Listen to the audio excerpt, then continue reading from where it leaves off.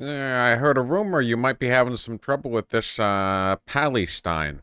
Maybe I can fix it up? Look, I'm wearing a mechanic shirt. Isn't that cute?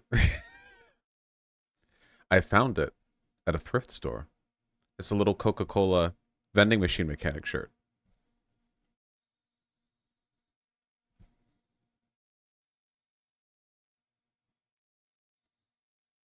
Does it say Coca-Cola? Yeah. I think it's very nice looking, Vosh. Thank you, Mistress Lynn. I appreciate that.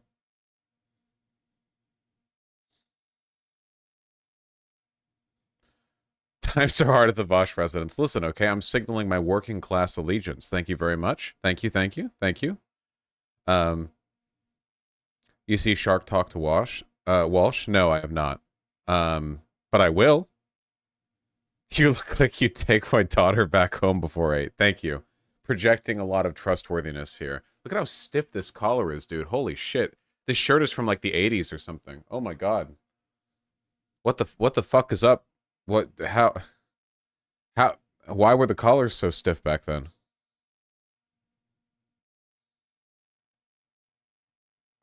Thanks, Botland Sunshine.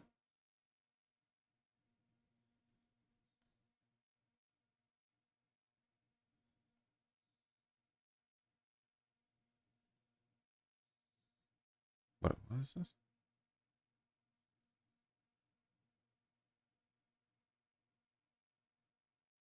I don't know. People are always linking me shit. Oh, thank you, Sylvian Socialist. Unbutton the collar, Vosh? No, this should be buttoned. I can't button the last one though. My neck is too thick.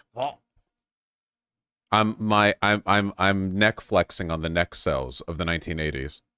Um, just die. Yeah. Vosh, are you in shorts? You know it.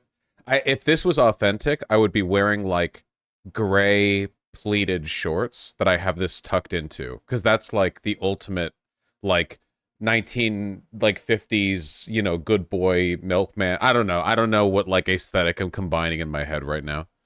Um the shorts don't match, do they? What do you think? What do you think?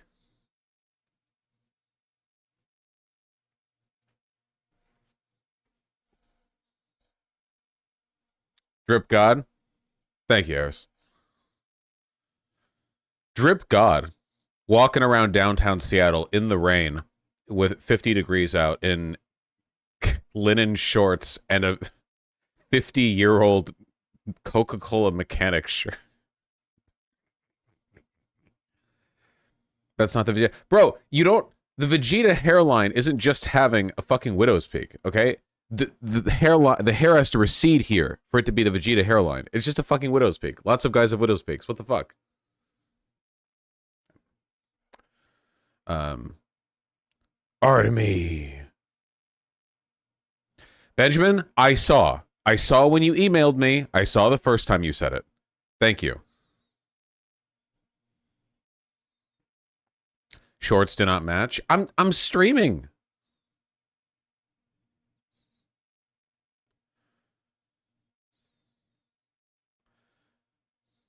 Yeah, I wore the beanie for an extra long time today, Matheldu. You should just turn links off for the first 15 minutes of stream. I should. Literally, yeah. I should only enable them after like a little bit. You're completely right, yeah. Because I want to like talk to stream, be like, how's everyone's day going? And then it's just like a fucking bevel of links, you know? Artemy. Ooh. Ooh. I was watching stuff downstairs with the roomies the other day, and I was in a big beanbag, and Ruben slept next to me for like an hour and a half the entire time. He was sleeping on his back, so he was just like belly up with both of his paws up like this, and he just slept like that like for an hour. And he got woken up like 20 times because we were watching stuff on the TV, and every time he'd wake up, he would just do a big stretch and then fall asleep again in a slightly different position. Um, so fucking good.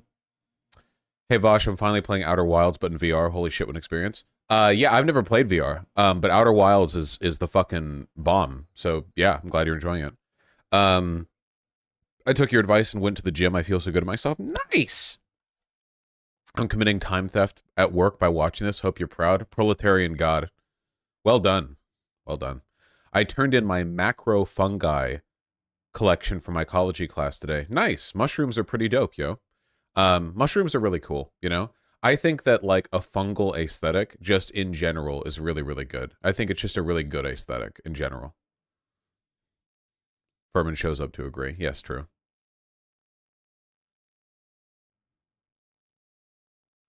It's all I do. Vosh and company time is right. True. Fungal? Yeah, like mushrooms and stuff. Mushrooms are really cool. Look at the weed I grew. Is this real? Did you actually grow this? What the fuck? Is this real? I don't know enough about weed to know if this is real or not. This looks like it would kill you.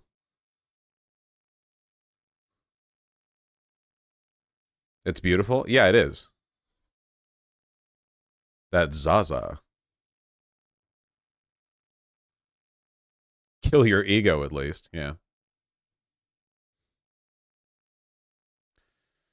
Yeah, I mean, there's probably a colored light in it. I've not finished the Baki anime. Are you a classic Coke, cherry Coke, or vanilla Coke boy? I drink water. Oh, man. I've been having the worst coffee for the past week because I normally have coffee with a bit of creamer and a bit of milk. And the creamer that I got in my last order, they subbed in sugar-free creamer. Why do they even make sugar-free creamer? What? So anyway, like, that's what I've had to make my coffee with. And the milk hasn't even been good. It's just like regular milk. It's not even like high-quality milk. So the coffee's been shit.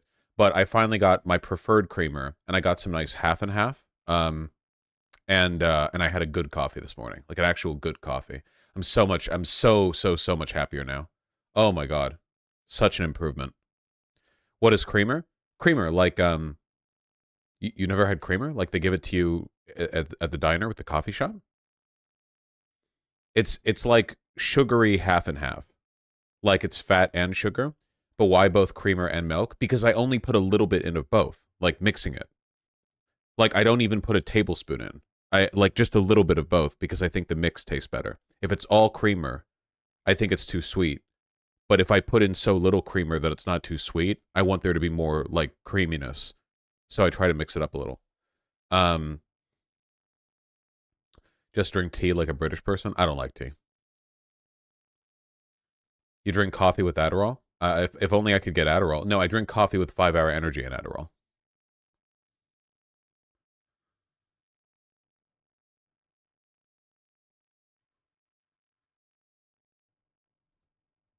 Half and half is better than any creamer.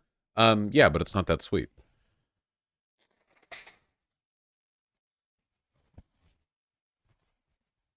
Did you ever watch the Cyberpunk anime? Yes. Oh, I was playing Cyberpunk the other day, and I found the side job where you pick up a headset, and it just starts playing the fucking Cyberpunk anime. That was a whiplash. I pick it up, I'm like, all right, what are we doing here? What mystery are we going to solve? And then I see the fucking giant cyber psycho from the beginning murking a bunch of cops. Yeah, they must have added that in after in like a patch. And then afterwards it's like, yo, who's this chum called David Sensei with the fucking name of the guy or whatever, like, you know. Um so that's kind of cool, I guess. Just started playing Disco Elysium and it's way funnier than I thought it'd be. It's like the funniest game ever made. It's really, really good. Um has the Cyberpunk game been glitching at all? Nah, not really. There have been a couple of times that cars have disappeared for a second and I can see the people inside them doing like this. But that's only happened like 3 times in 25 hours of gameplay, which, whatever. And 1 time an enemy fell through the floor. That's not that bad. For a game of this complexity, 25 hours? Eh. So it has been glitching? Yeah, but glitches happen in basically all big 3D open world games. I don't think I've ever played a big open 3D game that didn't have some kind of glitch. It happened in Tears of the Kingdom. I mean, it's happened in all of them. You gonna play Mario Wonder? Absolutely. Yeah, yeah, yeah. Did you play Starfield? No, and I never will. Is the game better than Witcher 3? I don't know, I haven't finished it yet. Witcher 3 is really good. The main thing that might pull Cyberpunk ahead is that Witcher 3's combat is not interesting. The thing that's interesting about Witcher 3 is basically everything but the mechanical act of playing the game. Like the board game is really fun, Gwent. The story, the plot, the writing, the character, like, all that shit is really fun. But actually, like fighting is like pretty boring. The fighting in those games is just not that interesting. It would have been a lot better if there had been like more, I guess, player control over the combat. Um, Whereas in Cyberpunk, the combat's actually pretty fun. So, you know. Vosh, how do you balance a heavy workload while actually playing new games that come out? Not sleeping. Why? I'm late. I've been late to stream a couple of times in the past week. It's a consequence of this. So, you know. What kind of build are you using in 2077? Cool. I'm cool. I'm cool. Cool build.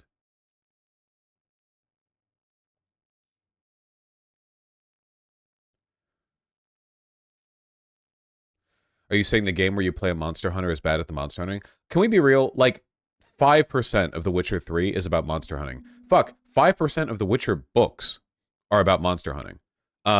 Like, that may be his job title, but the vast majority of the books and games are political intrigue and flirting with extremely dangerous women. That's what Witcher is about, okay? The Witcher, on the cover, The Witcher is about monster hunting. In the book itself and the actual content, it's about politics and flirting with dangerous women, and that's actually the meat of the content of the material. And that's how I like it. That's fine. So it's adventure time. You know? Yeah. Yeah, a little bit.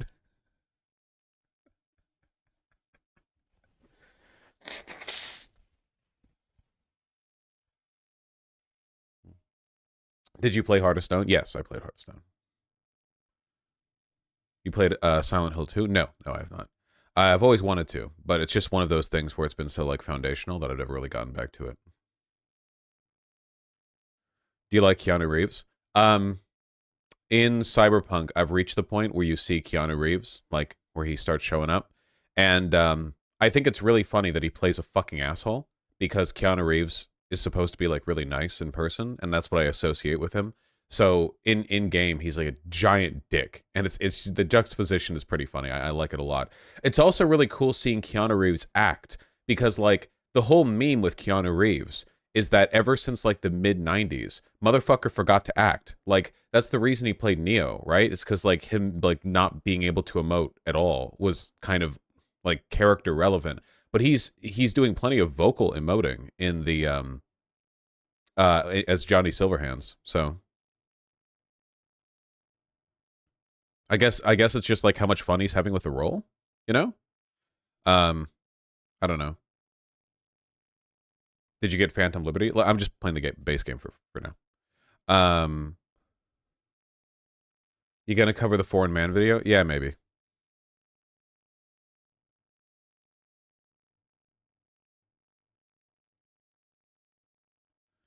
I haven't seen Impressive Cock yet, I'm sorry. Have I? I don't know. Artemy, what the fuck, Artemy? God, I wish I could turn the camera down. You look dead. What do you do? He wants attention so badly. What are you doing? Unironically. Dude, right here. He's staring at me now because he's gotten the attention. What? He's purring. He's right here. I'm gonna scoop. Scoop.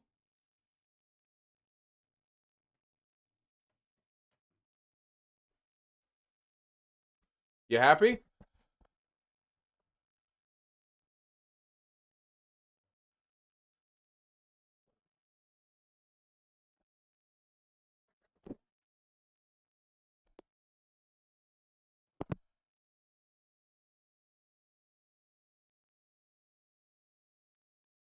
He's a bazooka.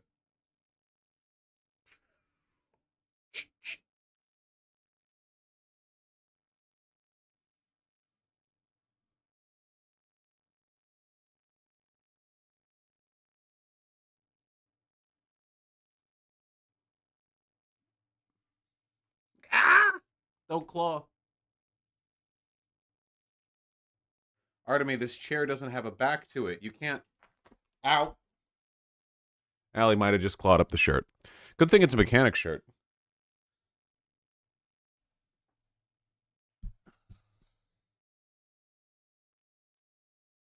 Wang.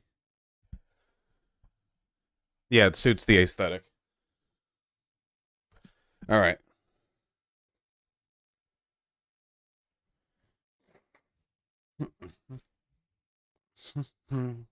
Okay, we got a lot of content to get to, so let's get to it. He's just sitting. He's just sitting on the crinkly leaf. Can you go over the 556 ammo shortage and the panic buying? Is there a 556 ammo shortage? 556 ammo buy, in stock 556 ammunition. What does it cost? 40 cents per. Is that too much? How much does it normally cost? Am I like misremembering? That's a lot. Is it normally like 25? I haven't bought 556 in a while. I forget what it's supposed to be.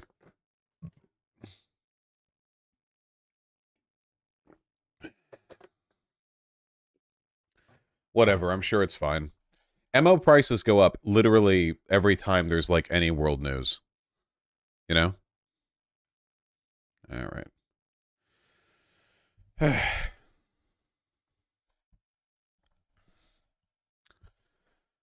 Okay. First, we check. How is the House Republican speaker vote going for? Jim Jordan fails on second House Speaker's ballot. Nice. But by how much did he fail? Oh no! He got 2 more against him in total. Altogether, 22 Republicans voted against Jordan as 4 more Republicans voted against him, and he picked up 2 Republicans. Okay, so he gained 2, lost 4. Oh no!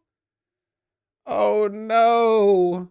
Some Republicans, including 2 former GOP House speakers, on Wednesday indicated they want the lower chamber to increase the power of Rep. Patrick McKinney, the speaker pro tempore. One key Republican source texted CBS News after the vote that, quote, all roads lead to McHenry. But any effort to empower McHenry would likely require support from the House Democrats. House Democrats on Wednesday uniformly voted for their leader, Minority Leader Hakeem Jeffries. Do not break the line. All Democrats, listen, okay? If you are in line to vote, stay in line. Hold. We need to hodl, okay? We need diamond hands in the lower house, all right? We need diamond-handed Dem reps, okay? No paper hand bitches in here. Looks like Jim Jordan's GOP opposition is holding strong. GOP House member opposed Jim Jordan told me opposition to his candidacy will grow, especially if it goes to a third round, potentially 25 Rs voting against him. The opposition is organized, we're in tight comms, unified and growing, the member said. How much can I trust this? Chief Congressional Correspondent, CNN. Okay, yeah, that's a pretty trustworthy source. Can I trust this information? Checks bio. The guy whose job it is to know this. Okay. Yeah, all right. Sure. Nice. Cool. Jim Jordan forgot his Discord kittens. Yeah, tragically for him, he forgot that many of the House Republicans actually attended Ohio University and were victimized by the people that he overlooked. So it's really coming back to bite him now. Yeah. Well, that's good. We really don't want Jim Jordan to be the House leader. Jim Jordan is significantly to the right of Kevin McCarthy. He would be far worse for America. You know, he would hold like government funding bills hostage, contingent on the condition that Democrats vote for a funding bill that would, I don't know, ban being transgender or whatever. Fucking terrible, you know. Is Jordan the type of person who is so dumb he'd vote for another person? No, he'll vote for himself until he's no longer in the running, I guess. Who will they back next, though? I don't know. The government shutdown looms. Everyone remember. Hold on. Let me see if I can find a Fox News clip of people mauling. I do love those. I love to see them mauled. Fox News is in such a weird position now that they're not really on good terms with Trump and the MAGA coalition. Just a sec. Fox, quit with these dead live streams. That's my thing.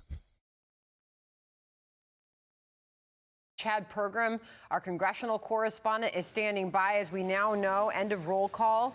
22 House Republicans voted against Jim Jordan, 4 new no votes. Only one. What happens with the shutdown? I don't know why I'd be concerned. Because the federal government shuts down. They're no longer able to pay their employees or keep their doors open. It basically means that every, like, federal agency, service, and employee, not every, but most, get, like, paused, which causes serious logistical issues with the running of this government. Flipped, one returned. So it is unlikely Jim Jordan will win the speakership on this second vote. What can you tell us, Chad? Well, Patrick McHenry just slammed the gavel there, so this vote is closed. I'm going to read you the vote totals right now. There were 433 ballots cast total. Jordan secured 199, Hakeem Jeffries 212. So it's significant here that Jim Jordan lost a lot of votes here. He came under that psychologically important threshold of 200 votes in the House of Representatives. There were several members who voted for Jim Jordan yesterday. Wait, what the fuck is this? Jim Jordan supporters are now sending threats to the wives of Republicans who oppose him.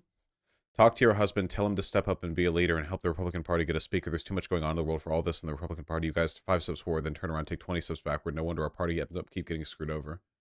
Why is your husband causing chaos but not supporting Jim Jordan? I thought he was a team player. Your husband will not hold any political office ever again. What a disappointment and failure he is. What? Dude, is this real? How fucking desperate? Bacon tells me his wife even received multiple anonymous emails and texts from people over the past few days with the implied message, vote Jordan or be booted. Here's a few she received. If this is real, that's incredibly fucking funny. The level of desperation. Bacon! Who voted for other people today. Darby! No! He's clawing up my nice bench. You had Marionette Miller Meeks from Iowa, Pete Stauber. You had Vern Buchanan. They supported Jim Jordan the other day, and they went in the other direction. If you heard the buzzers going off behind me, what has happened is the House is now in recess, subject to the call of the chair. We don't know what is going to happen next. But what has been emerging as a narrative... I think we should go by simple... I think we should go just by whoever has the most votes. I think Jeffries should be the one. The fact that there are still people who are voting Scalise and McCarthy is really fucking funny. These people are like really aggressive holdouts here because nobody actually believes Scalise or McCarthy are going to step back up again. Of here on Capitol Hill is that they might try, in fact, to adopt a resolution here to empower Patrick McHenry as the Speaker pro tem. Okay, so maybe Patrick McHenry might be like the next fucking guy they put up there. Whatever, dude. Just run them all through. Just cycle through every single American. Again, he has those powers right now. The question here on Capitol Hill is whether or not he can execute any more than presiding over Speaker's votes and gaveling the House in and out every day. But that might be what they try to do next as they try to kind of unscramble the egg on Capitol Hill. Sandra? What's next then, Chad? This guy doesn't look like a Chad to me. Throwback to yesterday when we got this brilliant hot mic moment on Fox News after the first vote failed. Jordan. Auchincloss. Jeffries. Babin. Jordan. Bacon. McCarthy.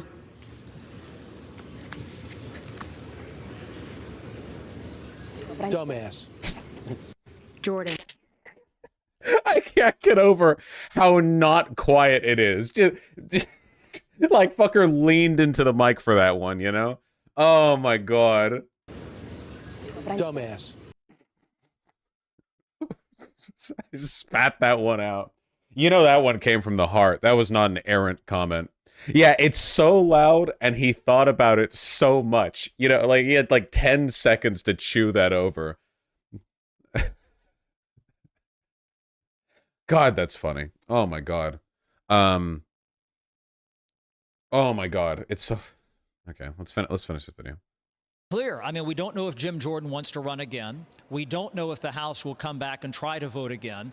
We don't know whether or not they would put a resolution on the floor to potentially empower... Vosh, Eurocuck here. I have a question on the speaker thing. Only a person that holds a seat in the House can become speaker, right? Nope! Any American can become Speaker of the House. It's traditionally someone who's an elected representative. But it could be anyone. Would the best realistic outcome be a rhino speaker for Dems? Yeah, that the best realistic out. So there are two outcomes that I would consider like good, that are even slightly capable of happening. One of them is that somehow they managed to get half a dozen Republicans to vote for Hakeem Jeffries in a protest vote. This is extremely unlikely because the Republicans that vote for Hakeem Jeffries would be promptly assassinated by MAGA voters. So, and they know that, so they're probably not going to do it. But that would be the best case scenario for two reasons. The second best case scenario would be like, yeah, a rhino, a rhino rep. Basically, they get like the most innocuous neocon Bush era conservative who the Republican Party hates, but Democrats are willing to back purely to fuck over the GOP. Like it would be like getting like Jeb up or like a Mitch McConnell. No, not Mitch McConnell. Fuck. Who am I blanking on right now? He ran in 2012. Why am I forgetting? He's like a mega rhino. Mitt Romney. Thank you. I was blanking him. Yeah, like a Mitt Romney type. Like if he got 10 Republican votes and then every Dem voted for him too out of spite, and then they have like a Republican nobody likes up there, that would be very funny as well. And it would be funny enough that I would like it. You know? I would be okay with that. Yeah, bring back Magic Undies Mitt, okay? We need his Magic Undies up there behind the podium. Could Trump be speaker and president? Anyone can be speaker. If they're American. Wait, do they even have to be American? I don't know, man. Probably, but like the rules are so fucking loose with House Speaker, honestly. Just get like Habib. Just some guy from Iran to be speaker. Yeah, wait, hold on. Do they have to be human?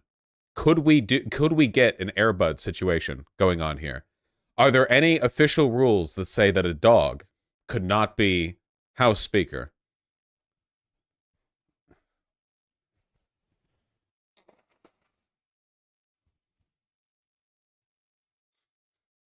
It ain't in the rules.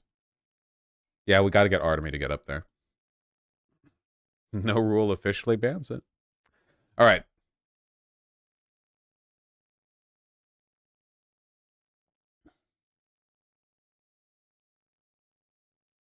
Guys, we have had the craziest fucking 24 hours of news with the hospital bombing.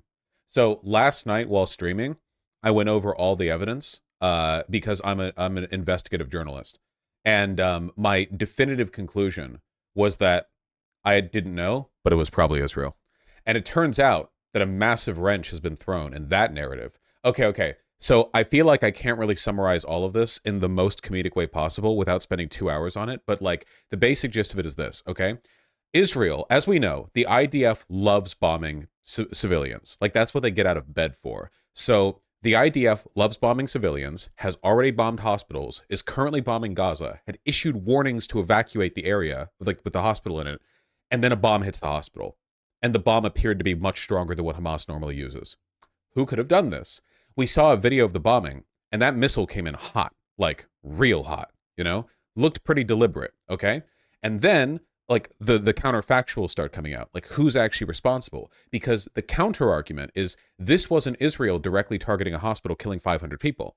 The argument was, it was a missile fired by the Islamic Authority, and one of the missiles had misfired, and after misfiring, the motor fucked up, and the missile then came crashing down and perfectly hit the hospital. So, on the face of things, how unlikely is that explanation next to Israel bombed it? Like, again, Israel loves bombing civilians, has already bombed hospitals, currently bombing Gaza, warned about the area.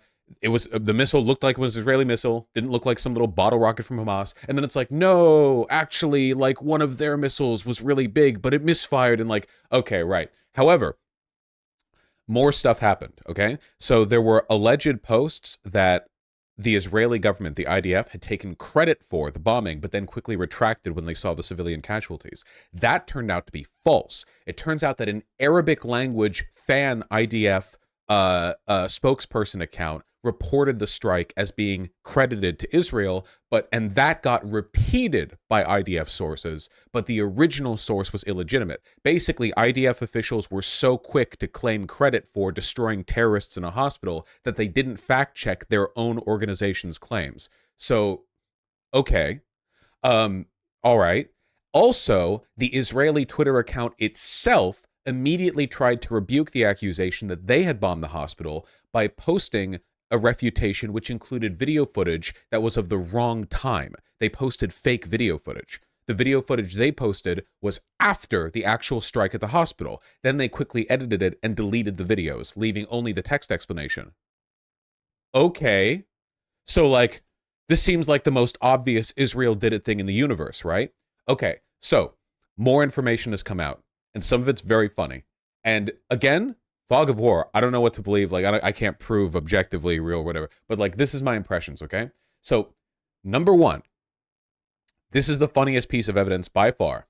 Okay, in order to prove their version of the story, Israel's version, that what had actually happened was that a Islamic Authority rocket had misfired and careened down into the hospital. They released, no shit, what is allegedly an audio recording of two Hamas operatives casually discussing how it was their fault, actually. This is the funniest thing I've ever seen in my life. Please look at this.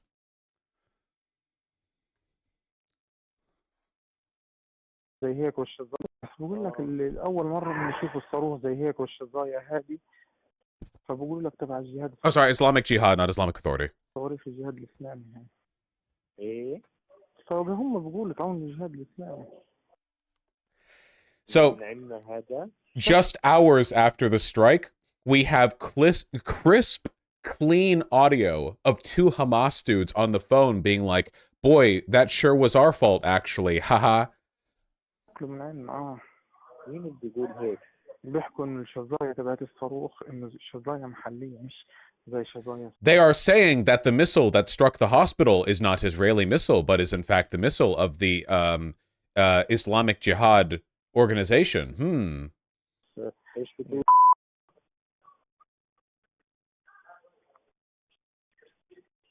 سبحان الله من عندنا ما لقاش غيرين بجرثبي. عاد هذول تلاقيهم من المقدرة الورا دي بثلاث محط فيهم. And then they go on to, over trackable comm lines, talk about the location from which those missiles were fired. الورا دي بثلاث محط فيهم.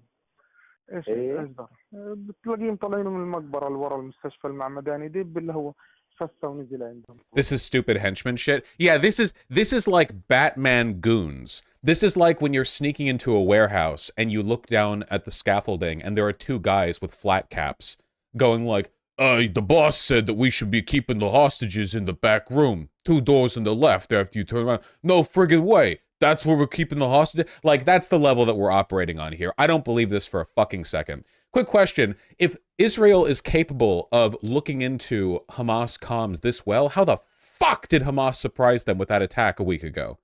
Seriously. Crisp, clean audio. Or are you telling me that Hamas normally operates on extremely secure lines and then for some reason this conversation was just had like on a cell phone? Yeah, okay, I don't believe this at all. Like, not even slightly. Not even a little bit. I think that shit's fake. There are people who are saying that it's not the right accents. Obviously, I don't know. I have no clue. That anyone could say that, you know. I have no fucking idea what a Gaza accent sounds like. So, the evidence is mounting. It's definitely Israel, right? But wait. There's one more piece of evidence. Actually, 2 more pieces of evidence that throw this entire thing up in the air. Like, just skyrocket this shit into the stratosphere, okay? So to be clear, everything that I've said so far, I completely believe. I think that audio call is fake. I don't believe that shit for a fucking nanosecond, okay? However, there are 2 pieces of evidence that make the Gaza Authority look really, really bad here, okay? So number 1, and I can't show this, okay? I can't show this on stream because it's TOS, okay? But this happened apparently right after I ended stream, so I didn't get to go over it last stream, but it happened right after I ended stream. And the hospital reps at the site that was struck by the missile had a like a press announcement where a couple of the doctors were standing in front of the podium, and surrounded, like around them, were dead bodies. There was a guy cradling the dead body of an infant right in front of the podium, and there were bodies slumped all around them. Now, I don't mean to sound disrespectful, like those are dead bodies. That was a dead baby, you know, that's really sad. However, that is the most callous, fake bullshit I've ever seen in my life. Not the dead bodies. Those looked real. What was fake was, I don't think a hospital org would do that. Like, that's propaganda shit right there. You know, the idea of doctors whose jobs, like Hippocratic Oath, our job is to save lives, being like, let's pile up some bodies around this podium to make our little press statement look really, really bad. That looks suspicious, because now it looks like you're stomping on the scales a little bit, going like, here, let's like present any information we can in any way possible to like skew how people perceive this. If 500 people are dead, if that's the claimed death toll, like, why would you need to do that?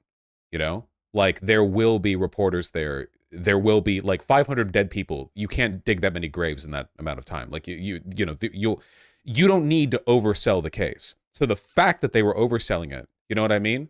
It's the same thing that Israel did. Remember when Hamas did kill a bunch of people in Israel, and then the Israeli Twitter account is putting out ads where it's like these extremely like disgusting gonzo shots of like blood splattered in a residential home, and it's like, this was a baby, you know? And it's like, I know babies died, I get that, but why the fuck are you presenting it that way? Again, look at Ukraine. Ukraine has suffered way more casualties than Israel or Hamas because of the size of the war, and Ukraine isn't like posting 24/7 fucking like yellow journalism, like blood splattered on the floor shots, because it's ghoulish and garish, and it oversells the point, and it makes it look manipulative, and so on and so forth. So yeah, I can't show it because YouTube TOS, but you can go look for it. You can just go look up the hospital and then like press conference or like announcement or something. And they just slumped a bunch of bodies together right around the podium. That's really weird, okay? But then, the biggest piece of evidence that really makes the Gaza Authority, Hamas, look really, really bad here is this, okay? We got drone footage of the actual strike. Now, I saw multiple times the video of the strike in the hospital, and that shit was a big boom. I mean, that was a big enough boom that there was early speculation that an ammo depot of Hamas had been struck. I mean, that was like a big fireball that erupted in the night, you know? However, if we take a look right here, click, there we go. If we take a look right here, you might notice, let me mute it, something interesting. Where's the crater? The missile struck here in the parking lot, and the damage of the missile strike on the parking lot seems to be like 3 totaled cars and a bunch of charring. The strike damage could not have killed 500 people. Flat out not, like, it's not possible. Maybe if the Palestinians had concentrated 500 people into a small cube right here, in which case this entire area would be red. It is not possible. What is this? This is drone footage of the exact place where the missile struck. Now, JDAM missiles, the ones that we initially thought Israel had fired here, do not leave craters this small, okay? JDAM craters are big. Like, big. They're big, you know? So you're telling me 500 dead from a strike that hit a parking lot, and this was the crater left? What's going on here? Well, one potential explanation that still implicates Israel is that this was another type of bomb, not a JDAM. Maybe it was done in an airburst. Maybe there was some kind of, it was like a high flame, high shockwave, low structural damage bomb. That is not likely. First of all, it wasn't an airburst. We saw the explosion. Like, we saw the verified explosion. You know? Like, we saw that. So, unless by airburst we mean like 2 feet above the ground. Like, no. JDAMs are bomb, not missiles. Sorry, bombs. So, I don't believe that. If it was a different type of bomb or missile or whatever, if it was a different type of explosive, again, this begs the question. How did this kill 500 people? Again, if there were truly 500 dead, this whole area would be red mist. This is less than 24 hours after the explosion, it is not humanly possible to clean up the amount of human debris that would be present after 500 people got murked by an explosion not even significant enough to really dent the parking lot. Are you telling me then that, like, somehow it, like, torched the inside of the hospital without doing much to the parking lot? Well, how? I mean, you can see here, look, even these two cars right over here are barely scorched. Look like you could drive them right around, you know? Even the tiling over here. There's tiling that's missing on this portion of the roof, which is directly facing the site of the explosion. But the tiling that's facing even slightly away, minimal damage. Vosh, the entire hospital caught fire? I have not seen that. Also, if that's the case, where's the charring? Are you telling me that is the charring? That's the charring? Where's the charring? Is that the charring? No. Having seen that, and some other pictures of the site, I do not think the 500 dead number is correct. Keep in mind that number was issued before the possibility of any external verification. Between that and the really weird propagandistic number reporting from the hospital authority, I feel like they're throwing people for a loop here. Here's a pic of a JDAM explosion. Yeah, the fireball that we saw in the video didn't quite look like this either, but it was pretty big. Maybe this isn't the spot. Nope, that spot is verified. The hospital's location isn't a mystery. Other people have had enough time to get in there. We know for a fact that that was it. Could that have been the fuel in the cars? I can't speculate on the specific nature of the fireball because I'm not God. However, I do not buy the 500 number. I just don't. I don't. And if the 500 number is a lie, which I believe that it is, because look at this. Like, again, if 500 people had died from this, there would be red everywhere. Like, you would have to have people laid out in the parking lot in a triage, because that's possible. It could have been 500 people if they were laid out, like, in the parking lot in a triage, like, really, really, really packed together. But if that's the case, there would be red everywhere. Everywhere. Absolutely everywhere. There's no way to have cleaned it. And why would they have cleaned it at all? It's good PR for them, you know? So it looks like basically no one was in the parking lot. How do we know there was only one rocket? Because we saw the video of the rocket strike. Can you show the explosion? Somebody link the explosion video, the one that takes place behind the chain link fence. What would Gaza gain about lying about this? Is that a joke? Overstating their own casualties makes Israel look worse.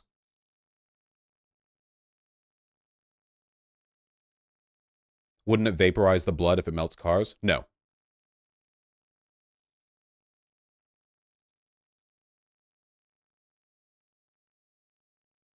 So what you're saying is that this was Gaza? I don't know whether or not the explosion was the Islamic Jihad group or Israel. What I do know, or at least very strongly believe, is that the hospital lied about the casualties.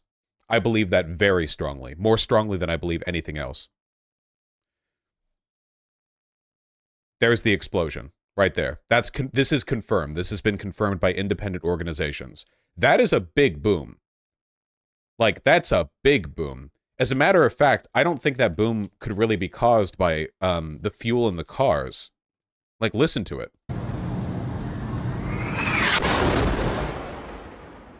Came in very fast. One big explosion, one plume of fire. You know, I don't think it was an ammo depot, and I don't think it was like a chain of car explosions or whatever. I don't really know what the deal was with the initial explosion, but I do absolutely believe that the hospital lied about its casualties. So that's not good. Maybe a gas line blew. Whatever. No. So leave 1 point behind. Okay, leave the explosion behind. There is no way that killed 500 people. Zero chance. Okay. The only possible explanation for 500 people dead is if there was some like weird secondary thing that killed 500 people, like if it collapsed a part of a building and a bunch of people like got fallen in, or like something like that, or there was a big fire. But neither of those were attributed to the 500 deaths. The 500 deaths were stated to have been a product of the strike. And they would have mentioned, like, a collapsed building or a fire, and we would see evidence of it otherwise, because collapsed buildings and buildings that are on fire both leave evidence to it. So they lied about the number dead. The question is why? The answer to why is obvious, because it makes Israel look bad. But that leads to another question. How much have they been lying about their casualty counts in the past? See, I don't like to question orgs' casualty counts because A, how do I know? And B, that's kind of ghoulish, you know? Could Israel have lied about how many people Hamas killed? I mean, I guess they like could technically, but that's pretty easy for people to double check and verify, you know? And like, why would I challenge that assertion? Like, what do I have to gain, and how could I even make the claim, right? You know, like, there's no point. Could Gaza, could you know, the people of Palestine, could they lie about their casualties? They could, and they could get away with it easier too, because a lot of the people in Gaza are kind of stateless individuals. They're not like their existence is not officially codified into record the way that Israeli citizens are. It's not like every member of the Palestinian, you know, it's not like every person in Gaza has like a social security number to check up or whatever. So there are invisible people that you could just kind of gesture at and say, yeah, you know, people died. But 500 is such a massive overstatement that it makes me wonder if Hamas pressured the hospital authority to overreport that number. That would be really unfortunate, because at that point, then, it pretty much throws into doubt like every casualty number ever reported from Gaza. Now, a lot of the casualties that have happened in Gaza have been double-checked and verified by the variety of organizations that are present on the ground there, whether it be the United Nations or whether it be any number of like journalistic organizations. For the most part, casualties are pretty easy to verify because you've got dudes with microphones on the ground who go and check, and they're there, and you know, you have processes for determining the veracity of these claims. The hospital claim 500 dead was made in the dead of night and wasn't like checked until the next morning, because, you know, I don't think the UN wants to send an investigation team to a bomb site like at 3 a.m. You know, that sounds pretty dumb. That sounds pretty gay. So yeah, I guess like, man, if I guess what I'm curious is, did the hospital staff lie independently, or did Hamas tell them to do so?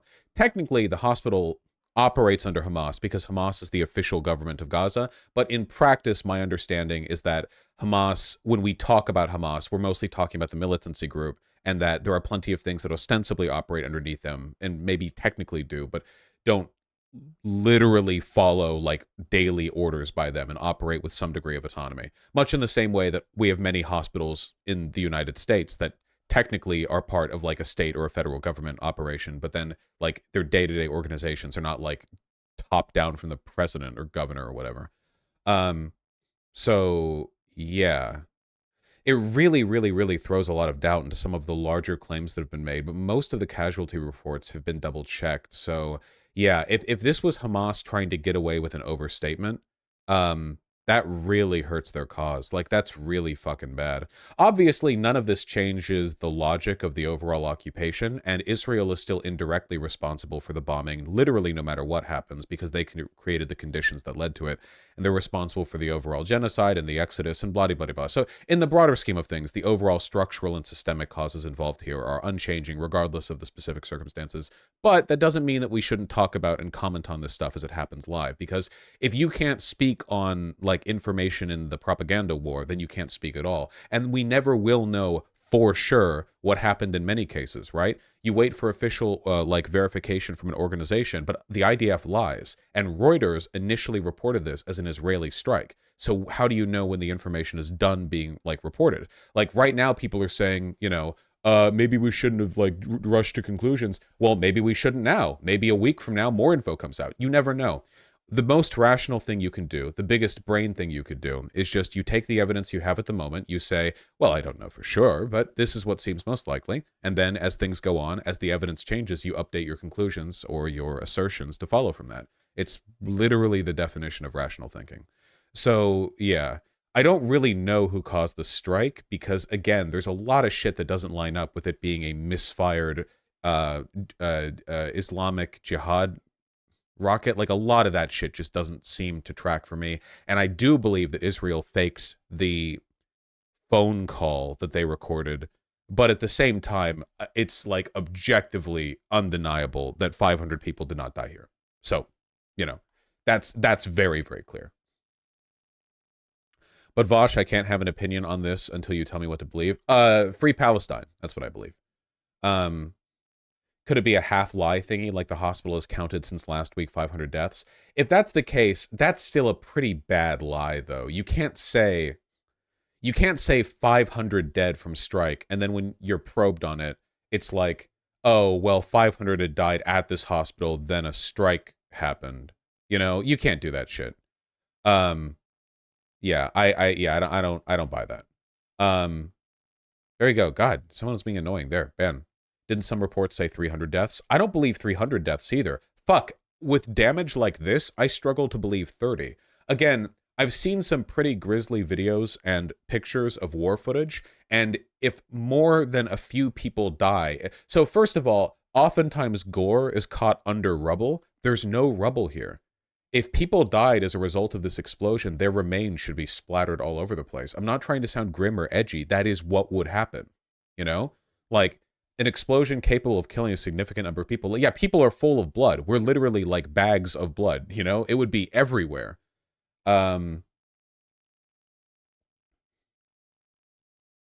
Seriously, a thermobaric munition explains the explosion, fireball, lack of crater. I don't think it was thermobaric. So much other stuff would not be explained. So, like that's I don't believe that.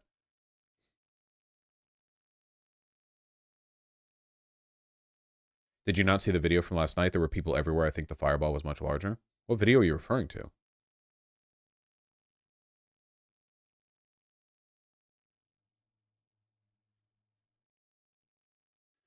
There's a video of a lot of bodies in the grassy area. Hold on.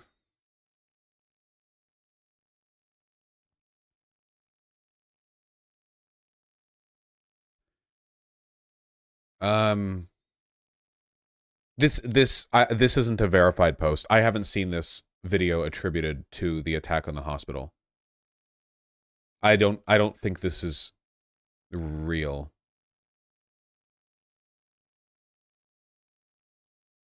Or I think maybe the video is real, but I don't think it's in relation to this strike. Otherwise, I would have seen it along with like verified footage. This one? Yeah, the one on the grass. Now this post has 11 likes.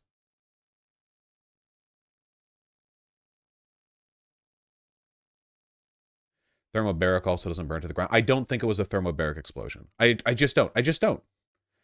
Did Israel lie? The answer to that question is always yes. So TLDR is that both the Israeli government and Hamas lied to suit their narratives. We know for a fact that Israel lied because they were reposting misinformation and posting fake videos to desperately cover up.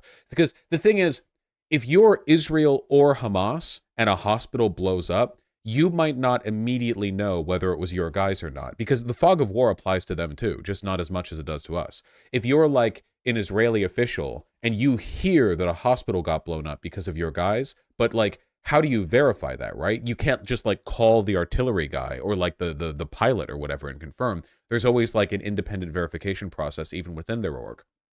So during that period of time, there was misinformation that was reposted by them and asserted by them. But I don't believe the death count. I don't believe the death count. But there were hundreds of families in that parking lot. Lol, it's not unlikely. Where?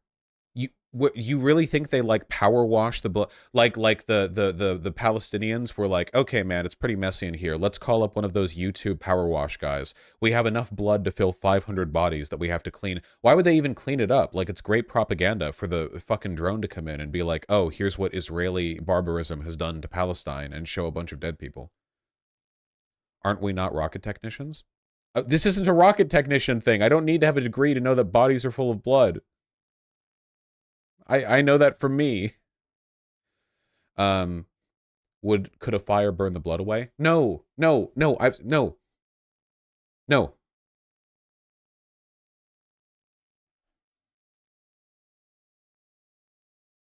Yes, it can. No, a rocket with this destructive power would not burn away the blood of 500 people. Please. Oh my God. Chat. Oh my God. can we fight on the right points here? Because we're entering like unmanageable levels of conspiracism if we're going to argue that all the blood was just made invisible. Like 500 people died from this tiny explosion, and all the bodies are just missing from this video that was taken a little while after, and they cleaned up all the blood, and all the blood was vaporized, even though the blood of 500 people would literally be like ankle deep. Like, you know, the blood of 500 people wouldn't be like a light splattering. This isn't like a video game where it would just be like a 2D decal that gets sprayed onto walls behind the people you shoot. It would be a thick, soupy morass that you would have to drag your feet through. We're talking fucking Blighttown shit, okay? 500 people? Like, yeah, like, no. All of it vaporized? Yeah, come on. Pull it in, pull it in. That is a little much. It's really not.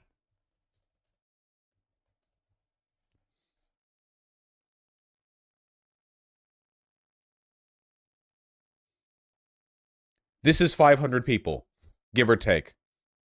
Okay? Now, if you can imagine liquidating all of these people in a sudden fiery blast of heat and shockwave, okay? I'm sorry, I don't buy it, not even remotely. I will not imagine that. Fair, that's fair. What does heat and shockwave do to blood? It doesn't make it invisible. I'm just going to ban you for 7 days. Okay, stop. Stop, stop, please. Please, please, please, please, please. Please, okay? Please, I can't do this.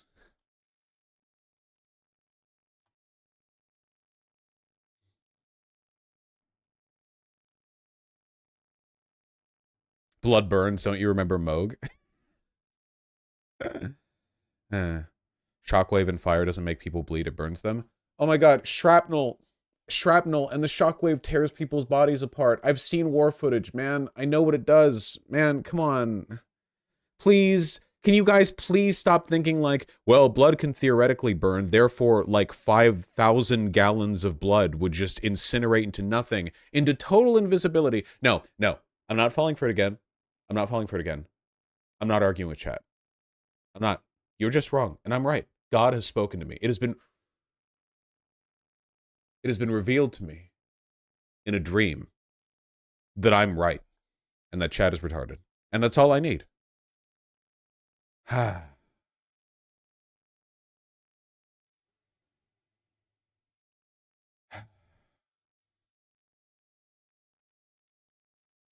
Obviously, they are committing some crimes, but would you say Israel is actually using some degree of restraint?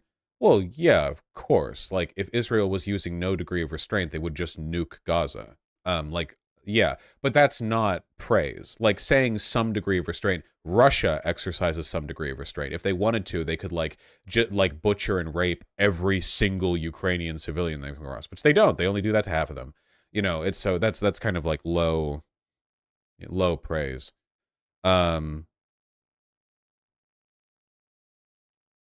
Yes. Yeah, I'm exercising restraint by not banning all of you, okay? So yeah, anyway, right now, based on the preponderance of evidence, my belief is that Israel is lying, but they might just be lying reflexively. The IDF lies a lot about what they do. It's possible their lies might just be that they're used to lying, you know? You ever met people like that? Where they're so comfortable with lying that even when they're telling the truth, they lie to defend the truthful statement because it just like blurs together with them. They might be doing that a little bit, or maybe there's something they're covering up. But if they are, I don't know what it would be, you know? But I don't believe the death claim, like even a little bit. I would be surprised if it was 15, let alone 500. You know, I mean, it's yeah. But we'll see. Eventually, independent investigation. Eventually, independent investigation, I guess, will come to like more of a conclusion for this one. But you know, we're not going to know for sure. Maybe ever.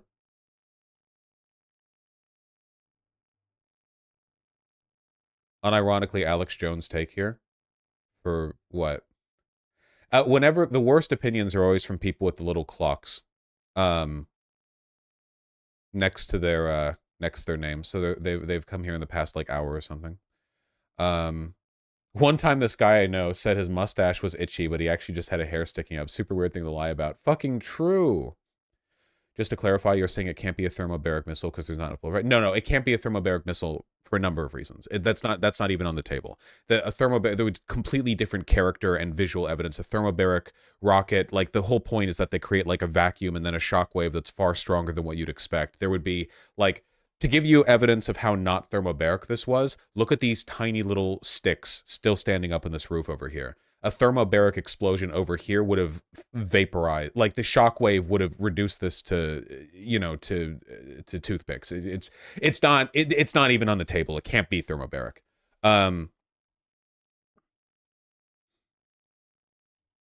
Hamas is turning the frogs gay. That is true. What if it was a Thanos snap bomb?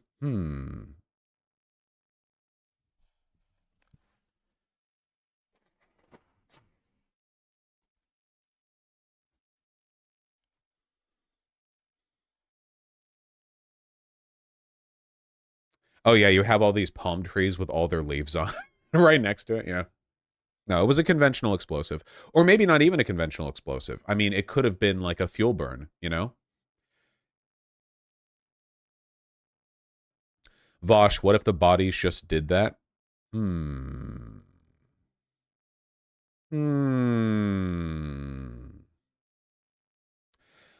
Oh, yeah, I saw this. This was really funny. Sky News giving us quality content.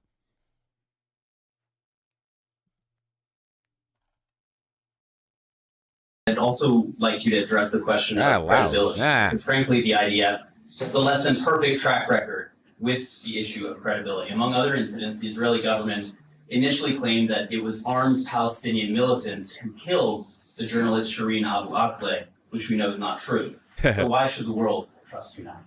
Because of the importance of credibility. And Vosh, the bodies would disappear after they die and they despawn. Fuck, you're right.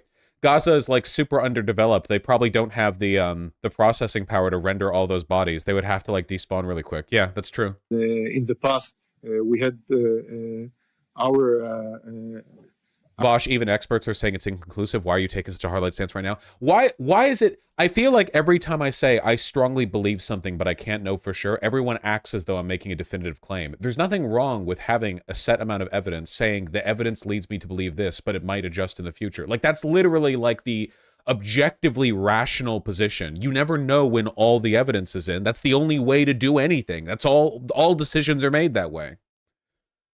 Of course, to a point, everything is inconclusive. You never know if there's going to be some turnaround 20-year later expose on how something or another was different.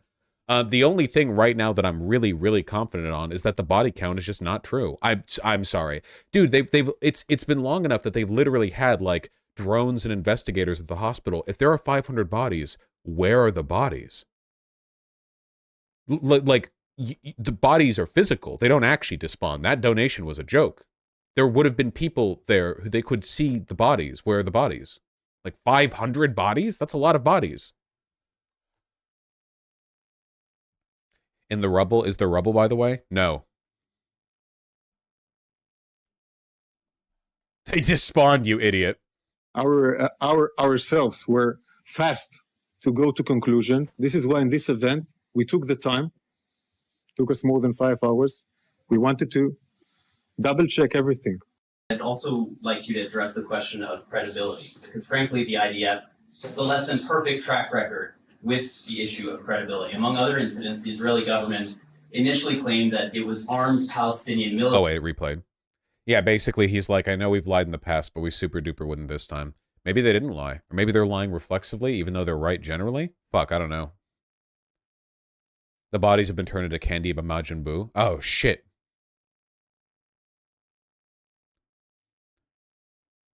Do you think maybe the bodies pulled a Cyberpunk 2077 and they glitched through the ground? You know? So you couldn't get the loot?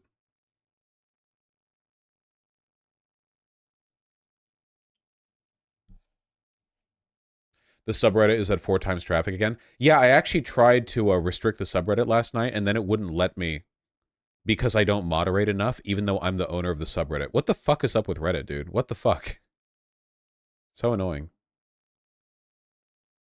restrict, like, so people can't post or whatever. Because, like, holy shit, I looked through some of those threads, and it's actually like, the thread is literally like the fucking #1 national priority of Mossad or whatever. Oh my god, Israel is dedicating 50% of its GDP to IDF and the other 50% to ruining my subreddit. Holy shit. You sure I can do that now if you want? It's currently at 4 times traffic. No, I wanted to do it. I wanted to press the button. No. It's not fun unless I can press the button. Isn't your subreddit full of VGGers? No. Nobody who watches my stream goes in my subreddit. And vice versa.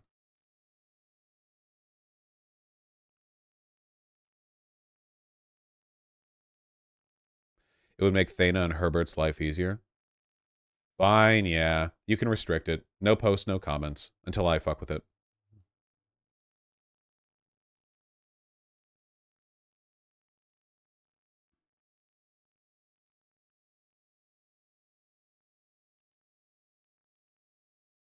Yeah, there is, like, no structural damage to the hospital, man. Look at that. It's like light charring. Like, the concrete, the parking lot has been subjected to a light sort of barbecuing.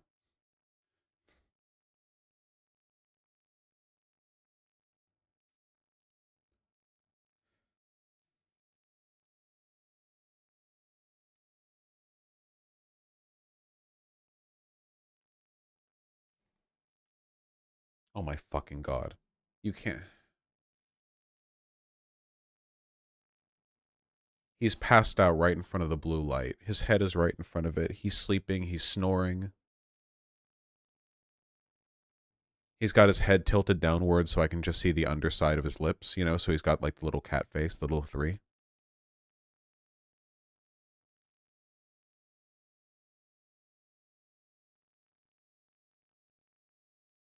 He's so cute. Phone pic, please.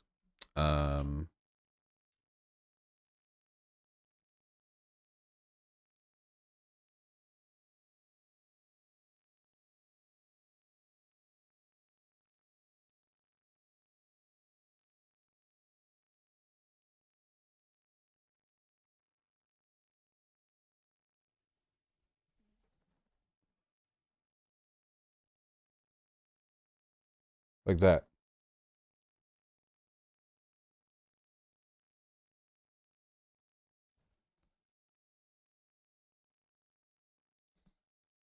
Flashbang took him out. He's dead.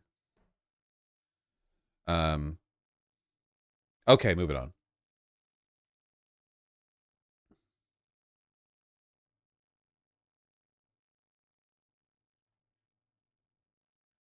Is this real? Russia threatens its World of Tanks players with treason charges, 12 to 20 years for purchasing a themed bundle? What? Can somebody explain to me if this is real? I can't read French. I guess World of Tanks is doing like a Ukraine-themed cosmetic bundle, and Russia is saying that it's treason for you to buy it or something. Is that real? Hold on. World of Tanks, Ukraine. Here we go. Roll out for Ukraine. Hello, this is a big one for us as a company, as a team. Oh, that's nice.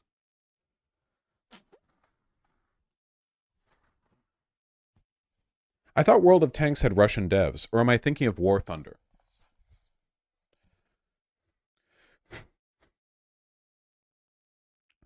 Hold on one second.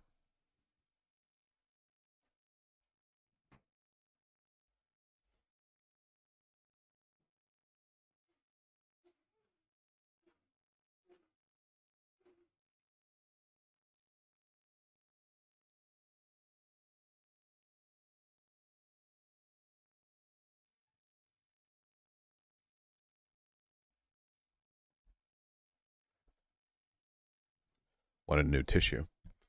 It's War Thunder. War Thunder is owned by a Russian oligarch. I remember back when I played War Thunder that people would always say that the Russian tanks were overpowered for their relative like BR tiers because the like Russian shills who make the game would do that, you know? Because I think at the highest tiers, the modern Russian tanks and the modern American tanks are both like on equal footing in strength, which is like ridiculous, you know? You can't be like, oh yeah, modern Abrams and like a T-14 are equal. Like, that's insane, you know? This is one of the reasons why you keep hearing about War Thunder players leaking technical documents and like committing treason or whatever. It's because they're very particular about the you know.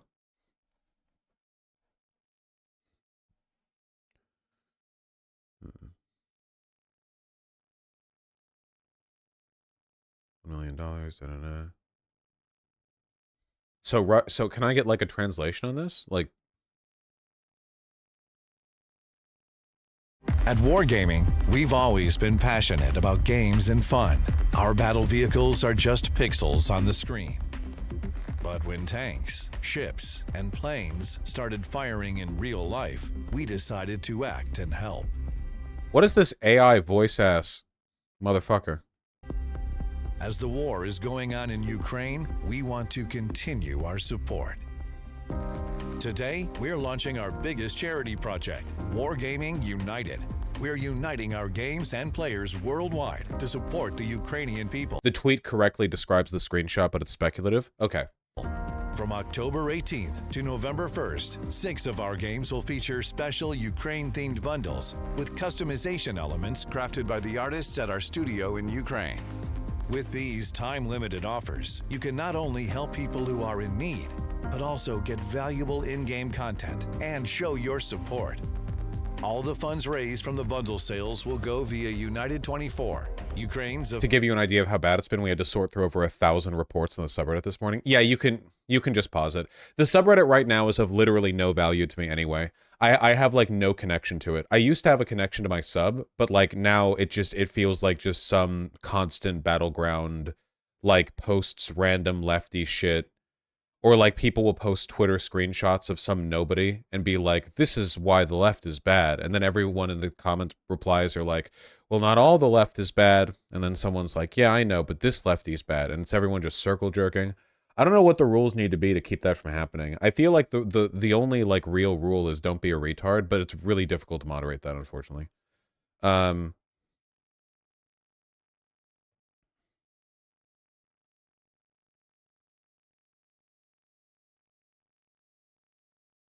you rename a subreddit? No. If we made that a rule, we'd ban everyone. That's true. Is your Discord any better? Than the Reddit currently? Yeah, it has to be.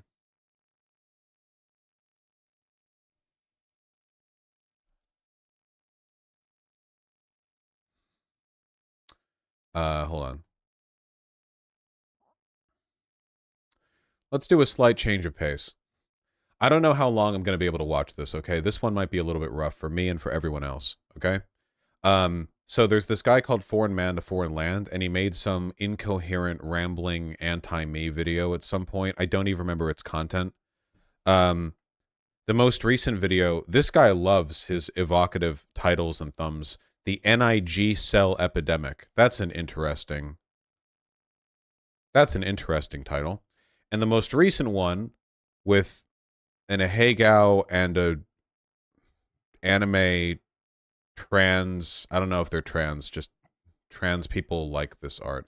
Oh, sorry, Warship Black Power. Okay, so that's like a Q thing. Yeah. Okay, let's just see.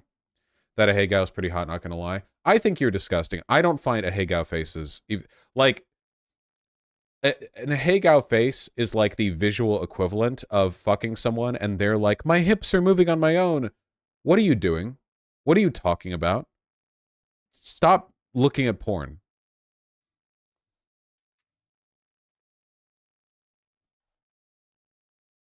This comment changed. This is going to be rough, by the way. If I get too tired of this editing style within 2 minutes and we stop, then that's that, okay? I'm not forcing a segment out of this one. My life. It was leg day, and I needed my favorite pre-workout. But I was... Yep, all right. Already. Okay. We'll go 1 minute in. A word once reserved for my hair texture has been added to the laundry list of culturally co-opted things at the hand of the hueless. That word is kink. now that that's out of the way, I got a confession to make. You may be taken aback by this, but please don't go. The fucked up thing, I don't want anyone to give me shit for this, okay? I've heard this guy talk regularly in, I think it was a Not Just Bikes video, and you know what? When he's talking normally, I understand what he's saying. I can understand every word coming out of his mouth. When he's talking, whatever fucking enunciation he's doing in this, I cannot understand what he's saying. When he's talking normally, I understand. This, I don't understand what he's doing.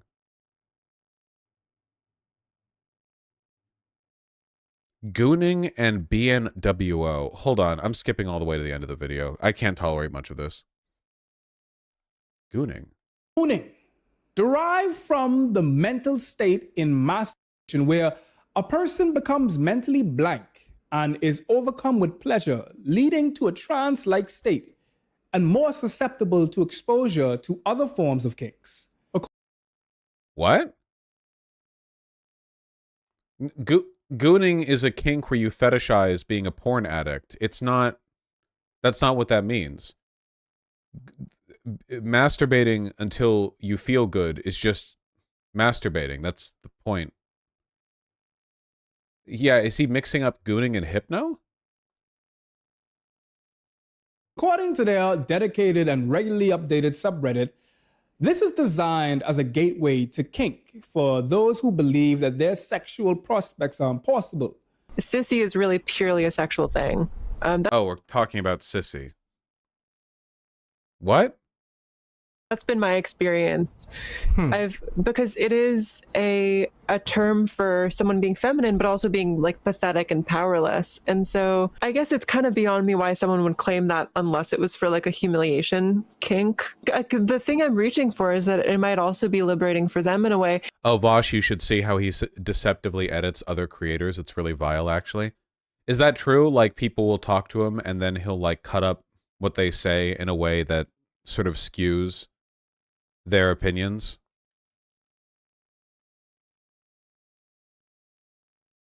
When it is not in this like super problematic context to step out of the gender that's expected of you. Oh yeah, dude, there are a lot of cuts.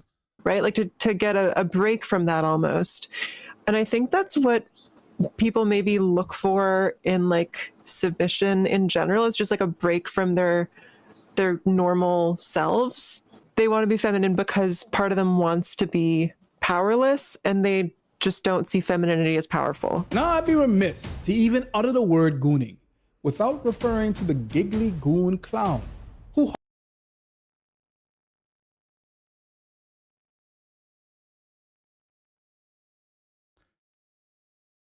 I'm so glad we skipped like 2/3 of the way into this video. It's so much better this way.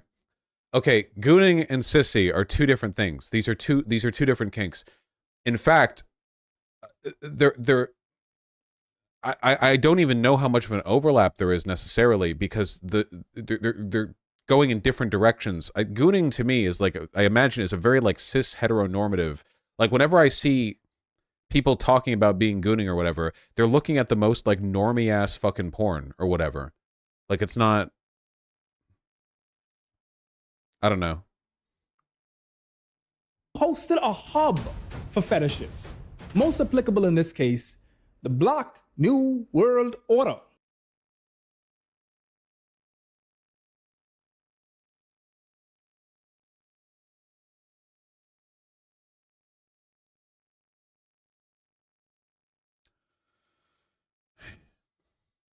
There is a pretty big overlap between the sissy porn and the Black New World Order shit. That is true. No, this is not a band fetish, where folks who subscribe to this kink deify blackness, specifically black men, by denigrating white people. Typically self-declared cis white mandem who... Do we need to be watching this? Listen, okay, I need a break from all the Palestine bullshit, okay? I need a break from all the fucking genocide, all right? Acknowledge this myth that black men are pinnacles of masculinity, and by masculinity, I really mean a travesty of manhood insofar as simply being puissant, always open for business, and built like the Secretariat. And in this acknowledgement... This is just like standard interracial black fetishization. This is like a very common kink, unfortunately. It is true that there's a big overlap between like the sissy porn and this, and I will say that these people are the worst on porn sites and on Grindr. This is the reason why like 90% of porn that's labeled interracial, it's not interracial porn, it's race fetishization porn. Like, because no one says like what's like interracial porn, it's just like a black chick and a white guy. It's like, okay. But then it's like, here's a black guy and a white girl, and then the girl's like screaming the N-word while getting railed by the super hung black guy or whatever, and it's all like race baity shit, you know? And only white people like this. I have never met a black person who was into porn that fetishized the masculinity of black men. It's always racist white guys, because racist white guys are trying to sexualize their pathological obsession with the perceived sexual superiority of black men, and that insecurity is what motivates a lot of their conservative tendencies. Coming to the realization that they ought not even insult the masculine race by claiming to be a part of it as a white man, and just transition into a woman so that the human race is devoid of cis white fandom. It's this discussion of eradicating the white race by denying white men denying No, this is the thing. This is like a very specific subset of the black fetishy pornography thing, where it's like I shouldn't say I because that'll get clipped. A white guy fetishes transitioning into a woman or being sissified so that they can give birth to black children to further the eradication of the white race. I hope it would be very clear just for me describing this, but the only people who are into this kink are neo-Nazis. All the people who are into this are Hitler. Like, force fetishization into interracial cuckoldry is like 4chan the kink, okay? This is what these guys are up to when they're not posting the N-word online. White men. Fuentes fetish? No, Fuentes is gay. The privilege of coitus only be breeding. Oh yeah. Which is an awful word with awful connotations, reserved normally for animals. Only being black bread. Not talking pumpernickel. We're not talking pumpernickel. These are trans women. It's like normally. Whoa. Hold on. Sissies and trans women are two very different communities, okay? Go on Grindr and you'll see this. Anime profile pic on Twitter. Oh dear, that could be us. You know the galaxy brain meme? This is what I'm picturing. Level 1 take. White genocide is not gonna happen. It's not real. Level 2 take. White genocide is Note he dropped the accent here. Yeah, it's actually possible to understand what he's saying now. Real. Level 3 take, just absolutely exploding out of my head. White genocide is real and it's good and I'm horny for it. I want to know how you're hanging out in these spaces that take the idea of white genocide or great replacement remotely seriously, but then also managing to like be into it. He mixes femboy, sissy, and trans the whole video. The mixing of those groups is unironically pretty transphobic. I don't really blame people for mixing femboys and trans, because these days a lot of femboys are taking HRT, and honestly, you people blur the line. But the sissy community is so... I'll be honest, I hate them. I hate the porn you guys make. I hate your stupid art. I hate your Grindr profiles. You know? You can tell the difference between a trans woman and a sissy on Grindr because the trans women know how to dress and sissies don't. That's the core difference there. Trans women understand fashion, and sissies will just find the laciest red bra and panties they can find. It doesn't matter if it fits, or if it matches, or if it suits their skin, or like literally anything. They'll just slap that shit on. Congratulations, there you are.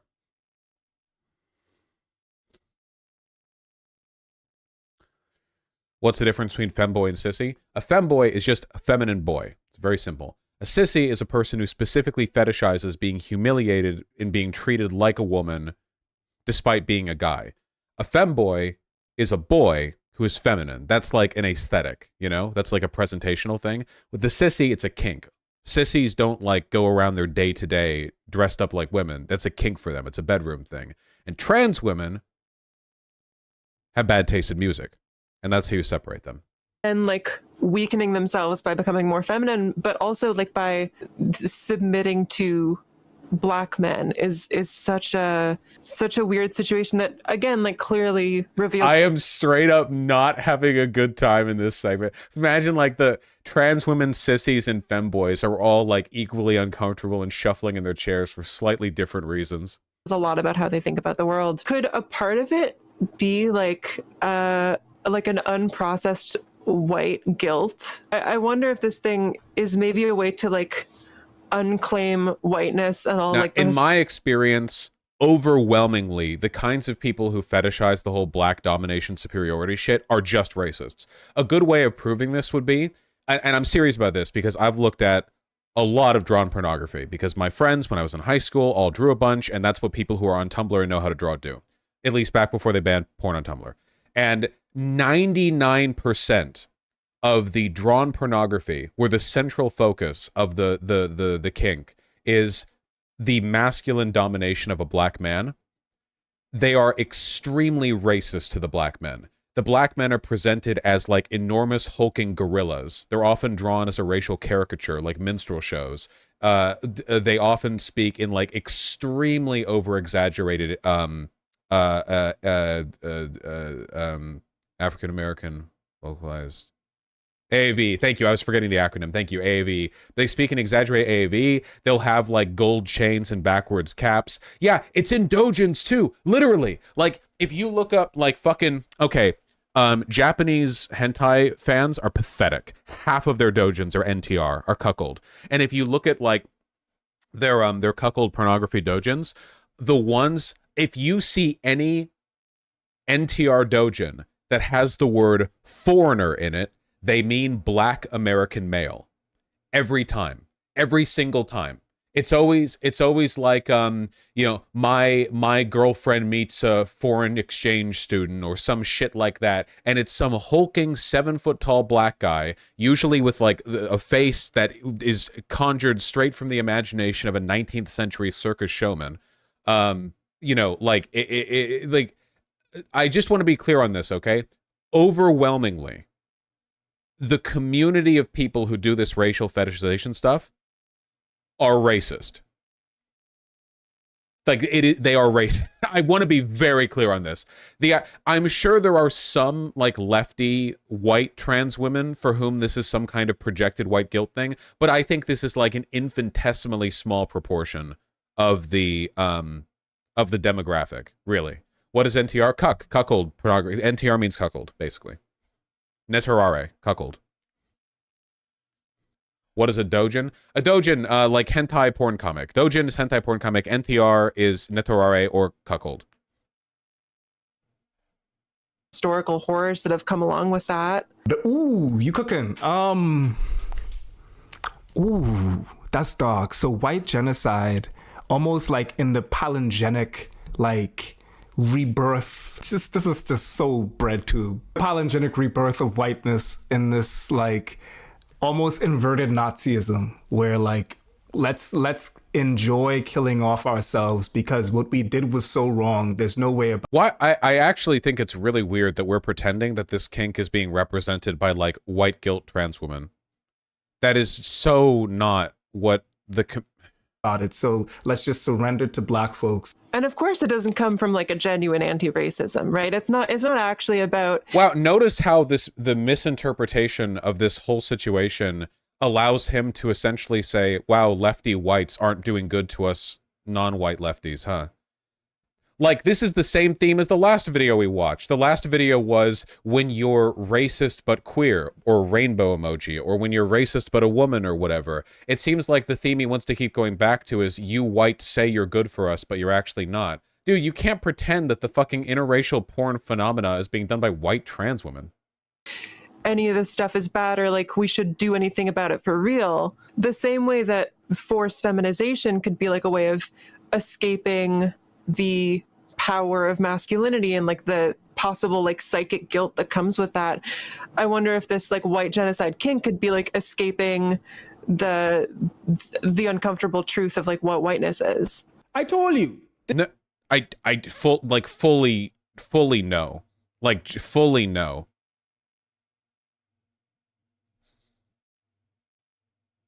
I just don't buy that.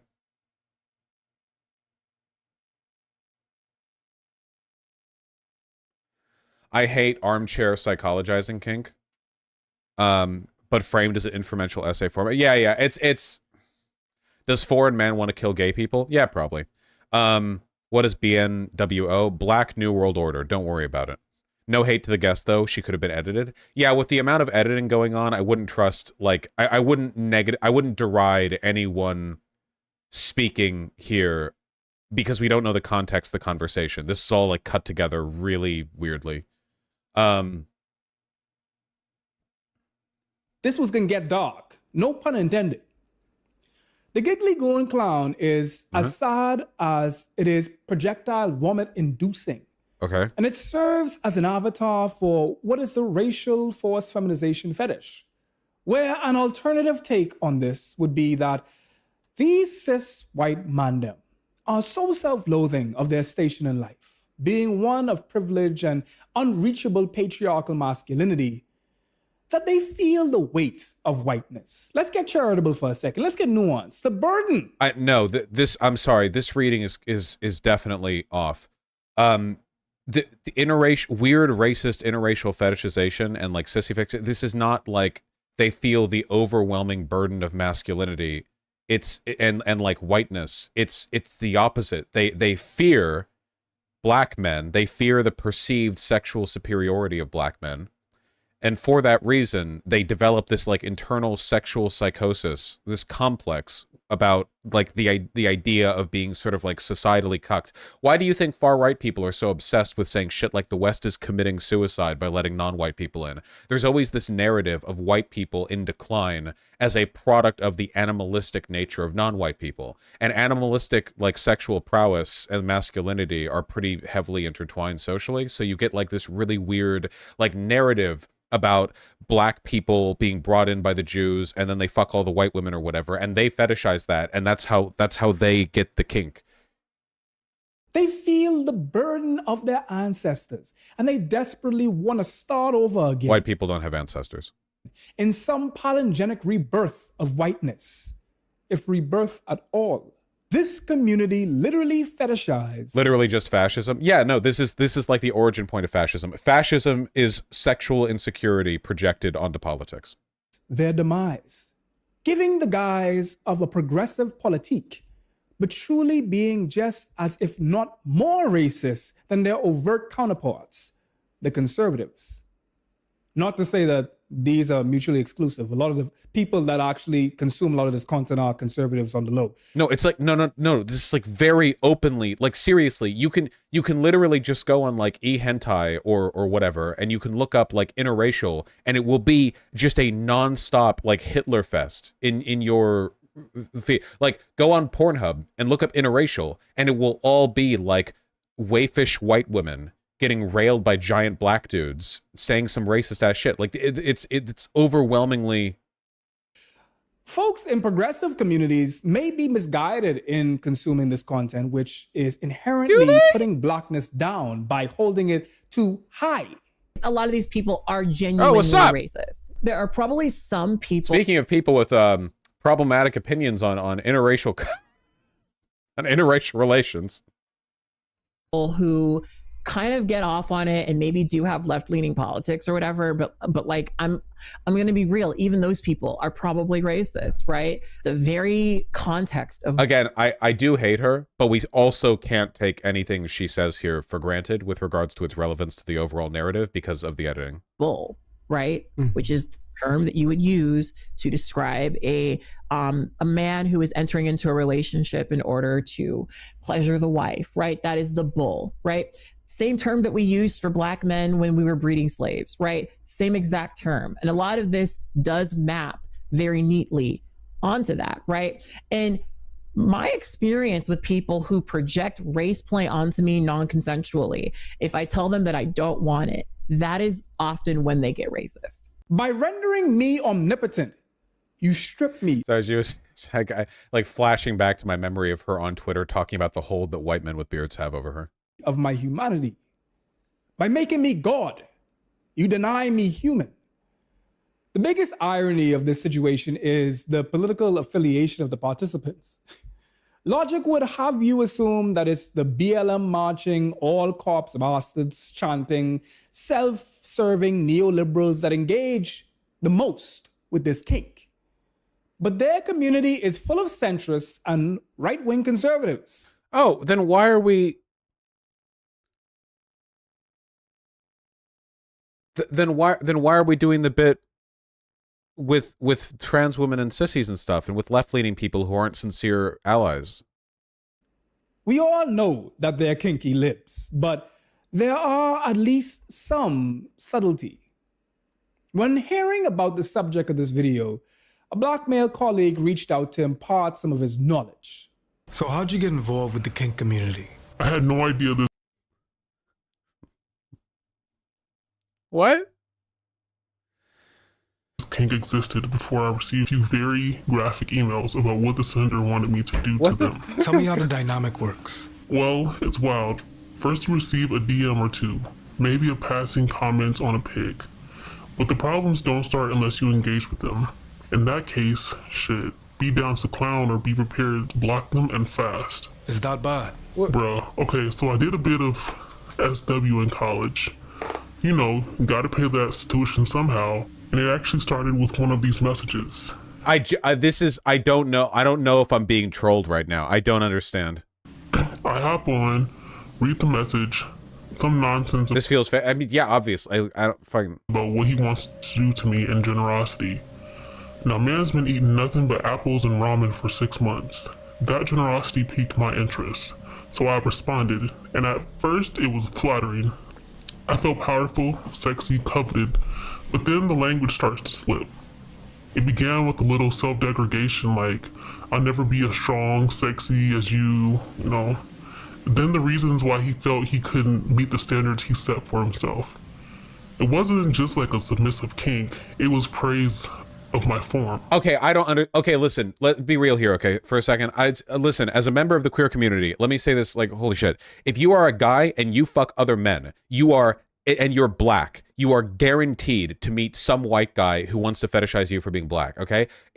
Let's be real here. It's not that big of a deal because it happens that often, all right? It happens all the time. Like, you learn that it happens, you deal with it, you know, like, what is this, like, anonymous fucking, like, what's happening here, you know? Holy shit. Yeah, you go on Grindr and there are people literally, like, BBC posting or whatever.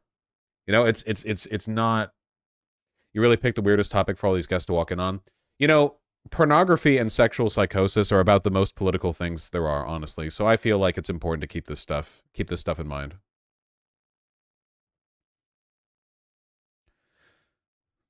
I don't understand what this has to do with, like, trans women or sissy or whatever. Should I have watched more? Should I have watched less? I don't know. The same on the got stopped and frisked the week before. The same body that gets asked, are you on the football team? By every doe-eyed darling who wants to ride on the wild side. What did you do? Okay, this is like written. I don't understand. I can't do this anymore. The problems with forced feminization. Just tell me, what is the problem with it? I can tell you the problem with it, okay? It's that sissies are the worst people on Grindr. It's kind of flipped on its head. As aforementioned, it's easy to wag fingers in the face of this fetish due to the tangible dangers that we're about to embark on. But let's take a charitable perspective for a second. This fetish can engender an environment where folks who fear or are not familiar with their gender expression could roam. I'm bored. Been more clearly defined, supported, then maybe she would have been able to find herself as easy as it was for me to naive, foreign, mistaken, a queer-affirming thread on 4chan to be a trap thread instead. This was predatory grooming, much like Matt Walsh and them claim trans folk to be doing, but instead it was apparently a cis dude grooming these users.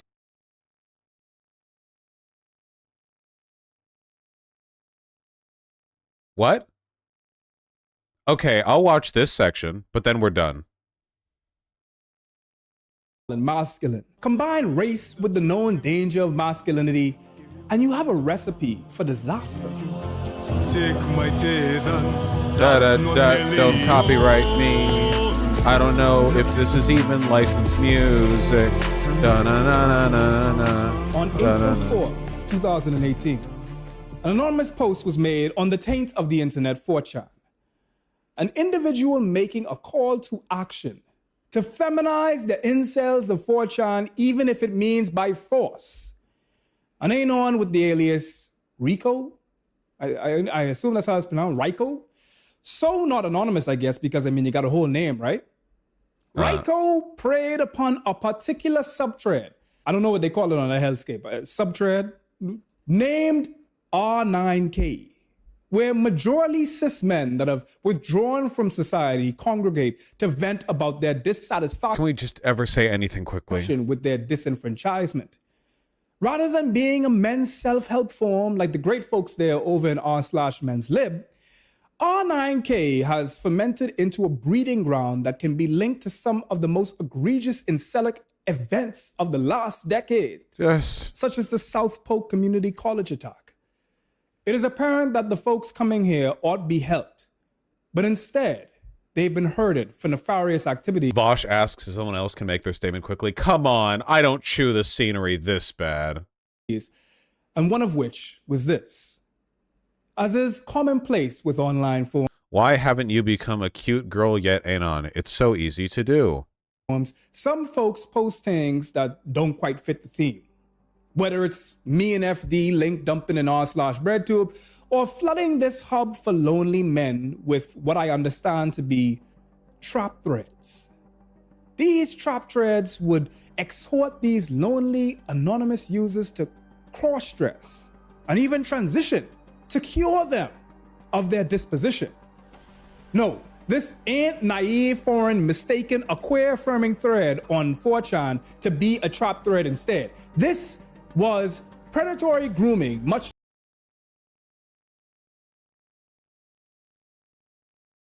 Their kink Discord. What do you mean? They have a force femme fetish or might be trans in the closet. What?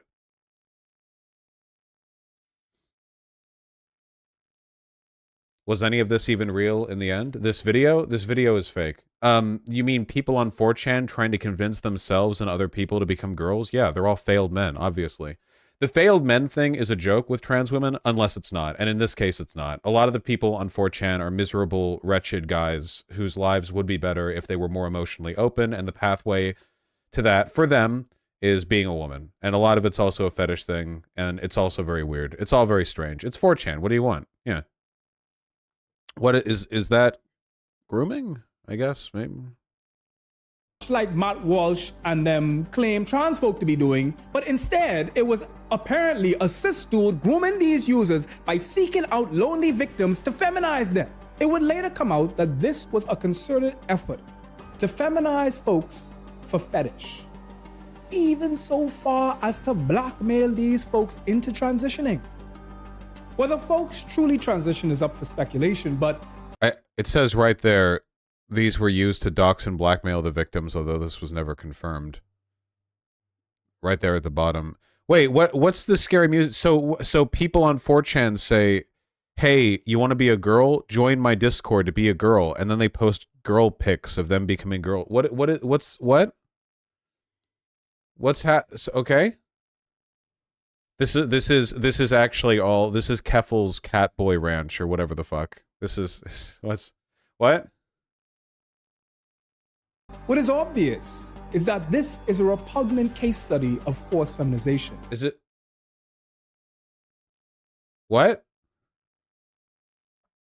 As a means of predatory fetishization. If you're able to look past the invidious act of preying upon presumably men that are in dire need of help and community, then the apparent... Wait, is the implication here that it's morally wrong and grooming to talk about force femming in the presence of depressed guys? Who else would be doing the force femming? That's their shit. This is weirdly transphobic? Yeah, like look like it's the scary music, but like look, so why haven't you taken the pink pill yet, Anon? It's extremely cheap and easy to get. Girls don't have to be lonely. That's it? Like This is like a very standard 4chan post. This is just the groomer rhetoric. This is the exact same shit. This is like that one weirdo who was like, the sissy hypno porn is deeply corrupting and it's corrupting our youth or something. This is very strange. I mean, is it weird? Yeah, but it's 4chan. Everything here is weird. If something bad happened or if somebody did something bad specifically, then that's bad. But this is all just okay. Men that are in dire need of help. So why haven't you become a QT girl yet, Anon? Okay. And community, then the apparent misogyny that this is drenched in by deeming just one Discord post?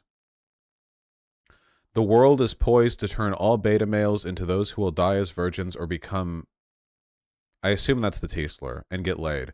We will accelerate this future by converting all robots on R9K into MTF girls. Our job is to accelerate human evolution. In the future, 60% of all born men will be converted into trans girls with HRT. Are we being real right now? This is literally just someone smut posting. They're literally just jerking off while posting this. This is just kink. This is like... This, honestly, it's not my kink, but this is, like, not even close to the weirdest that it gets. Like, this is... By the standards of 4chan Discord fetish posting, this is probably, like, leaning towards normal, you know?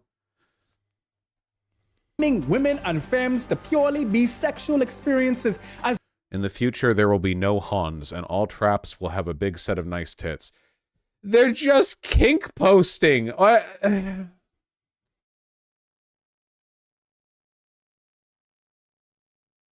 As well as the humiliation kink suggesting that this is an embarrassment to be a woman. I think I want to go live in the forest for 200 years. Okay, I'm really sorry, but yeah, like 90% of trans girls want to be dommed and humiliated for being a chick. I'm like, you can look. I have waged a long-standing war against bottoms, and they are my enemy. But let's dial it back a little bit here, okay? We're at this point, we're just hating trans girls for being bottoms, which is fine, but you know. Going on hormones and all this is such a big thing that changes so much. I have so many questions, like, you know, how... That guy Ryko did more fucked up things. Turkey Tom... First of all, I don't trust Turkey Tom for shit. Second of all, I don't know anything about the Ryko person. I'm only looking at what's presented in this video. I'm not talking about, like, the broader thing. It's just weird to have, like, him be repeating, like, groomer fear-mongering rhetoric and have scary music playing over a 4chan post saying, why haven't you become a cute girl yet, Anon? You know? Like, what? Like, okay? Like, it was... Like... That the evidence presented doesn't seem to match the tone. Are they even getting them if they're not trans? It is inherently fantasy for most of these people, right? So a lot of these people are not actually in any meaningful way transitioning, right? Forced femme is an outlet for trans women to be feminine while absolving themselves of the guilt and shame associated with wanting to be a woman. Julia Serrano talks about it in Whipping Girl. Good book on trans femme shit, by the way. Go read it. Yeah, I don't know. Like, kink is complicated, I guess, or whatever. I just don't think it's that serious for people online to be like, why haven't you become a girl yet, Anon? This is like 196 tier posting. Right? What they might do is, like I said, take photos from other people. Like, I've definitely seen, just because I've been online for too long, people take photos of people who I know and, like, pretend that they are that person going through transition, right? Like, the forced feminization community does do a lot of, like, stealing photos of actual transgender women, as a way of expressing their fetish. So what you may see and think, oh, these people are actually transitioning, it's not that. And in fact, for a lot of these... What? Like, they'll post pictures of attractive trans women and be like, this is me? Doesn't everyone do that? Like, all, like, straight people, women, men, like, hey, it's me, posts attractive picture of person that isn't them. I don't think that's too uncommon. Just catfishing. Can we not use the phrase forced feminization? That's the name for the kink. I mean, that's the name for the kink, you know. It's not literally, it's kink. these men, the fact that it isn't real is kind of like why it excites them, right? How this materializes, how this impacts a transgender woman is that, generally speaking, if you're a trans woman posting photos of yourself on the internet, and especially if you're a transgender woman who has documented your transition in any way, if you have shown yourself change or whatever, the content that you post will ultimately be taken and stolen by forced feminization blogs. So what you'll see a lot. Wait. Was this taken and stolen by forced feminization blogs? I'm pretty sure the original art was about feminization. Is what's wrong with, I mean, everyone, like, I don't even know what the original image is with all the edits or whatever, but the original art is very clearly like a bookish guy dressing and acting more, like, what, is this not feminization art? I don't think this was appropriated. I think it's being used by the community that it's from. I don't know.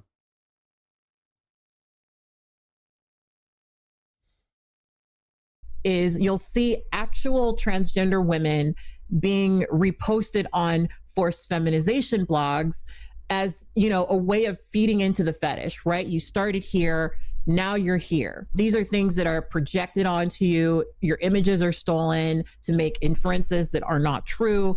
I actually, years ago, had a transition timeline because I was like, this is when my channel only had like 5,000 subscribers and like, I just wanted more views, frankly. And then somebody downloaded it and reposted it on a fetish forced feminization page.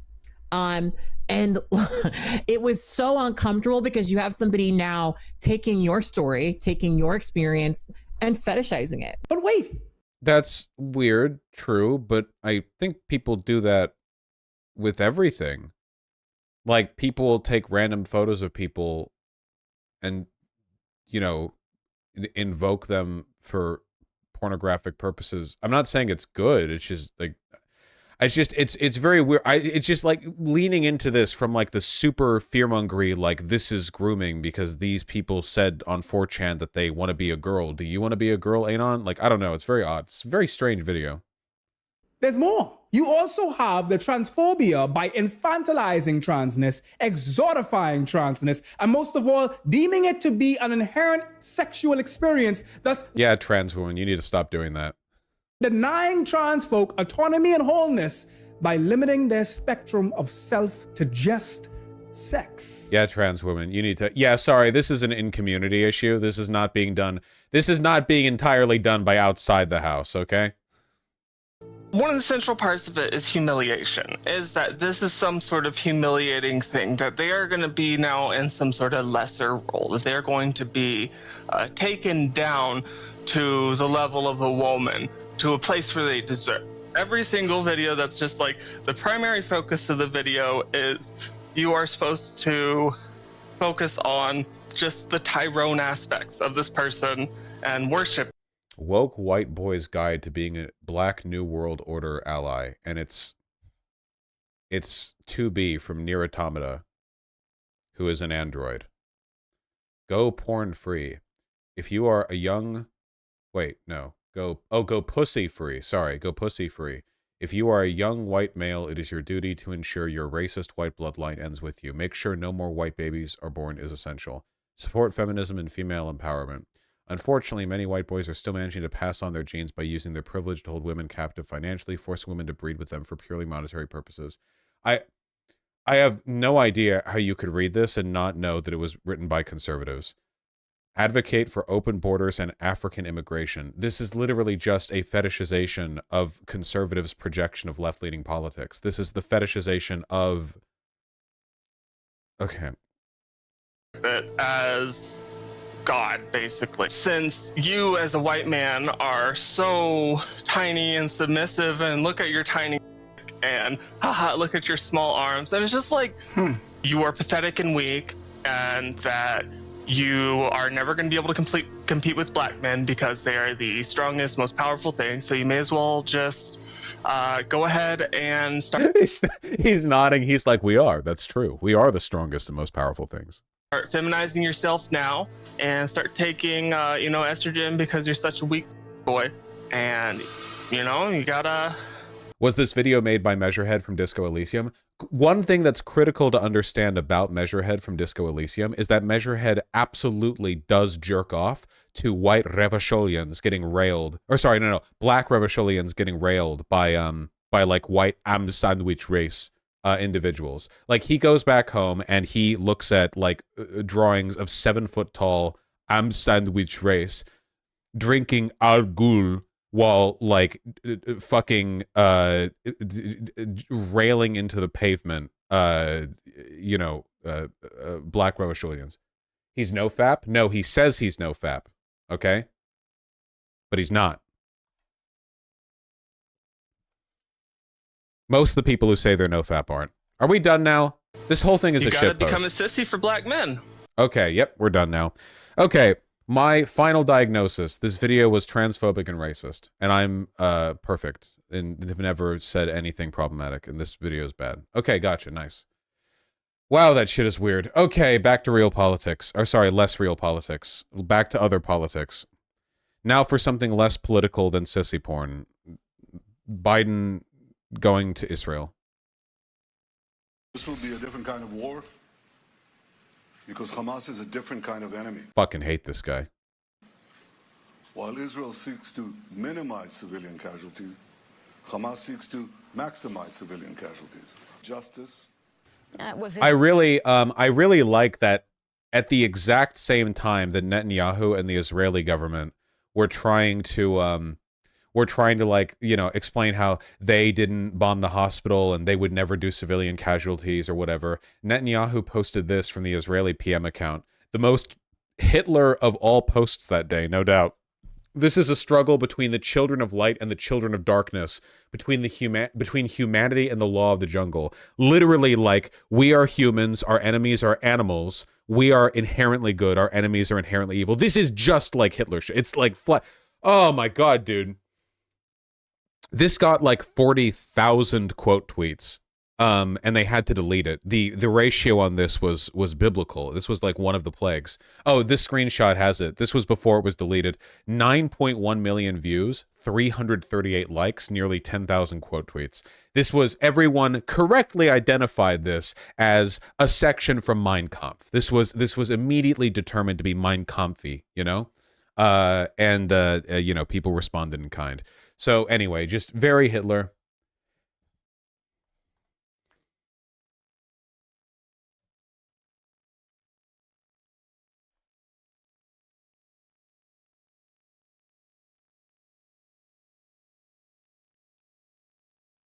How can you have so little self-awareness? Well, fascists are often very bad at understanding how they come off to other people. Like, this man is sick in the head. He's a diseased man. He's rotten. He's an infection on Israel, you know? Like, Israel, just judging by the general, like, polling in Israel, the average Israeli definitely has a decent number of Hitler particles in them. This guy's all Hitler particles, you know? His ability to, like... Remember that quote we were looking at? Where it was like, this guy was irritating Bill Clinton. Like, even 30 years ago, this guy was being an annoying blowhard to Bill Clinton. Like, this guy clearly doesn't have a good understanding of how he comes off to other people. He's been irritating U.S. presidents for 30 years. Israeli Prime Minister Benjamin Netanyahu with President Joe Biden today in Israel. The president made the trip to Tel Aviv to pledge U.S. support in person. The president also weighed in on a hospital explosion in Gaza, saying Israel... Yeah, unfortunately, Biden was supposed to meet with the Palestinian Authority, but that got canceled. Oh, too quiet? I'll turn it up. That got canceled because of the hospital strike. Was not responsible, but Palestinians are blaming Israel right now. The finger pointing further dividing the two sides, and Madeline Rivera has more. One day after a rocket strike at a crowded hospital in Gaza, President Biden says Israel is not responsible. As long as the United States stands, and we will stand forever, we'll not let you ever be alone. President Biden is pledging America's full support as Israeli forces gear up for the next phase of this war. What I'm really looking for right now is I really want a I want an independent investigation on the death toll in that hospital. Boo Biden now. Nah, remember, we know for a fact that The people at the hospital were lying. This throws everything said by the Gaza Authority into disarray. We know they were lying about that death count. So like, I want an investigation into that lie. Like, I want that lie investigated, because it's really fucked up that they would lie about the death count. Because if you lie about the death count and you get called out in it, like it's found out that you've lied, no one will ever believe. Guys, people are gonna like, now every single fucking Israeli strike, it's gonna be like, whoa, did it kill anyone? Or actually, did a static electricity from walking on a carpet happen to ignite a partially destroyed gas tank nearby? Like, and it's like, can we get independent investigation of the death count? And then the official death count for like the invasion of northern Gaza is going to be 4 because nobody says otherwise. Like, fuck, it's so fucked up to lie about the death count like that. I understand having an initial high estimate and then lowering it when you like have time to fully pick apart the bodies, but that was not 500. That wasn't even 50. Really dumb. The ICC is doing an investigation. Good. If it turns out like whoever's responsible, oh, I'm really fucking mad, dude. Whoever's responsible for that misinformation, whether it was the hospital staff themselves or whether it was Hamas telling them to lie, it could be either, you know, because again, it's Hamas, you know, they're not good. I want them held to account. Okay, we can strap them to a post and put them in the way of the next Israeli missile strike. Because fuck that guy.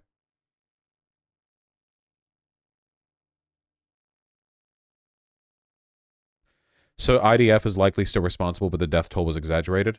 Well, I think it leans more towards it being a misfire now. Honestly, the evidence is really confusing in both directions, but the lying about the death toll thing really seems like, really skews the info, for one. And for two, it doesn't make sense that Israel would launch like a rocket or a bomb or whatever that would leave that little of a crater, you know? But Israel did lie about stuff, provably. So it seems like there's a lot of lies and not all of them even make sense, you know? It's like dealing with Russia, man. It's like dealing with Russia.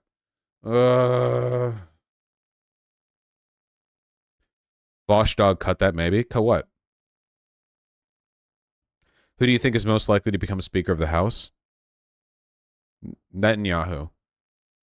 Given the United States government's uncritical support for Israel, okay? They're going to suggest Netanyahu, and everyone's going to be like, fuck, guess we have to do it, or they're going to call us anti-Semitic, and Netanyahu is going to become the fucking House Speaker, and we're only going to get the government funding bill passed contingent of us lending nukes to fucking nuke Gaza with. And they're going to be like, I guess so, guess we support democracy in the Middle East,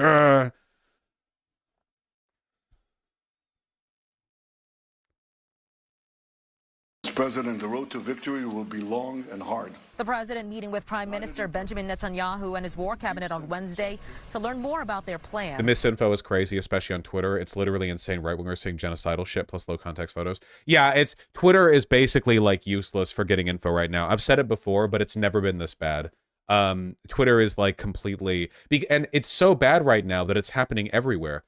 Keep in mind, Reuters said that Israel striked the hospital, until eventually they changed it to like, who knows, you know? Like it's so bad everywhere. Keep in mind, we're dealing with like maximal fog of war right now because the internet is down in Gaza. They have no electricity, they have no internet, and the IDF lies all the time. So like it's really difficult, at least with Russia and Ukraine. Like a lot of the stuff that, like, Ukraine is a poor country, but Ukrainians have smartphones. Ukrainian civilians and Ukrainian soldiers, you know, that can pretty easily broadcast what they're seeing and what's happening.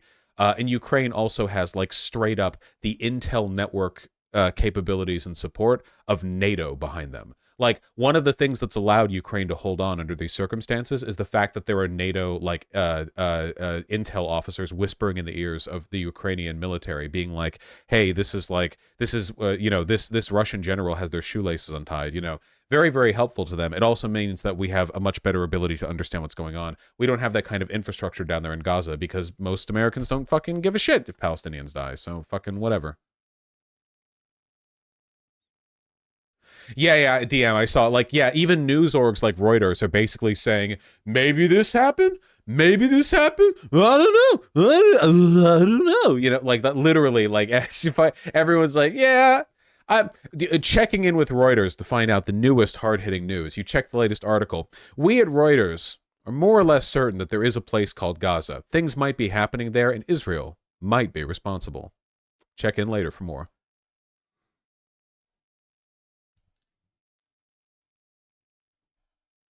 And press for aid to be sent into Gaza. Israel will do everything it can to keep civilians out of harm's way. We've asked them and will continue to ask them to move to safer areas. The second half of Biden's trip, a stop 1-to-1 for those totally real NATO comms that Russia posted. Oh yeah, remember those comms NATO posted where there are two guys speaking in English in thick Russian accents, where they're like, "Hello, Sergey, I am here to deposit NATO nukes. We bring NATO nukes into West Ukraine with NATO soldiers. 100 million soldiers and NATO nukes. Yes." And the Russian government was like, "We have found evidence of..." What is that voice? That's what they sounded like. Literally, that's literally what they sounded like.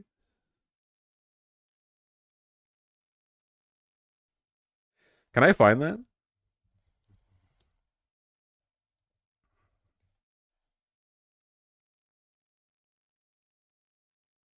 Hold on. Russia, NATO leaked audio recording. Could I get that?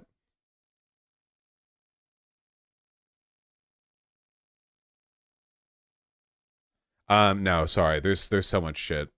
Yeah, I can't find it. Sorry. Stop in Jordan was canceled after a rocket struck a hospital in Gaza on Tuesday. Israel said it was the work of the militant group Islamic Jihad, which is trying to blame Israeli forces. Biden saying it appears Israel did not launch that strike. And based on what I've seen, it appears as though it was done by the other team, not you. Other team. Did he forget the Islamic Jihad title? Like he wanted to say Hamas, but there's a lot of people out there not sure. The incident is prompting protests across the Middle East and renewing fears that other Iranian-backed militant groups could jump into the conflict, something Israeli forces say would not be a surprise. They are concerned about their investment. They've invested millions and millions of dollars. The last chance for like Hezbollah and other groups to get involved would be when the ground invasion of northern Gaza begins. We'll see if they do. U.S. vetoes Security Council resolution that would have called for humanitarian pauses to deliver life-saving aid to millions in Gaza. Cool. Abstain too? Russia and Ukraine? It's not Ukraine. UK? What the fuck? Why would Russia abstain? Actually, Russia does have a weird relationship with Israel, so I guess that kind of tracks. Why would the UK abstain? That's weird. I would think the UK would be against if it... whatever. I don't know. Whatever.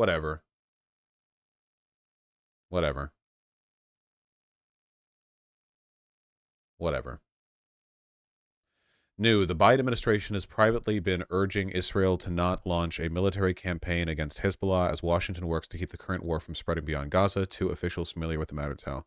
Yeah, that makes sense. Yeah, that's pretty obvious. Like that, I could have told you that. We are providing aid, aren't we? Let me see. We're sending $100 million in humanitarian aid to Gaza and the West Bank. I met with for some time this morning to agree to the delivery of life-saving humanitarian assistance to civilians in Gaza, based on the understanding that there will be inspections and that the aid should go to civilians, not to Hamas. Yeah. Israel is approving aid to come through Egypt to Gaza on the condition that they check it. 100 million. Jesus. 100 million is nothing. Well, 100 million isn't nothing. Humanitarian aid is a lot cheaper than military aid, right? Like, if you go through the right sources, $10 can get you a lot of food and medicine, you know? But you need way more than $10 to buy a gun. Yeah. So 100 million isn't nothing, but it's nothing compared to what we're giving to Israel. Here's Russia's quote-unquote NATO radio communications. Oh, yes, please. Yes. Here we go. This brainless retard give the wrong coordinates. They can't fucking determine it about us. Guys are fucking dying. Have been selling out for several hours. Guys are dying. We can't evacuate them. It's just fuck up. We don't even shoot back. Tell me coordinates. It sounds like Tommy Wiseau. Write down 47 point 61861334 points. 7637248. Oh, hi, doggy. Oh, hello, Mark. It's not them. Who the hell knows? Let's check. Ukrainians can't fucking do anything. They would have died long ago without us. Hello, it is me, NATO. Stupid, pathetic pig dog Ukrainian bastards would not have survived without our pig dog Western help, yes? Again, this was published by Russia. They were actually, like, proud of this.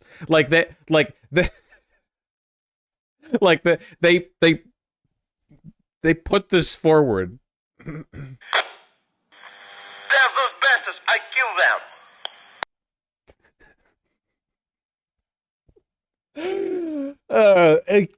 them! Suka blit. I mean, fuck, bitch.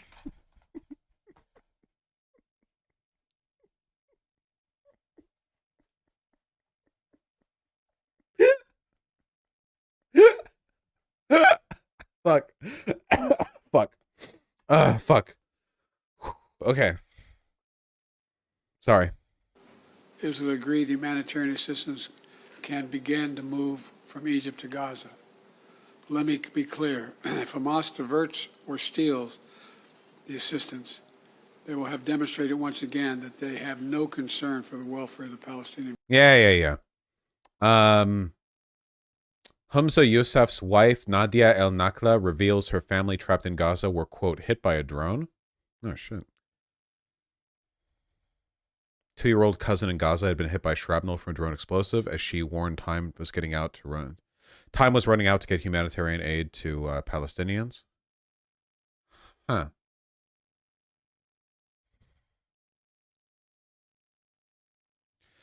She said her brother, an emergency doctor, had told her he had not been able to get home from hospital for 6 days as was not safe to travel, but he also can't bring himself to leave because they're having to choose now between who to treat.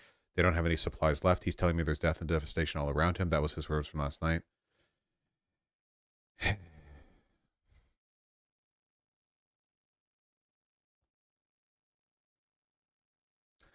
Hamas supporters engage in insurrection on Capitol Hill, take over a House office building. Yep, that's true. An insurrection is when you enter the building.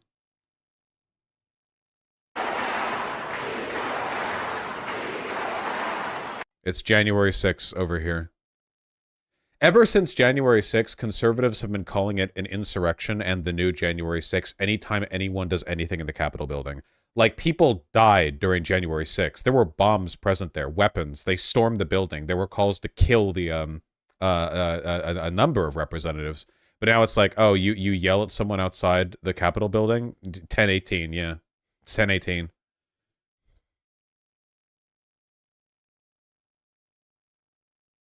Yeah, I remember in January 6th when people peacefully entered the building and did calls to a ceasefire. I remember.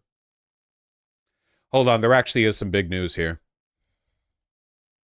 Well, there are real fears that... Hello, Hollywood actor man. Looking pretty good for a news correspondent, huh? Jeez. Hospital blast in Gaza could ignite a broader regional conflict. Protests have erupted in Lebanon, outside the U.S. Embassy and a United Nations facility.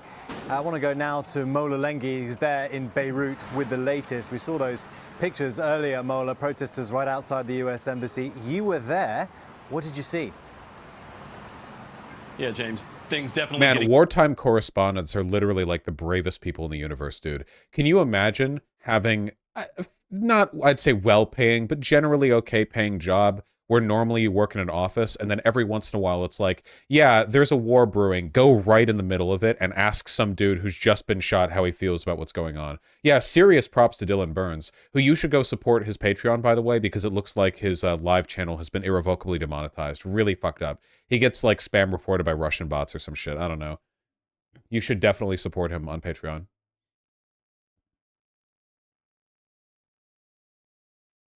It looks like these protests outside the U.S. Embassy in Lebanon are happening as a response to the Gaza hospital explosion. If it turns out that the thing that escalates these protests to this point actually was just a fuck up, like after all the horrendous shit Israel has done, the thing that leads to this just actually happened to be the one oopsie doopsie, that would be very, like, cosmically funny. I don't know if it'd be actively funny, but in like a sort of God and his whims sense, it would be funny. Sorry.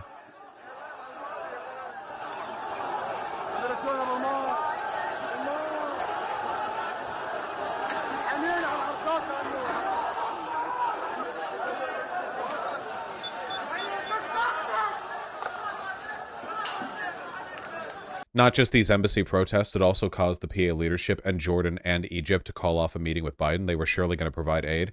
Yeah, that's pretty stupid. I have no idea why they would call off a meeting with Biden. No reasonable person at any point in this could have blamed the United States for the attack on the hospital or for the bombing of the hospital. Like, at no point was America indicted, not in decision-making or in action. So it seems like they were looking for an excuse to cut contact, but that's a bad thing. They should be wanting to talk to Biden. Biden talking to the Palestinian Authority would have been a pretty big deal. Like, when was the last time that happened? Actual question, by the way. When was the last time that happened? Mid-conflict, talking to the Palestinian Authority? I mean...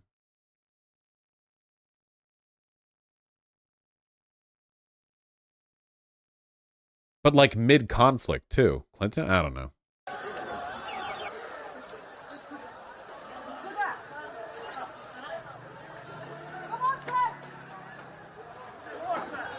Oh, we're turning up the water cannons. Those are pretty soft water cannons. I would like to be hit with it. That's not even a water cannon. That's just a hose.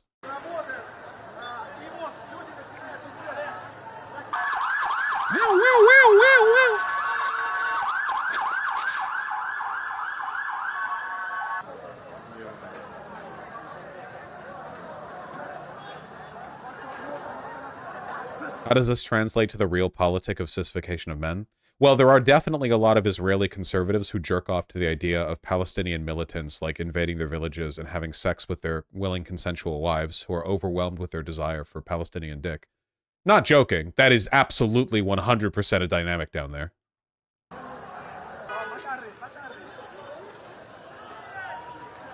Do you condemn the sissification of Israel? Yeah. BPC.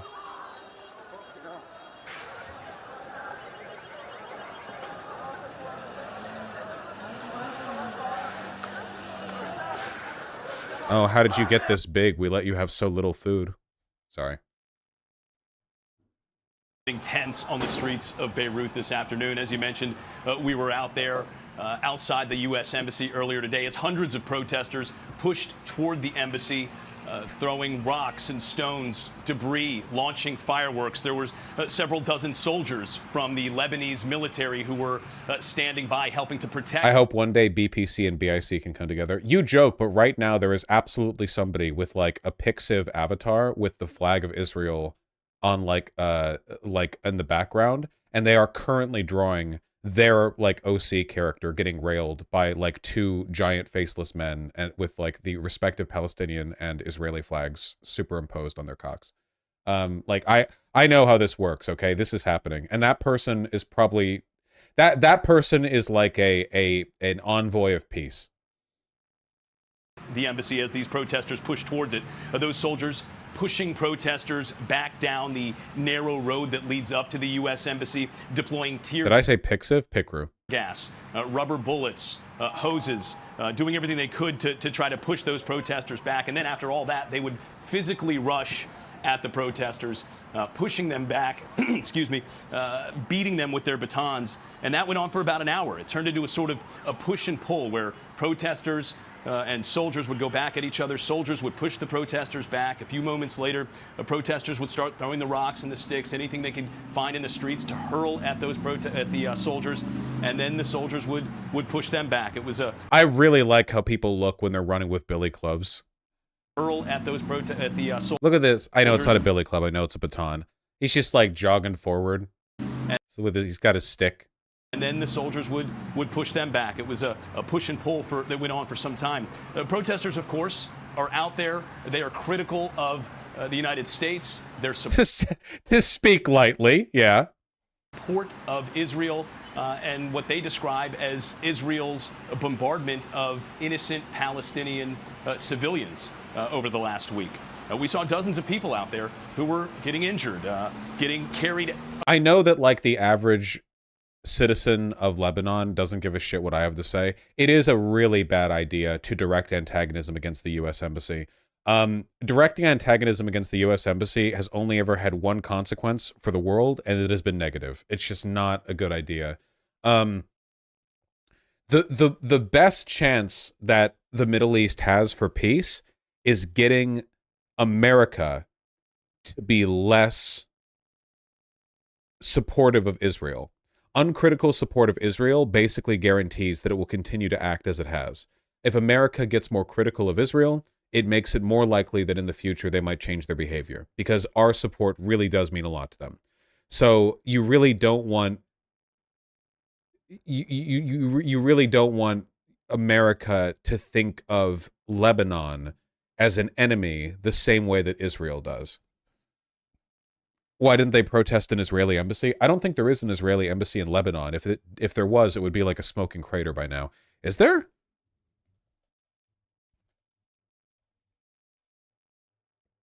I don't think there is. There's a U.S. embassy. I do not think there is an Israel embassy. Can you imagine like maintaining an Israeli embassy in Lebanon? How the fuck?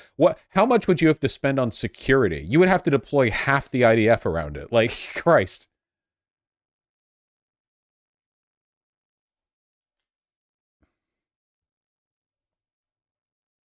Around by other protesters, thrown onto scooters, thrown into ambulances.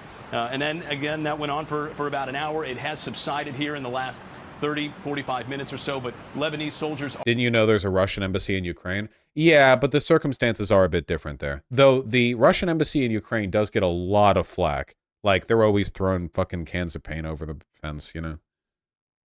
Are still out on the streets, standing by for any potential flare-ups, but we are expecting these protests to continue, James. And Mola, talk to us about the wider situation in Lebanon. I know you spoke to a Hamas official who's based in Lebanon. Obviously, Hezbollah is a big player in this part of the world. Talk to us about how Lebanon could decide on where this conflict goes next. This motherfucker looks like a war reporter in a movie. Like this is the guy, like, here's the guy who's going to be working with you. It's this guy. Yeah, we're seeing continued clashes along the border, James, along the Lebanese-Israeli border between Hezbollah, the Iranian-backed militia here, and Israeli forces. They have been relatively small-scale clashes thus far. But, of course, the fear, the concern is that these will erupt into a broader conflict throughout the region, dragging other countries throughout the region into that conflict, potentially other countries throughout the world. There has been a lot of tough talk from both sides who are threatening the other, obviously. Hezbollah has left open the possibility for an attack on Israel's northern front. And Israel has... Cool, nice. Bellingcat, what's up? They're talking about the hospital strike. Hold on. I feel like I've already talked about this enough, but I am curious what Bellingcat has to say, because Bellingcat usually does really good wartime analysis, because they're so used to doing it with like Russia and Syria and stuff. An explosion at the alley.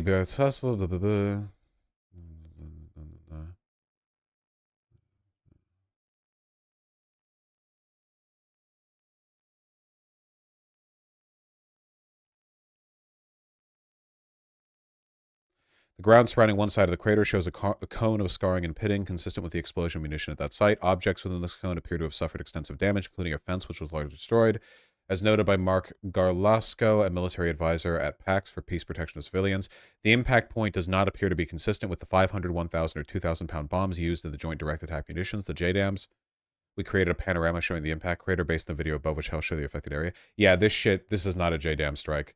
I've seen the... Here, hold on.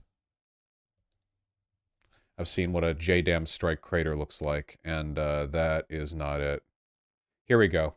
This is the larger JDAM. This is 2,000 pound. As you can see, the crater is like an actual literal crater.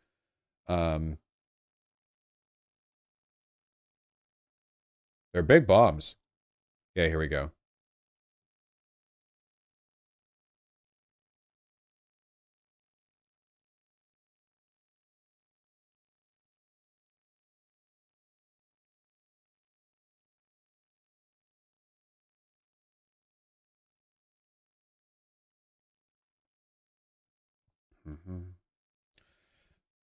A video posted on Tuesday night shows a grassy area adjacent to the hospital covered with dead bodies. Oh, I saw this.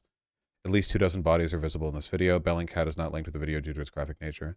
Palestine just has such strong road infrastructure. Oh, true, because the Gaza Strip is what walkable urbanism looks like. So naturally, they would have like really strong like parking lot pavement bricks, right? We geolocated another video posted on Telegram early Wednesday, which was filmed in the same grassy area and shows the site in daylight. The grassy area is located at these coordinates. This was the video in the dark where people said this is where the bodies were. So it would be this. So they geolocated it to be this square. So where's the crater? The location of the crater marked in purple. Okay, that's where the crater is. And then this is where the bodies would be, about 24 bodies. In a press conference Wednesday, the IDF spokesperson said they outlined the analysis of the blast. He also said no craters could be identified at the site.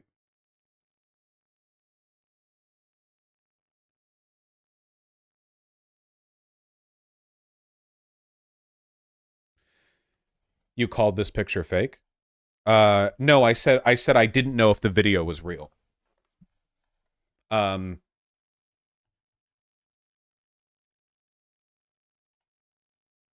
Yeah, Hamas just lied. It's not that complicated. It is complicated because we also know that Israel lied. And also the videos really made it tough to believe that it was just a random, like, munition misfire. Really complicated. The thing that mostly fucks me up is the lying about the death toll. I really want people to be held accountable for that. Cool. Oh, in Baghdad. The consulate was stormed? What's going on?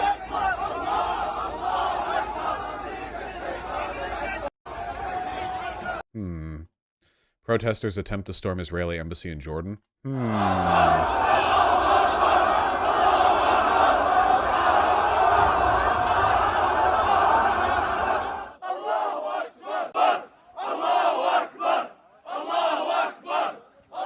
Did anyone else grow up thinking that the phrase Allahu Akbar was like a racist thing to say?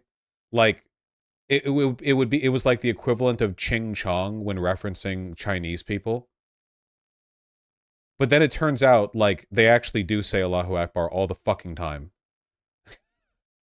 And to me, like, relative to my growing up, it would be like watching the Hong Kong protests and people are yelling Ching Chong like over and over and over again. Like, what the fuck, you know? But they actually just say it.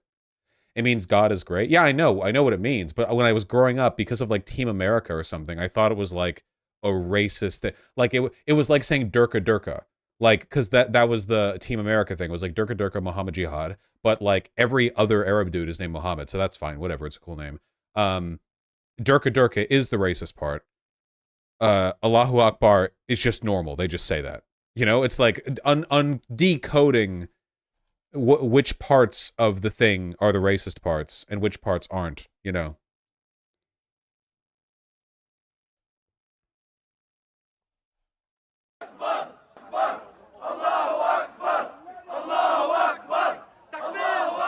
Arab Christians say this too, as do Arab Jews. Yeah, no, it's not a Muslim thing technically, though it is like, I guess, through association. But it's yeah, it's like Arabic.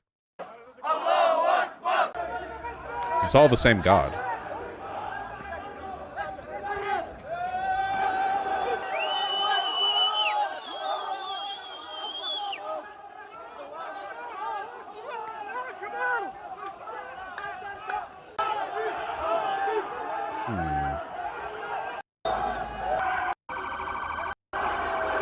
People do seem to be a little upsetty spaghetti. People are storming the Israeli consulate in Istanbul.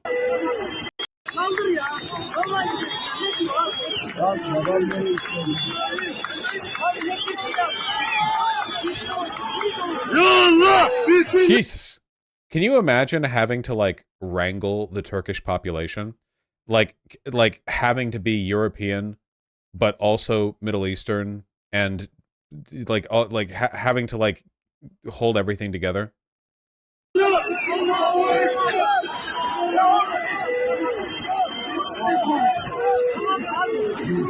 Millions of jenks, yeah. They shot fireworks at it? What the fuck?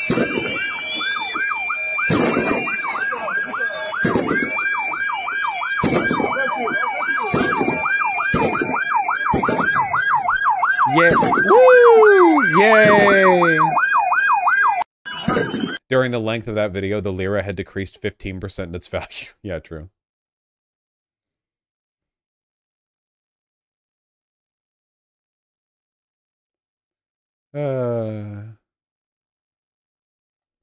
They also hit the McDonald's. Not the McDonald's! No, the West has fallen. The West has fallen. Billions must Allahu Akbar. We need to declare Article 5 on Turkey. Yum.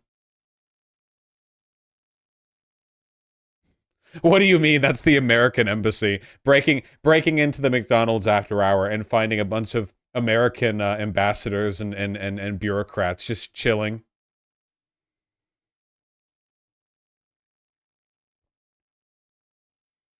I don't like McDonald's, actually. We need a global McJihad, yeah. All right. That's enough of this. I'm going to hit the money button because I love money. And we're going to watch, otherwise Benjamin won't give me more $500 donos. We have to watch TYT versus Vivek. Literally, Benjamin emailed me this.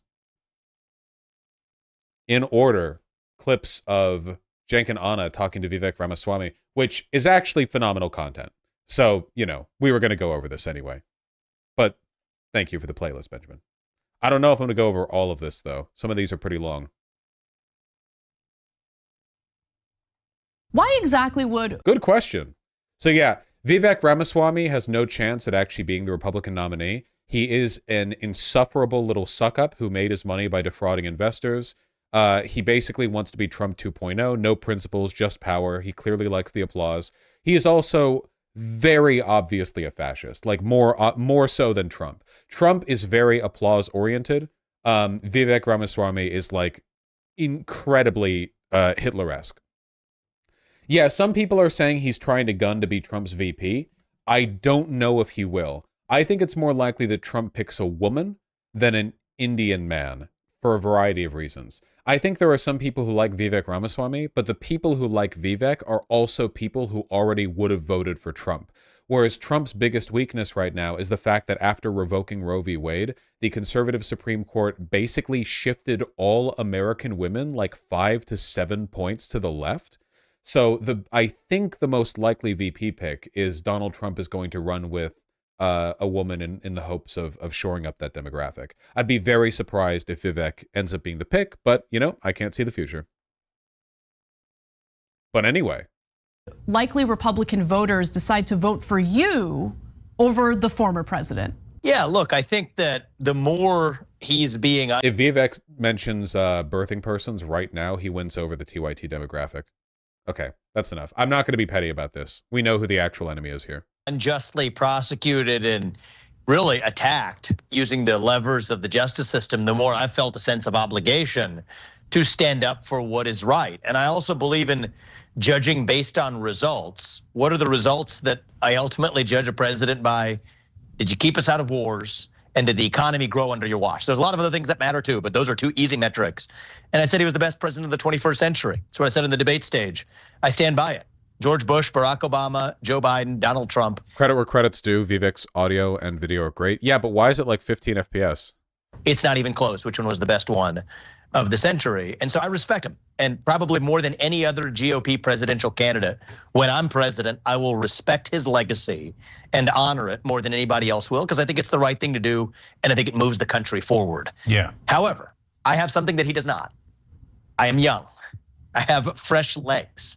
I think it's going to take somebody coming in from the outside to have the true, fresh perspective to lead the America First movement to the next level.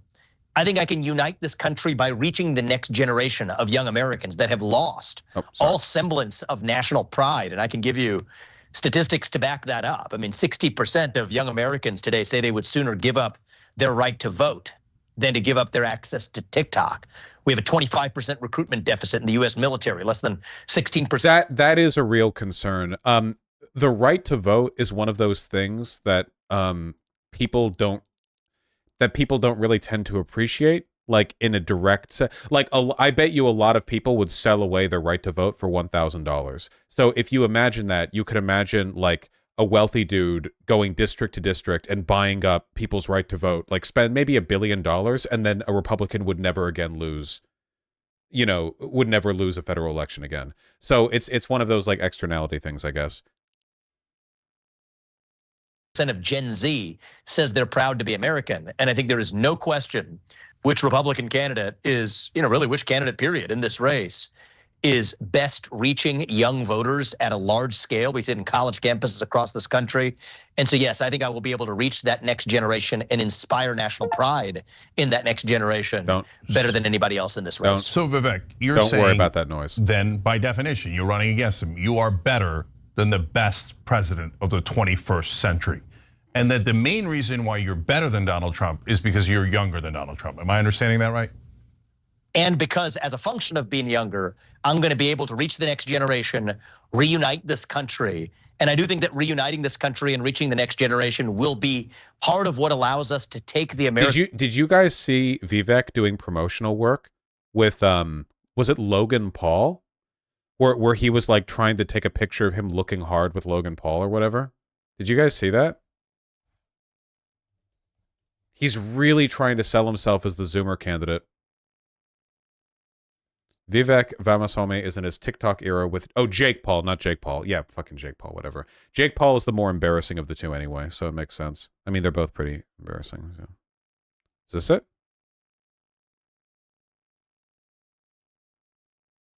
Oh yeah, here we go. Oh yeah, dude. Look at that. I can't have the music playing. Dude, look at the, oh my God. How come more politicians don't connect with the younger generations? Dude, look at Vivek's in it. How much do you think he paid for that? How many? 159,000 likes. This is apparently content now. This is what the Zoomers like. They like their fucking retard dipshit doing a little finger wag. 10K? Is 10K it? If that's the case, I could get a promo with Jake Paul for all the good that would do me. First agenda to the next level. I got you. I won't be the same you're better person. than Donald Trump, right? Well, I wouldn't be running if I didn't think I was the best candidate for the job. So yes, I believe don't worry I am about the that best noise. candidate for U.S. president. I think there are two America First candidates in the race. And I do think it has to be an America First candidate that leads the country forward. However, between it's the tried and true, I admit, fine. If you want tried and true, you go with Donald Trump. If you want the next generation with fresh legs to lead us forward, you go with me. And I think that that's going to be the successful formula that leads us to success in this race. I'm going to follow up on something you said earlier. You said that you would pardon Donald Trump on these unjust charges. So if you pardon him on taking national secrets without permission, not returning them, lying to the FBI, et cetera, does that mean that Joe Biden is allowed to do the same thing? That he could just take national secrets, show them to anyone he likes? Even after he's president, he could just take the documents, bring them home, show them to anyone he likes? And maybe other people too, anyone who's got access to national secrets. Can they just show them to everyone? Or is it just a special privilege that Donald Trump gets to have because you like him? Well, it is whether you like the law or not, I believe in this thing called the law. And the law does give what's that? I say I'd love to see it because Donald Trump has broken about a dozen laws and you'd say you'd pardon him on every one of those criminal actions. Well, it is true that a huge part of Vivek Ramaswamy's like presidential ticket proposal is like sucking Trump's dick. Like that's a huge part of what he's done. Like massive. That's like a huge part of his presentation is just I love Trump. I love Trump. I love Trump. I love Trump, which is very weird behavior for somebody who's supposed to be running for president. You know, it's very strange. Oh, okay. Well, I think part of the reason why is that those laws that are alleged to be broken I don't believe have been broken here. If I did believe that and believe it was definitive, then I wouldn't adopt the position that I do. Every case brought against him levels a novel legal theory never before used. So for the This is factually untrue, obviously. particular case that you asked about, and I believe in getting into details. Details matter. If you're going to convict somebody criminally, yes, the details doggone well matter. So the Presidential Records Act explicitly lays out the criteria for what documents a prior president is and is not able to access. If you don't like the law, change the law. But part of the reason is that we already entrust the US president with making all kinds of incredible judgments, whether or not to use nuclear weapons on down. So yes, that same president we do entrust when leaving office with access. He's the Gen Z candidate, but he can't swear. Yeah, I think it's really funny that he's trying to position himself as like the millennial candidate. He's super young, you know, but he acts identically to all the other people in the race, you know, because like he's a soulless cretin. You know, again, he made his money by defrauding shareholders. You know, it's like he's not even remotely culturally connected to young people. Corpo scum, corpo scum, corpo scum. To those same records. The judges have interpreted it, and even in the Clinton sock drawer case, as it related to Bill Clinton, revealing undoubtedly classified information afterwards, a judge explicitly came down on interpreting that statute. So I believe his 20 song list was an embarrassment. Oh fuck! I remember that now. I remember the Vivek. We asked the 2024 candidates to pick the songs that stir their souls. Where's Vivek? Where are you, man? Lose Yourself by Eminem, #1. Rondo alla Turca, Mozart, #2. Centuries by Fall Out Boy, #3. Believer by Imagine Dragons, #4. Jolene by Dolly Parton, Thunder from Imagine Dragons, Dream On by Aerosmith, 2 Imagine Dragons songs. Dream On by Aerosmith, Passion of Plenty by Woody Guthrie. Dude, this would be like if somebody from Politico showed up to me, if I was running for president, somebody from Politico showed up to me and asked me to give my top songs, I would just put a gun in my mouth. Like, this is worse than what I would come up with.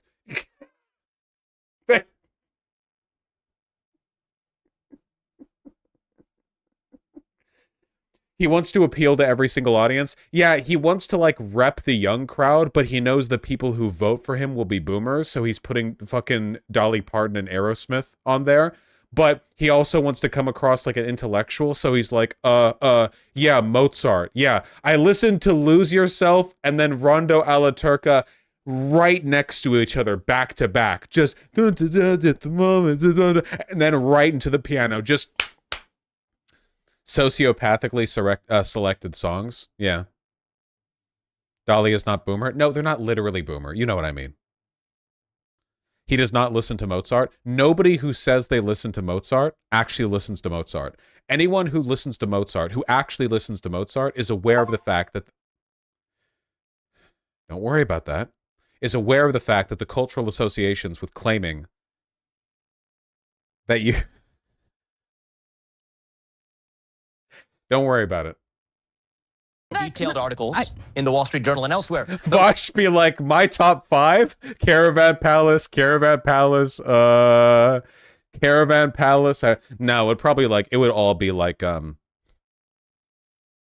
It would honestly right now at this moment, if you had to ask me, it would all be obviously Queens of the Stone Age, but also probably a lot of fuck. How am I blanking right now? The main music guy for Fury. He's like one of the big like electro track OST people. He's like a fucking god. Come on. Carpenter Brut. Yeah, Carpenter Brut. Why am I bothering talking about it as opposed to legal scholars elsewhere? Let them debate it. My job is to unite this country. And I do not think it sets a good precedent when the president of the United States and the Justice Department under him uses police force to indict its political opponents in the middle of an election and then issue gag orders to say that that opponent during the presidential election can't even talk about that relevant set of issues. I just don't think that's a good precedent, and I don't want to see that in one direction or the other. That's wrong. Do you believe it's a good precedent to implement a slate of fake electors to overturn the results of our democratic process and go against the will of the American voters? So, look, There I we think go. that there were serious issues that need to be discussed relating to election integrity.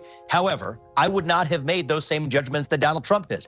This, though, belongs to the voters. This is a judgment for the Copyright? Nope, it's video game track. voters of this country, not a judgment for a justice system that lands people in prison as its ultimate goal, especially political opponents. I just think that's bad for the United States of America. Okay. So leave it to the voters. Trust the voters to make the decision of who governs, instead of trying to take it out of the voters' hands. And I So don't think that Vivek- should be a controversial idea. Yeah, it's definitely controversial because what you're saying is Leaving it to the voters is controversial. to No, some. no, not that. Hold on, not that. He's literally essentially saying that like political leaders should be made impossible to prosecute. Like that's essentially what he's saying. He's essentially saying like, oh, leave it to the voters, bypass the criminal justice process completely and just let popular rule decide. He's also said he believes in law and order. These are two completely contradictory opinions. President Yeah, broke not that part. laws, including going against the will of the American voters by implementing a slate of fake electors, asserting that which he were broke the noted law. as such in You're memos asserting passed before he around broke- within the Trump campaign. They were referred to as fake and fraudulent electors by Trump's co-conspirators.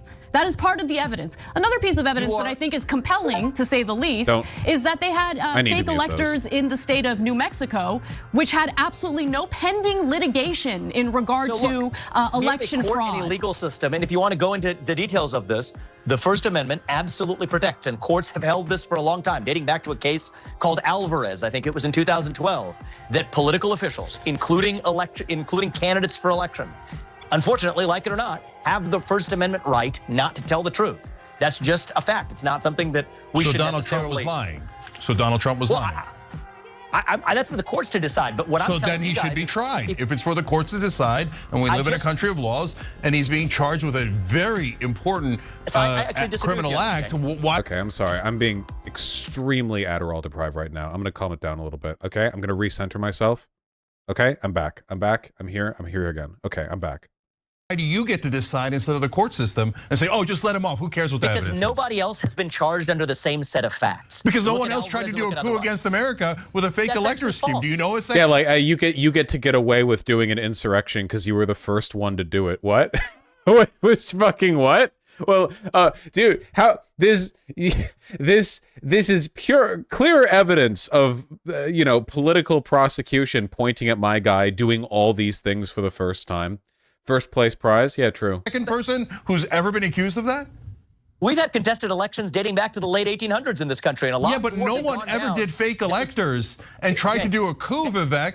So are you saying, because this is really important, because good for the goose is good for the gander. So you're saying Joe Biden on his way out can take any national secrets and show them to anyone he likes. He could, maybe you could even sell them, whatever. He could just take them. Who cares? You can sell them. And So hold I'm on. pretty clear about this. You Okay. can't sell them. Okay, all right. I- But I if think one of the Donald Trump is differences between you charged and with I- selling them, let me are we allowed to try him then? We're Or gonna do be we on just for have to an let hour. him go no matter what he's charged with? We're going to be on for most of an hour, so I Does think this count as a presidential debate? Yeah, I guess it does. This, yeah.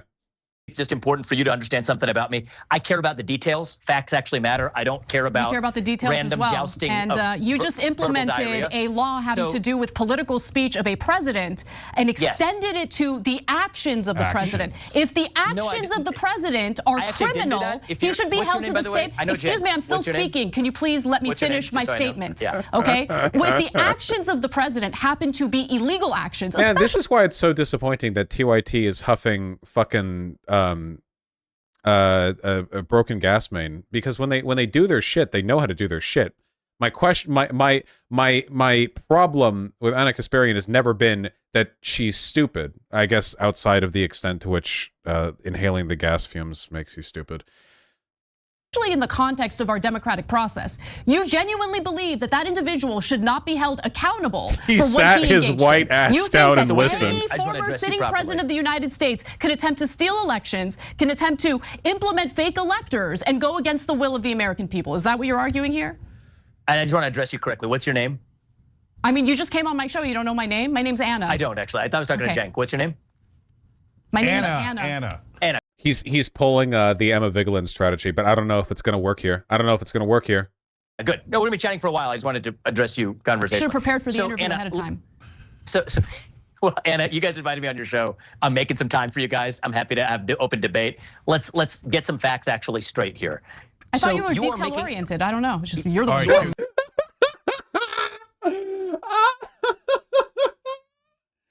I didn't mean that as a personal affront, and I promise you, and I'm looking forward to getting into substance with you.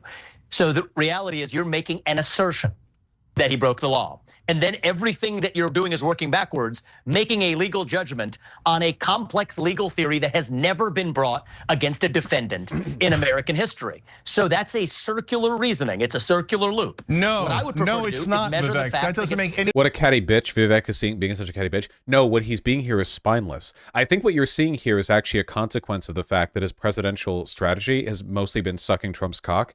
He doesn't really have much experience in the political circuit being directly combative, you know? He loudly enunciates his talking points, which are literally, he literally just has like, his thing is having like 15 talking points that he just reads without explaining, like refuses to elaborate, walks away, you know? And he's constantly sucking Trump's cock, as you know he's wont to do. So I don't actually think he has a well-developed sort of rhetorical strategy for dealing with people directly calling him on his shit. Does that make sense? It says what you're saying. Been somebody Vivek, we're not making this legal theory. But Vivek, you're going in circles. Hold on, let's be clear. Nope. So we're not making an assertion. Prosecutors are making that assertion. And you're saying, do not let the prosecutors do their job. Foreclose that. I don't want to discuss this. Hold on, let me finish. So can Joe Biden do a fake elector scheme and just make up electors and declare himself president as Donald Trump? I really think the best way to handle politicians when they're being snakish is to handle it like Mehdi Hassan and just fucking interrupt them constantly. There's like a special gene or like an impulse you have to develop where every cell in your body is telling you to let them talk because it's not, because it's like really rude to talk over them, and you have to ignore all of them. And you have to just keep talking and act like they're the ones who are being rude for trying to get a single word out. It's like, but this is very effective with politicians, especially, I think, because there are limits to their, like, the amount they can express outrage, because they have to be some degree of civil. There are like limitations on what they can do and can say. Donald Trump is pretty good at dealing with this, but usually when people are rude to him in interviews, he just gets up and walks out. And I've always thought people should be ruder. Wanted to do, and you admitted earlier he is lying. Donald Trump was lying. And so can Joe Biden lie and say, I've got fake electors, and I'll even call them fake electors, and then you're not allowed to prosecute them because you just said, that's it. No one's allowed to prosecute former presidents. Go ahead. So is Joe Biden allowed to do the same exact thing Donald Trump? Let me just ask you guys a question, because I think I'm getting a sense for your command of the details here. Which case would you like to talk about? There are four pending cases. Go ahead, fake electors. Is Joe Biden allowed to do the same fake electors? One of you is talking about documents, and one of you is talking about because he broke so many laws. But let's stick with fake electors. Go ahead. Which one would you like to discuss? Fake electors. Go ahead. Yeah. So there is no crime here that can be charged. That's the answer. There's no relevant crime. Now, can voters? How embarrassing for a person running for president to do a fairly high-profile interview. And the first subject he gets hung up on is defending his opponent. Like, seriously, this is a great shot, for one. Literally, like the first thing he gets hung up on is like trying to explain how the person he's supposed to be running against is like perfect and flawless and never did anything wrong. Take this into account when determining who their next president is? Absolutely. That's exactly how our process works. But our Constitution has a process that has been followed, and it was followed here. And the US president, absolutely, even if he's the outgoing president, has an opportunity to share his opinion, even if those opinions are not true. And if that's found in a court of law, I don't have a view on that, but that's what the allegations are. That's what a court of law is, Vivek, but you're saying we're not allowed to go to a court of law. I'm not saying that you're not allowed to. I'm saying that I would pardon him because I think that these do not match. This is temporarily restoring my faith in TYT. The problem with TYT, guys, you guys have to be nuanced, okay? The problem with TYT isn't that they became like Republicans or whatever. The problem is that there was a weird, like strangely rightward shift on some of the rhetoric they employed, stuff that was like really obviously bad. And then rather than engage constructively with any criticism of it, they burnt bridges and attacked people over disagreeing with them. They attacked former coworkers. I reached out to Ana Kasparian privately to try to resolve things. Will you guys stop whiplashing back and forth between like the perceived position of one, TYT is like completely reprehensible in every way and can do nothing right, which I've never said, and the other one, which is maybe I was too hard on them. No, we should be hard on them. We will keep being hard on them. We will never stop. However, this is pretty good. That's just simple position. the actual law that the Supreme Court has held applying to these set of facts. And I think it's a bad judgment for the US Justice Department to bring this case because it divides the country and it sets an awful precedent that will now be used going forward for years unless we do something about it. Unless it takes a leader who actually Just don't call people retards. It never ends well. Just try to stop me. unites this country. This is the new precedent in the United States of America. The new precedent is the party in power will look at who the opponent is and throw the legal statute book at them. That's not how it's supposed to work. You're supposed to find a crime and then decide whether or not you want to prosecute it according to the same standards you use for every American. That is not what's happening here. And there is little doubt that if Donald Trump were not running for president, they would not have brought these charges. So I think that if you ask me, does this move towards uniting the country or not? I think it does not. I think it moves towards dividing the country, which is why I have been clear, even though I'm running against Donald Trump, I would pardon him if I'm elected president because that will move this nation forward. And I do not think that we should be guided by vengeance and grievance against one man. I do not think that that helps the United States of America. God, Ford pardoning Nixon just like permafuck this country. We do not believe in accountability for political leaders. Again, keep in mind, he is running against Trump here. This person is allegedly supposed to be running against Trump. America. That's why I'm in this race, and that's why I clearly answer your question. You asked me, why would I pardon? That's why I would pardon.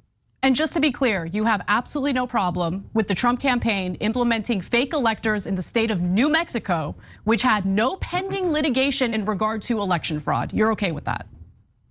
There is a difference between what I've made the same question. judgment. Yes or no? I don't think that's illegal. I do not think You don't think that's anything illegal? that's been laid out. Okay, you don't value our democratic process. Great to hear it. I don't think anything that's laid out has been a violation of the law. That's what I believe. That's amazing. Okay, all right. Amazing. Thanks for watching. Okay, this is quality content. We're watching the whole playlist. At least I think we are, unless it gets really boring. But so far, so great.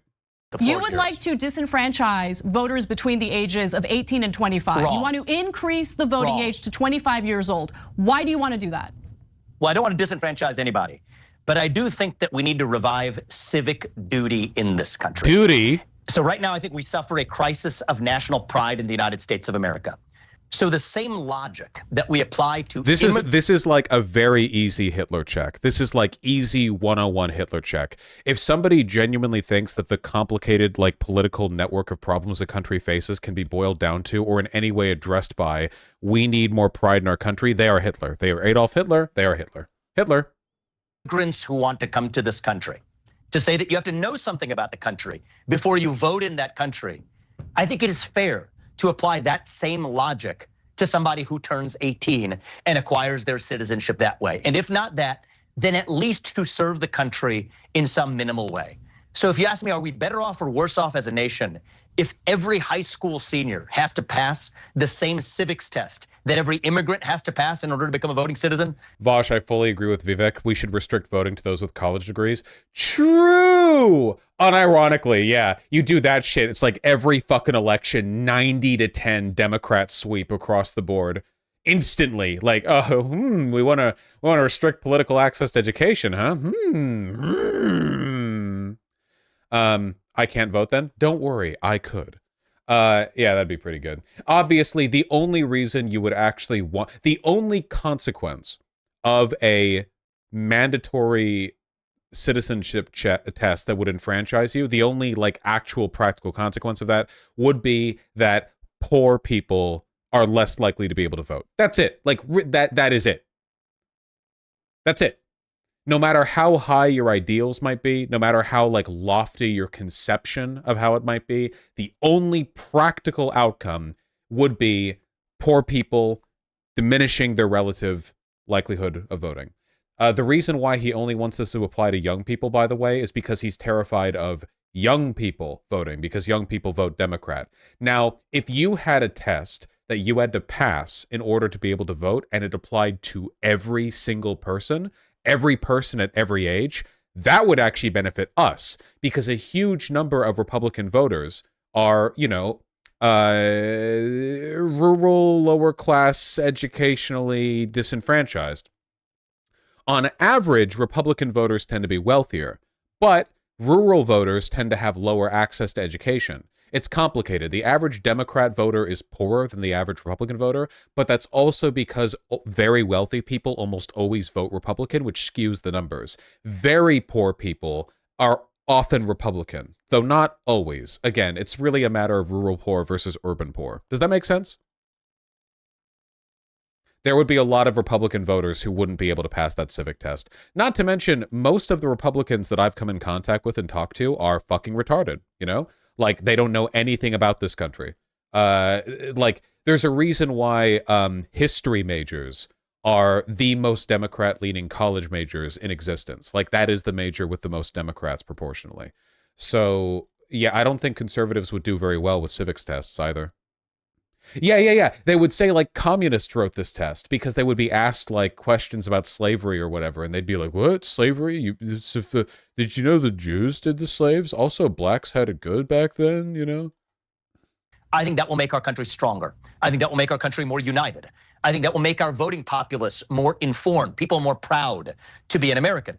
There was a 10-year-old girl. I remember having this convo with Charlie Kirk, too, where he kept insisting that the purpose of education is to instill in people a sense of pride in their country, which is like the most Hitlerite shit imaginable. Who approached me in Iowa last week, having heard about this policy and some of the criticisms from the left and otherwise. She printed out the 100-question test. She scored 100. That is literally the purpose of the Hitler Youth.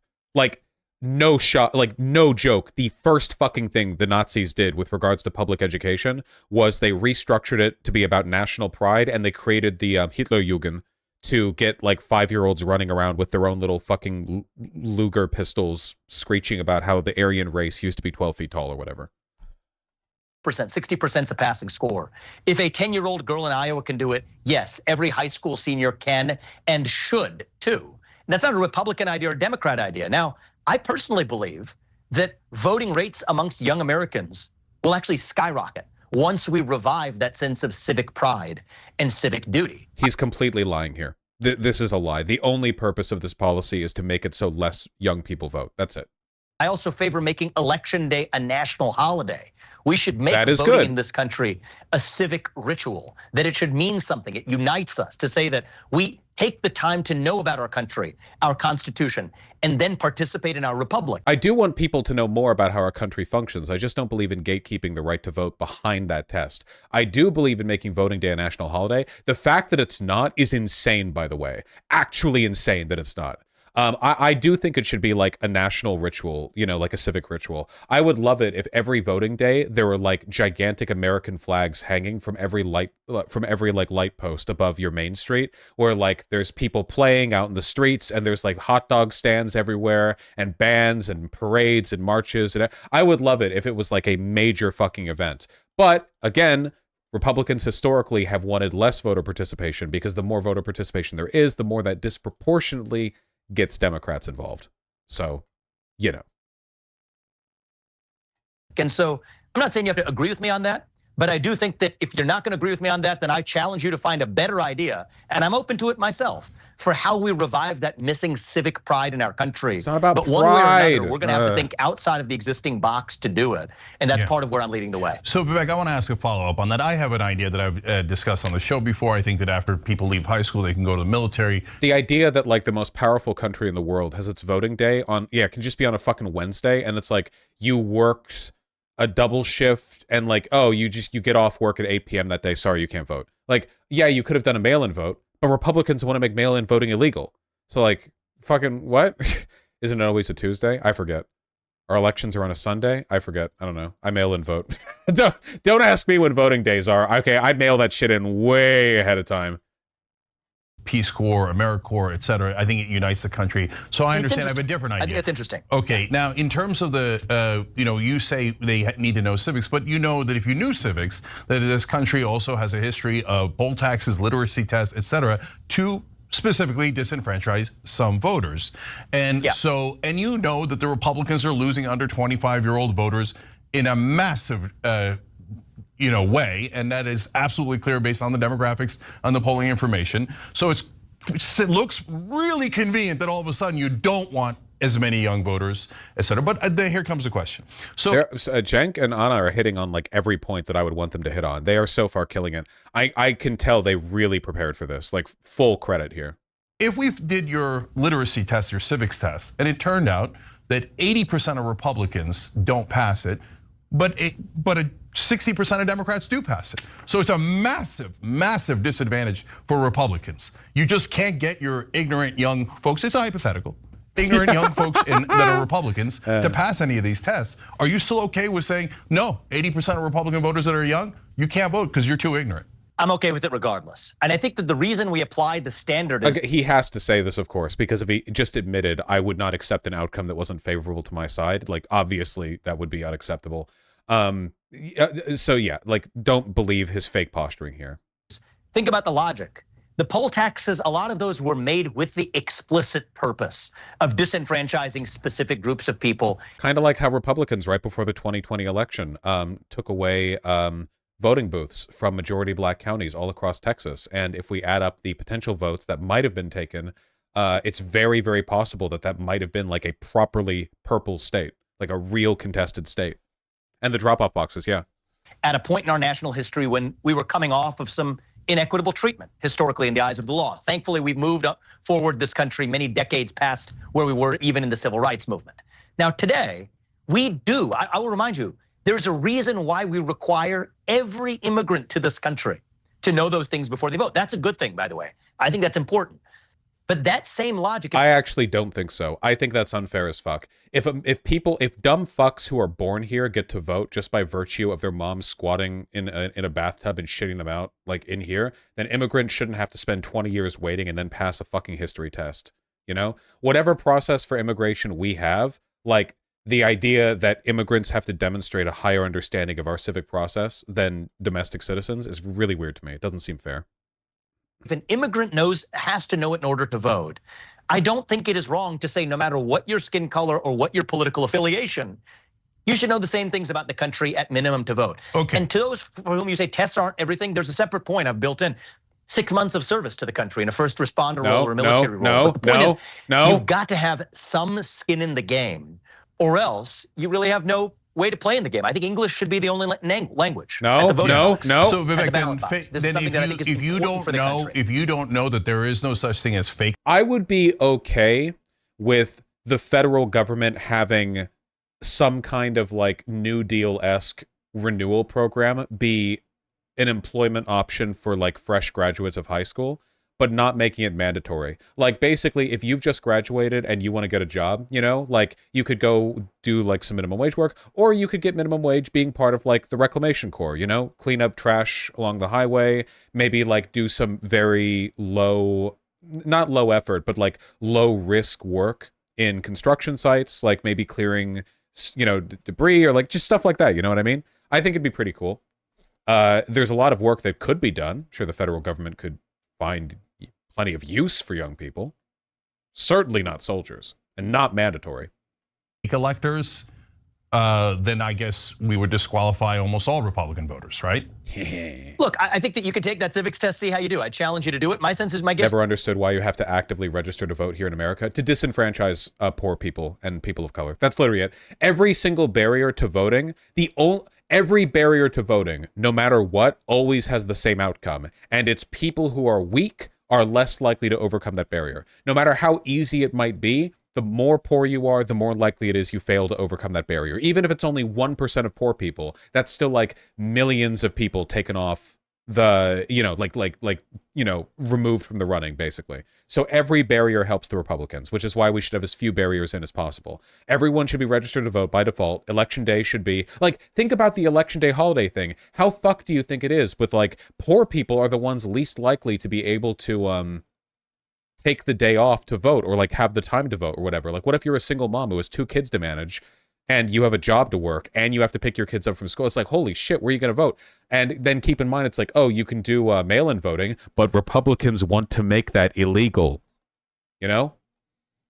You'd probably do pretty well. I already took it. I'm a naturalized citizen, so yes, I killed it. So you'd have I crushed it. And I guarantee you I would do a much better than you yourself were an immigrant to this country. Great. Yes. My sense is that many people find this a little too frightening until they take a look at it. And then you say, hey, if somebody's voting for president of the United States, do we think it's important that they know what branch of government the US president leads? I think most people... The average fucking American doesn't know that shit now.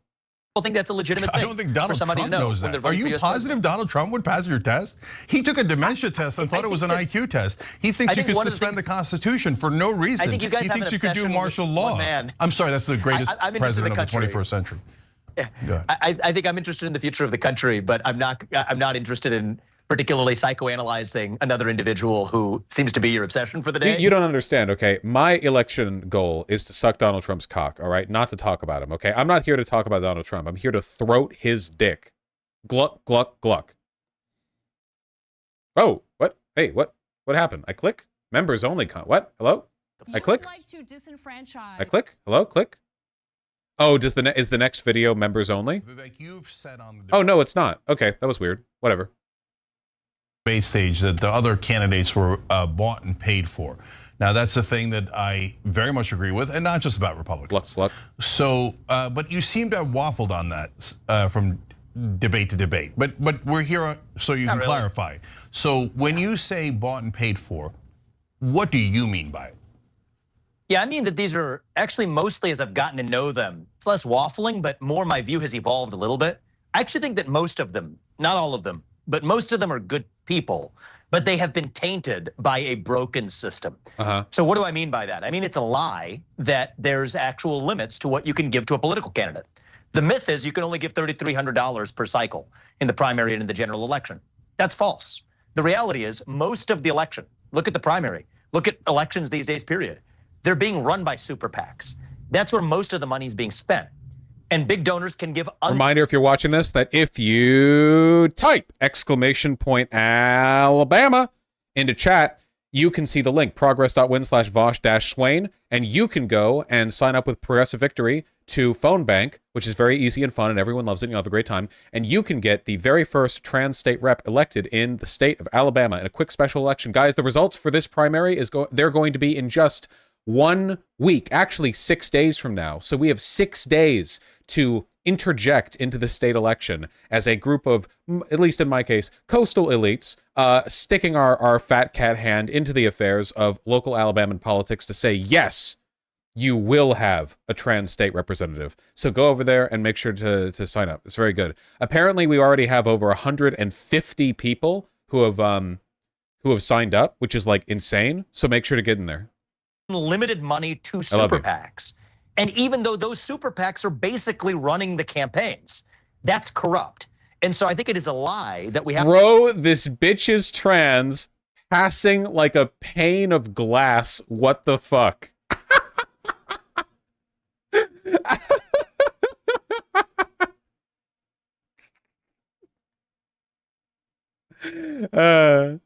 Have the system, $6,600 is a limit. That's a lot of money to most people in the country, and fair enough. We but love you're our not gonna giga passwords, control a don't we, folks? politician with $6,600. That's why we have that limit.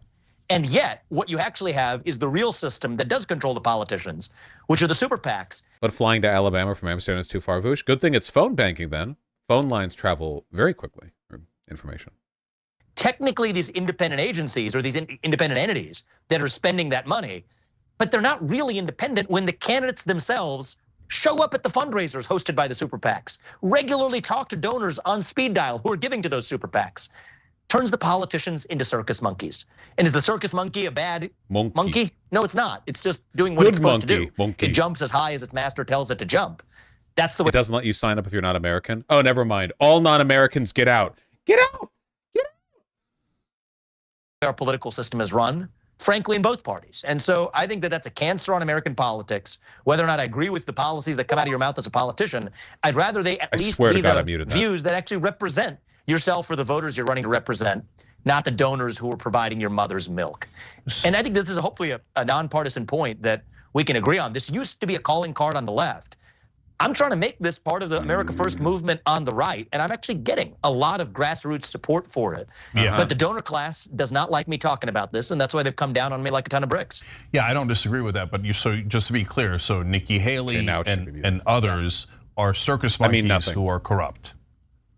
I think that the people who are running in the Republican primary, whose money is principally funded by super PACs, are really just vessels for their super PACs. That includes Ron DeSantis, Nikki Haley, Tim Scott, anybody whose campaign is principally being spent via their super PAC rather than. I wonder if there are any other candidates that have a bunch of money and corporate interests. Maybe a political candidate so corrupt that when becoming president, they became the first president in U.S. history to not divest their businesses, thereby openly acknowledging a conflict of interest wherein they might engage in policymaking to directly benefit their own industries, which they then provably did. Their campaign. It's just a fact. That's the way it works. You used stronger language about this, which I agreed with during your interview with Sean Hannity. I want to give the audience a little snippet of what you had to say. Let's take a look. Why would you accuse Nikki Haley of being corrupt? I don't believe that somebody should be able to be the next commander-in-chief if they have monetized their time in government, going from being in debt to making $8 million through military contracting businesses, through service on the board of Boeing. Frankly, it is shameful for somebody to be collecting stock options from corporate boards while they're running for U.S. president. Totally agree with you 1,000% on that. And I commend you for bringing the issue of corruption and legalized bribery to the forefront of the GOP primary debates. I do have to ask, though, one of the issues that was reported on widely during the Trump administration was how he was directing official government business to Trump properties and then inflating the prices of the hotel stays for government officials and members of the military in order to pad his... Yeah, that was pretty fucking wildly corrupt, wasn't it? Hey, I'm not going to divest my businesses and I'm going to direct government resources directly to properties I own. Oh, this your stay at this resort that I own? Why, it'll be $11 squidillion on the government's dime, of course. Pockets. Did you at all have a problem with that? So have those facts been reported in the same way that these other facts have been? I don't know. My question, though, and my answer is, I don't care if you're Republican or Democrat, you should not use your government connections to make money, period. And so what does that mean? 10-year ban on lobbying? I favor it. If you leave the government, you should not be able to lobby the government for more than 10 years. Bans on trading individual stocks while you're a member of Congress or anybody else that has information that could move those stocks, that builds public trust. You shouldn't be trading stocks as a government leader or a congressman or a What about failing to divest your businesses? Bureaucrat regulating an industry. If you're regulating an industry, should you be able to join the board of a company in that industry? That was the Nikki Haley example I referenced. She did a special deal for Boeing in South Carolina while she was governor, later goes on to join the board of Boeing, a defense contractor. Is on the UN, uses connections to generate a lot of military industrial complex connections. Her family then goes off to start a military. Republican voters do actually support the anti-corruption. Yeah, everyone supports anti-corruption concept. There's no human on earth who's like, yeah, I'm for the pro-corruption ticket. That's not a real thing, you know? The problem is that Republicans fucking then vote for the most corrupt dipshits in the universe, like right after that, you know? That's like asking a person whether or not they support bad things. Like, no one's gonna say that.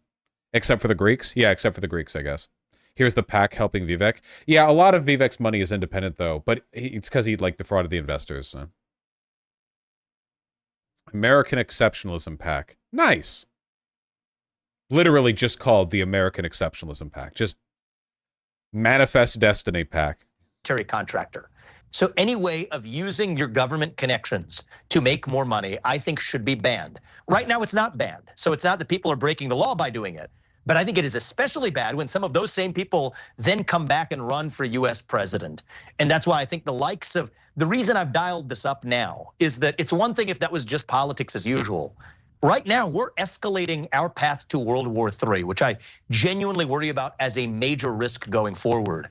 And so, no, I don't think that somebody who has a demonstrated track record of potentially making money on taking us to World War III should get anywhere near the White House, which is why I've been particularly sharp about this issue, even relative to the first few months of this campaign, when those foreign policy threats weren't quite as pronounced. All right, we continue to agree on that. So if someone, for example, was in charge of the Middle East policy in an administration, and then they dude, they're like laser focused. Cred where creds do, man. For like, I'm thinking in my brain right now, like, you got to bring up Jared, right? You got to bring up Jared. You got to bring up Jared, right? Administration, and immediately got $2 billion from someone that's in the Middle East, the country that's in the Middle East, that they were in charge of handling policy on, and might have even, according to some rumors, passed intelligence on to. That obviously shouldn't be allowed to happen. That is massive corruption, right? Okay, predict the response. Is he going to deflect by answering another question that wasn't asked? Is he going to say, you guys are obsessed with Trump? Is he going to say, well, I don't know about the details of any of that, but hypothetically, if that did happen, and I don't know what you're referring to, but if that did happen, that would be kind of bad, I guess.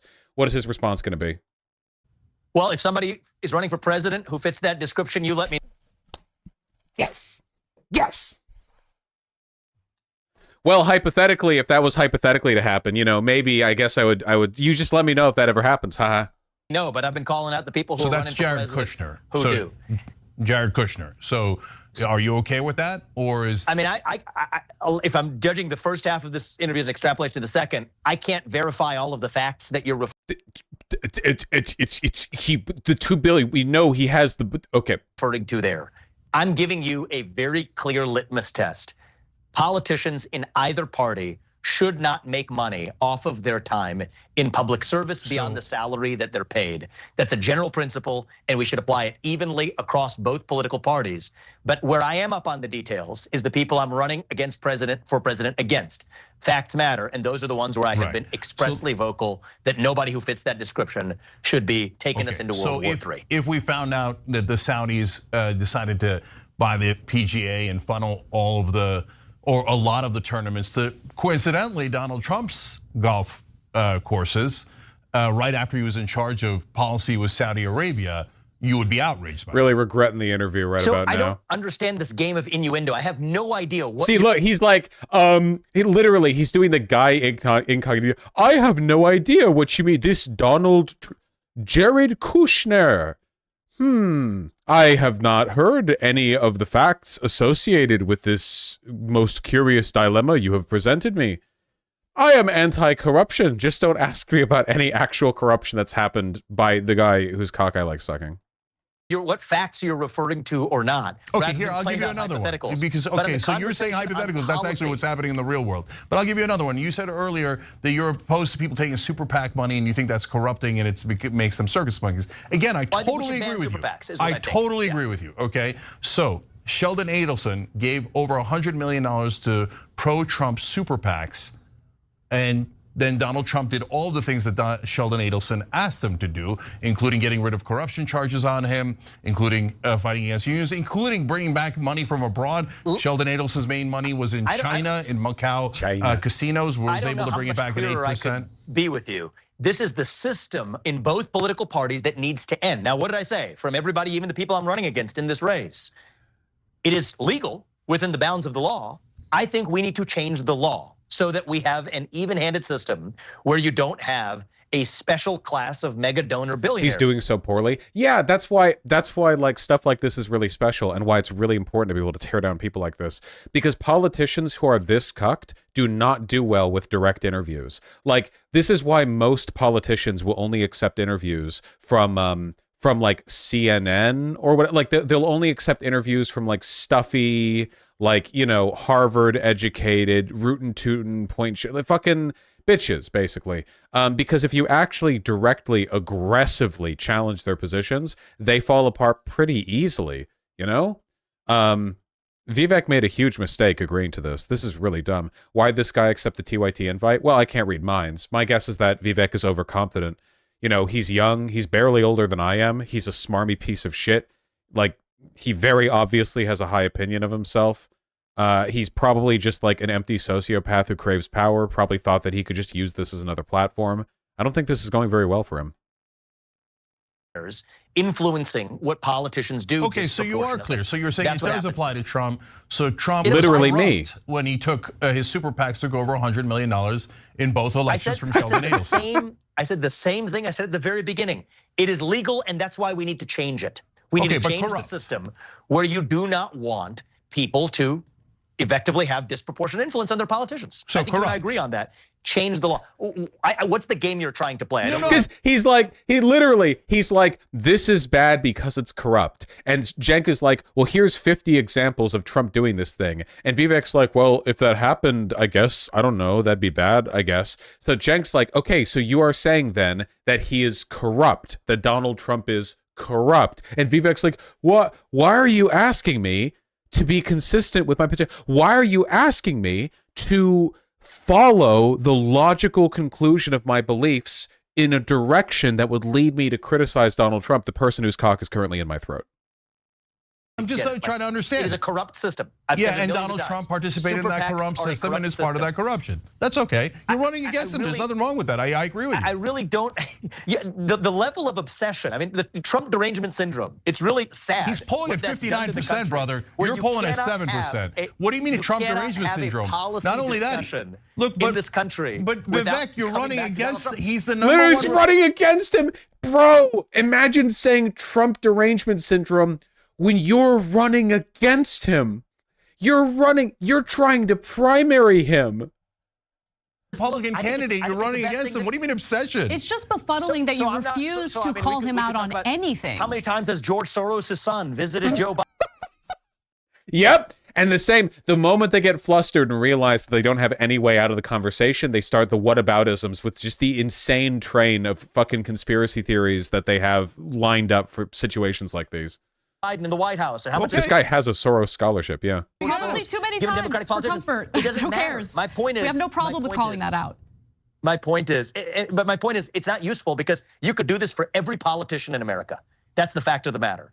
And so, as I said in the beginning, no, actually, Donald Trump is a lot more openly corrupt than any other politician in America. Like seriously, he was the president. He had more opportunities to be corrupt, and he's been so flagrantly corrupt with like no evident, like apparent attempt to hide any of it. You know, these are good people tainted by a broken system. Some of them aren't even good people; they exploit it. But most of them, I've learned, are good people tainted by a broken system. Fix them. Except Donald Trump was a maverick. The whole point of Donald Trump's presidential run was that he was an outsider who wasn't tainted by the system. And then he entered the system and did all the corruption, but like 10 times as much.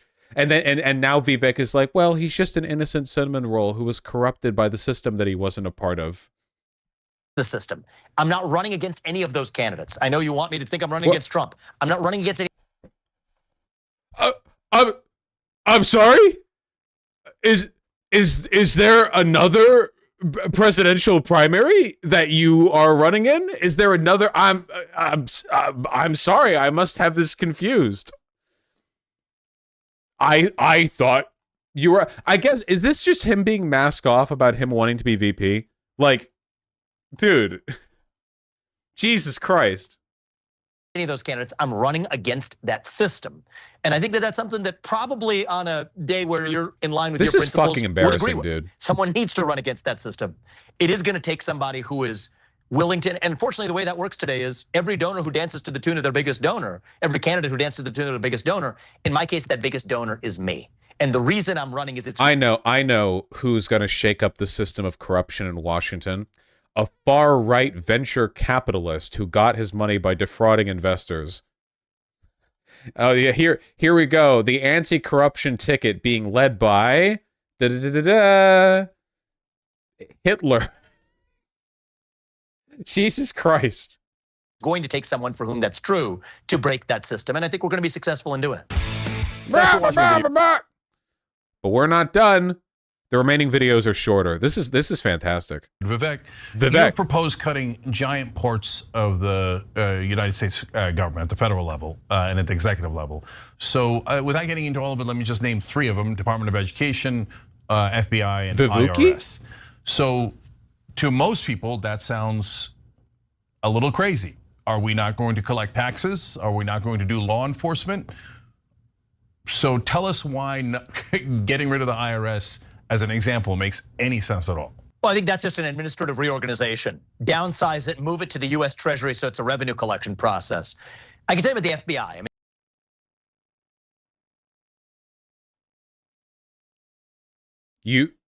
you want to get rid of the IRS by consolidating it with another administrative branch and what? But it's already— Am I getting gaslit? IRS. Wikipedia. The Revenue Service for the federal government and an agency of the Department of the Treasury. I like how effortless that was for him. Like he he runs on, yeah, we'll get rid of the IRS. And then he's asked about it directly. And then he's like, oh, yeah, well, we'll just make the IRS do tax collection and make them a part of the Department of Treasury. A simple reorganization. Yeah, this is incredible. Vivek is such an effective politician. He managed to reform the IRS to his goal without even being president yet. That's crazy. I mean, this is the one I get a lot of questions about, and I think is the most understandable pushback that people have, and I can do the education one too. There's 35,000 employees at the FBI. 20,000 of them are in back office functions in the J. Edgar Hoover building and back offices in this bureau. They can go home and find honest work in the private sector. I think the FBI has work that involves desk work. What? It's the FBI. Does he think every FBI person should just be like out in the field in like one of those windbreakers with the yellow letters? But they have paperwork to do. What do you mean? Like in the U.S. military, for every one dude out there with a gun, there are like 5 dudes behind a desk somewhere. There's like logistics. What? Like it's like that. It's like that with the police as well. But the 15,000 agents on the front line should be moved to agencies like the U.S. Marshals or to the financial. Why? Why?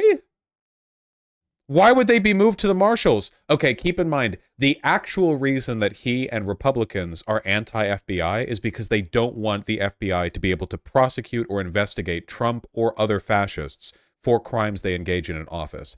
The FBI is basically the federal police department, and they're the ones with the authority, power, and reach to examine and investigate and provide evidence for charges against Republican leaders who would engage in insurrectionary behavior. This whole anti-FBI thing only cropped up when Donald Trump started getting charged for his involvement in January 6th. So all the bullshit he's saying about the FBI, it's literally just, I want to get rid of the police so I can't be arrested. It is no different from a serial killer being like, yeah, I don't think there should be police in this county because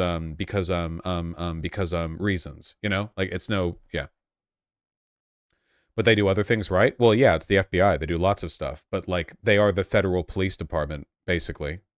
Like, that's the main thing that they are.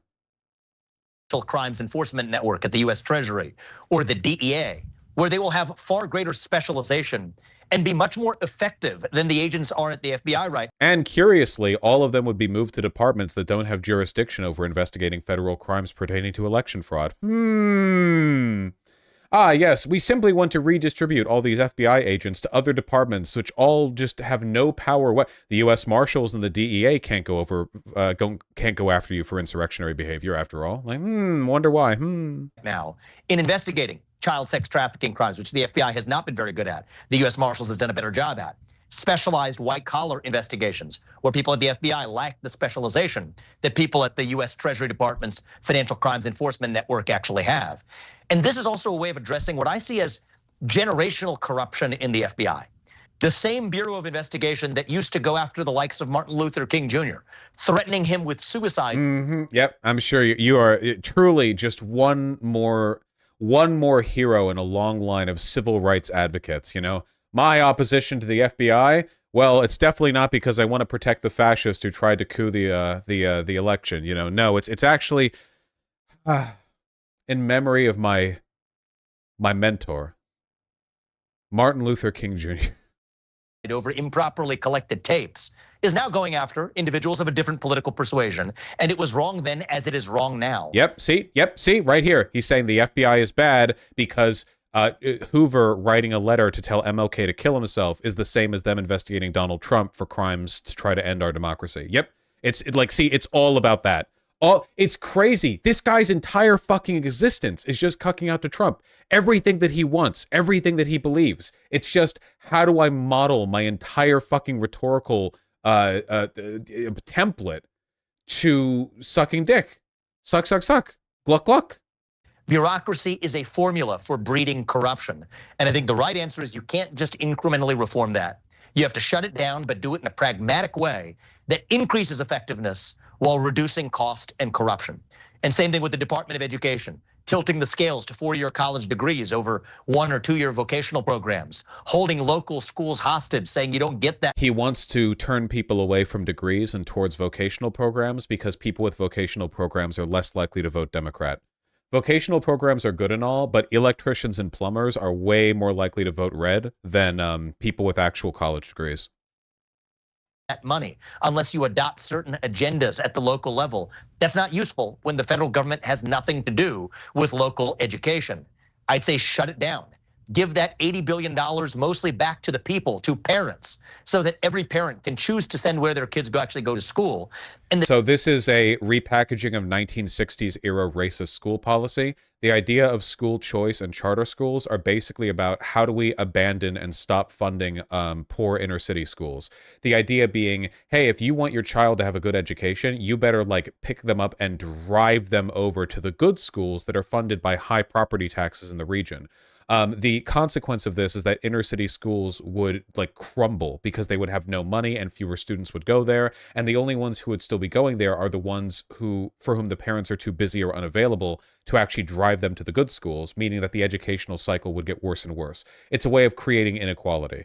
Public education should be free and equal for everyone. It shouldn't even be funded on property taxes. There should be a set amount that every school gets per student in the area, with adjustments made in accordance with local costs and expenses associated with various upkeep.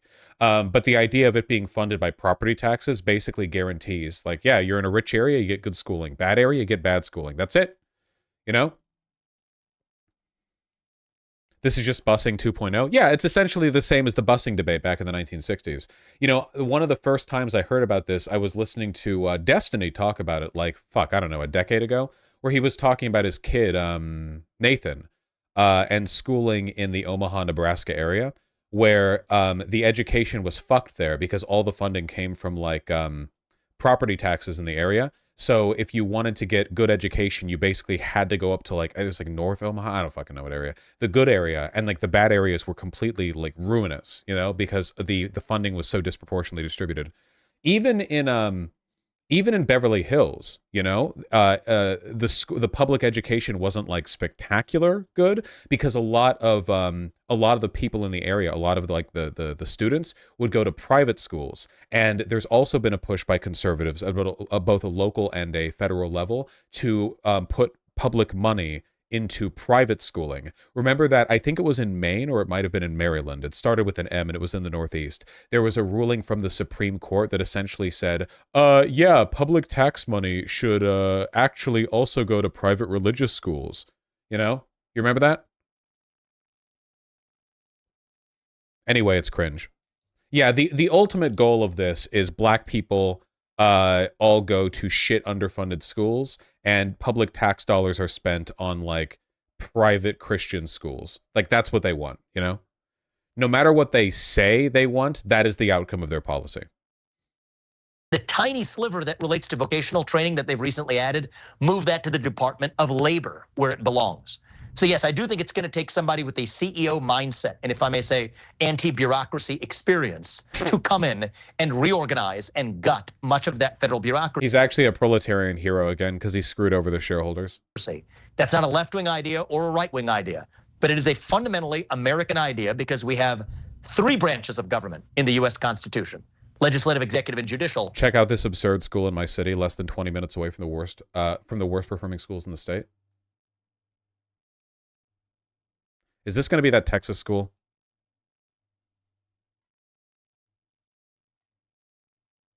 High school. Join us on a tour. Yeah, I've seen this. This is the auditorium. This is the Commons. This is the catwalk. This is the planetarium. This is senior hallway. This is Oklahoma High School library.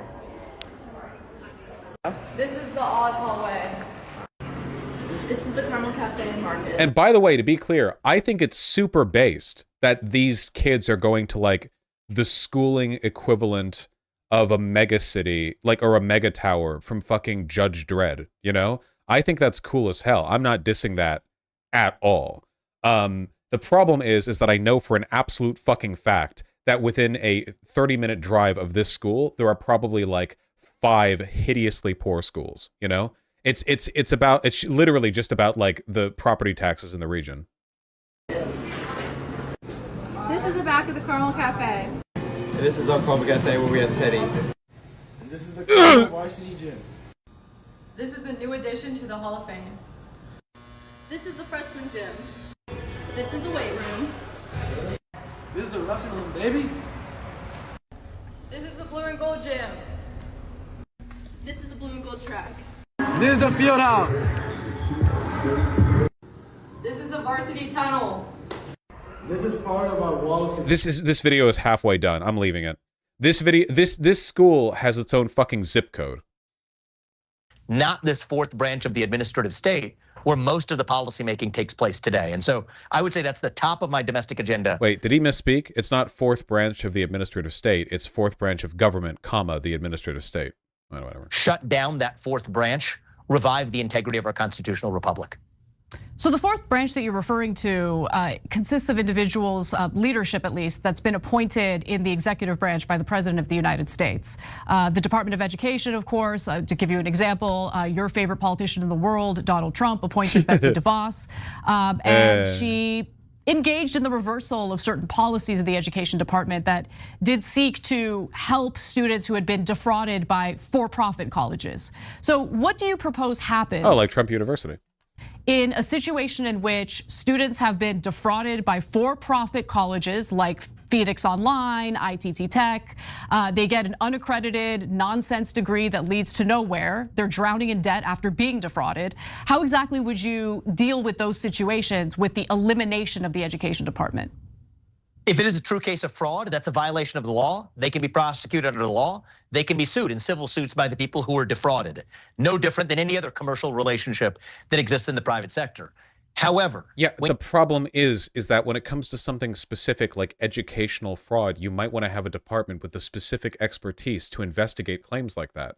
Like, you can't expect regular fucking police officers to manage all investigations. Oh, here I and some other students feel we've been defrauded by this private university. Get Sheriff Wiggums on the job. It helps to have agencies who have specific expertise when it comes to those kinds of problems.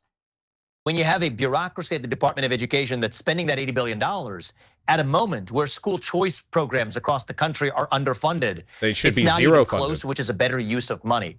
Put that $80 billion. He said civil suit, so he wants random citizens to do all themselves. Yeah, because what he's actually talking about, again, the plan conservatives have for schooling is the unchecked power of Christian conservative schools, private Christian conservative schools. So tax money should go to them. School choice should take people out of like inner city schools and leave them to rot with no money.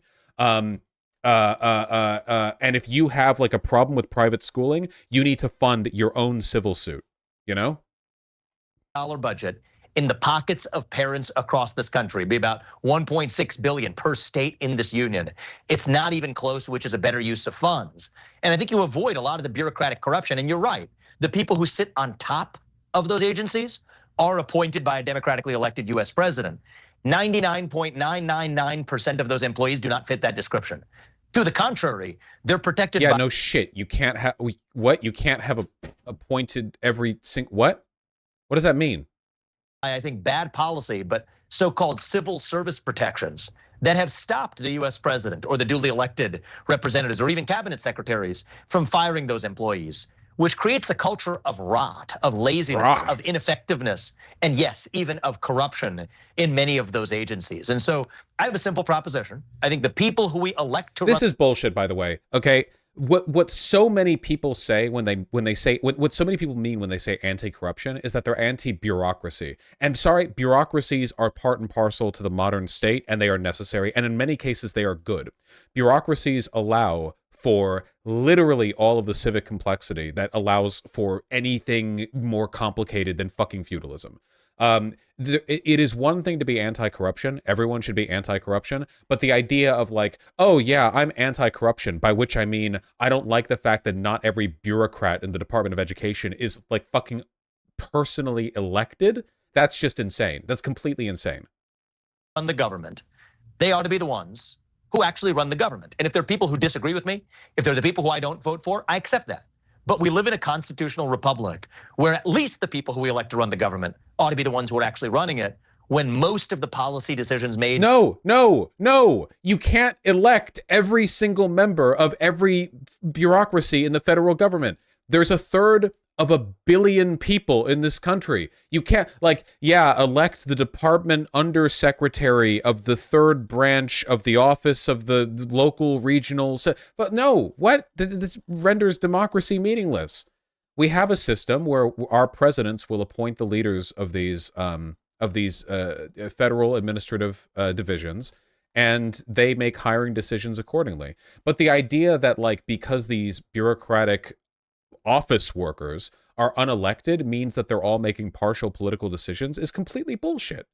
The leaders of these administrative departments are appointed in the presidential cabinet. The decisions they're making are being shaped by the leader of the branch.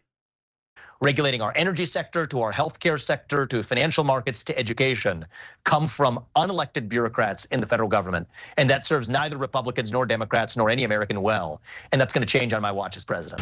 Whoa! What is the members only video? Why is it the Snow White movie thing? What's going on over there? 2 more and they're both short. Let's talk a little bit more about school choice. So school choice vouchers, they tend to be statewide programs that take public funding away from public schools and redirects that money to private institutions that do not have to abide by similar standards, education standards that public schools have to abide by. And so how do you consider the lack of standards and how that might play a role? Getting private schooling in a lot of cases is kind of like a slightly diminished and much more expensive version of being homeschooled, where you'll be really, really, really well educated on some specific subjects, but it'll come at the cost of some weird gaps in your knowledge and also a general social awkwardness, at least in my experience. Though homeschooling leads to it much worse than private education does. And it doesn't always happen that way, of course.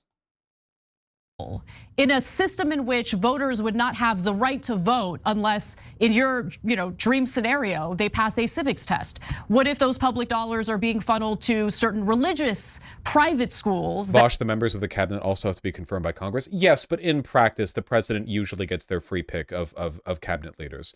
The Department of Treasury or whatever may be full of bureaucrats who are not directly elected, but who you put in charge of the department through your appointing as president does have a huge amount of influence in how the department actually behaves. You might say TYT handled this better than outlets like CNN, but I still feel like they're platforming him too much and not challenging him on some stuff. They're challenging him on everything. If this is bad platforming, then I will never be able to do good platforming. That do a poor job in educating their students about American history, civics, basically what they need to know, the education they need in order to pass the civics test that you think people need to pass in order to be able to vote. So as it relates to standardized testing as one metric among many, and other metrics also track it, it's actually the reverse that you see that's true. Public schools are badly failing across this country. And if you look at the correlation between the schools that spend— His solution to this is literally to fund them less. The most money per student, Anna, those are the schools that achieve the poorest results 90% of the time across this country. So the irony is, if a parent is moving a kid from a school that spends more money per student to a school that spends less money per student, 90% of the time they're moving to a school that actually has higher achievement as it relates to standardized tests and other metrics. So in my view, I actually have a somewhat radical— So the point that he's making here, so this is how you can lie with statistics? This is an example of lying with statistics. Schools that are not doing that well on their own funding because they don't receive a lot of money from property taxes get more money per student from the government, because the government is trying to supplement the lower amount of money they get from the local property taxes. And as a consequence of that, the way it appears is if you only look at money given by government, the more money a school gets, the worse that school tends to be in terms of educational attainment. But that's because the only money you're looking at is the aid money that's being given to compensate for the lack of money received through property taxes and other normal sources. So this is, again, it's like it's lying through data, basically. You're only taking a look at one source of funding, and it's the source of funding that scales in proportion to how fucked you are beforehand. So the more funding you get, the more fucked you were beforehand. And as a consequence of that, like, it's like, oh, well, actually, the more money you get, the worse you do, you know, which is just bullshit. If you take a look at total money available to a school, you will see a much better representation, like, or a much better, like, correlation between the amount of money they have and, like, how good their students are doing. Does that make sense? Idea on this. Let's say it's in New York City, where I can give you the actual numbers. It's $40,000 per student per year in the failing public schools, to good charter schools or private schools or even better public schools that are spending $20,000 or $15,000 per student per year. Because they're getting their money elsewhere. Obviously, it's a private school. Where do you think the money is coming from? No shit. He's like, yeah, if you take a look at like these private rich schools where rich people go, then they're getting less federal money, but they're doing better. What about the other sources of money they're receiving? I think that parent, that kid, should be able to take half that difference with them. If you put that in the kid's account, invest it normally, that kid graduates with a $250,000 graduation gift. It's not even close what accounts for a better use of money. Now, here's the problem. Those schools that are producing those... He's just flatly bullshitting here. The idea is like, what if instead of funding the schools, we just let your child move into a charter or private school with Christian conservatives education, where we don't have like a standardized education to teach them that slavery wasn't done by Jews. And at the end of all of it, they'll get all the money they would have gotten given to them in their stead to that federal school, which wouldn't be that much, and it's total nonsense. He's just making shit up. Poor results, they have one constraint that a lot of those private schools and charter schools don't. Those are teachers' unions. The number one way everyone lies about schools is that private schools choose their students. Public schools have to take everyone. Yep, it's one of the same reasons that healthcare cost per individual is higher with Medicare than it is with regular private insurance, which leads a lot of people to be like, whoa, Medicare is so inefficient. Why is the cost per person so high with Medicare? Because Medicare has to take fucking all the poor people. Or well, is it all the old people? I actually forget. I mix up Medicare and Medicare. I think Medicare is the old people one, right? In that case, it'd be old people.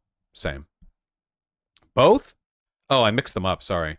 Whatever. Medicare is old people mostly. Yeah, okay. Whatever the case may be, the point of the public insurance system there is that they have to take the people who are either poor or old and are therefore like higher risk insurance cases. Whereas private insurance, like, I don't know, Kaiser Permanente or whatever, can choose to reject you based on a number of things, and it costs money that you have to have in order to be able to use it. You understand? So in both cases, with education and with healthcare, you see disproportionately worse results in the public option because they have to take everyone. And so I've had actually both experiences in my own life. I went to a not great public school, 1st through 8th grade. And then my parents decided to work extra hard and make some sacrifices to be able to send me to a private school for high school in Cincinnati. Just look at the last several years. In the COVID pandemic, the Cincinnati public schools were closed for a full year and then almost a full next year. This high school that I went to, there were 4 total days that were closed the entire time. So it's not that COVID only affects kids at public schools or teachers at public schools. To the contrary, these teachers unions are failing our kids, failing the very constituents, the very members of the public they're supposedly serving. The reason Republicans go after teachers unions so much is because they don't like teachers, and teachers unions are a proxy. There are problems with teachers unions, but they are problems that exist in many bureaucracies all over the place. They are just like systemic issues that are very difficult to deal with and should be dealt with. But again, you know, it's a complicated matter. You know, they go after teachers unions because they really want to go after teachers. They don't like teachers because they don't like education, because educated people vote blue. So yes, I do think competition, there's no perfect solution, but I think competition is the next best solution to perfect. And that, I think, is going to hold the public schools teachers' feet to the fire, get rid of those teachers unions. And yes, we ought to compete such that our educational system goes back to being about the achievement of our students rather than employment opportunities for these union members. And that's just the hard truth. It also lets them be anti-union. Last video, we're doing so well. You've said that you're against secularism. So which religion should rule us all? None. That is the answer. Well, isn't that secularism? That's not secularism. I think that is secularism. Capitalist secularism is something that has used a substitute religious-like worldview to foist that affirmatively onto multiple institutions across this country. Actually, atheism is the real religion. And I know that because atheists believe things sometimes, and believing stuff is like a religion, man. I think that there are many forcible agendas. If you have to pledge allegiance to a diversity, equity, inclusion agenda as a function. You don't. You don't have to pledge allegiance to it. That's not how that works. Of getting a job. I think that is a Title VII violation, civil rights violation today. So I don't believe that there should be any religion, secular humanism or otherwise, foisted upon anyone, certainly not through the government. Okay, so the practical purpose of this rhetoric is him saying, I'm for equality of religion, and for that reason, I don't think we should have the religion of wokeness forced on people. That's it. It really is that stupid and blunt and crude and idiotic. It is that bad. That is what he is saying here. My view is you have free expression in the United States. I'm an ardent defender of religious liberty. Whatever your religion is, you have the right to practice it as long as you're not explicitly harming somebody else. That's literally secularism, Vivek. That's literally the definition of secularism. That's actually, well then, Cenk? Well, no, because if we had secularism, then why is it that people are woke? Why do people believe in gods like diversity and tolerance? I would say is respectfully, whatever word you use to describe it. Now I've written a whole book about this, and so we can debate the vocabulary. But in concept, I believe that every religion should be practicable in the United States with religious liberty as long as you're not harming somebody else. And the government cannot establish any one religion as the governing religion for the United States of America. And yet the Biden administration has established diversity, equity, and inclusion as the religion of America. Wokeness and critical race theory and transgender are the religions of America. Yes, he is describing secularism. He just wants to frame wokeness as a religion. Good news, that's in the U.S. Constitution. The Constitution says. That's exactly right. That's in the U.S. Constitution. That is why the U.S. Constitution is considered the first secular constitution. But okay, now we've all done a literacy and civics test. Well, look, I think it's in the First Amendment for a reason. Free speech, free expression, freedom of religious choice, and non-establishment. Yes, those are foundational to our constitutional republic. I do think that many of Vivek failing his civics test again. Yoink! They're fucking no voting for you, buddy. You're a Zoomer, right? The philosophies that are foisted on kids, the hostility towards schools that may want to adopt certain religious worldviews as private schools, the hostility towards somebody who says if you don't approve of a certain kind of marriage, you still have to officiate that marriage using the state's force to do it. That's what I mean by capitalist secularism, to say that you are forcing somebody to do. What? You need to do a religion to do a marriage? What? The state will marry you. You just have to do paperwork. What? Something that mean by the hostility towards somebody who says if you don't approve of a certain kind of marriage, you still have to officiate that marriage using the state's force to do it. That's what I mean by capitalist secularism, to say that you are forcing somebody to do something that violates their religion. You don't. Wait, guys, am I wrong on this? I'm pretty sure if a priest doesn't want to officiate a gay wedding, they don't have to.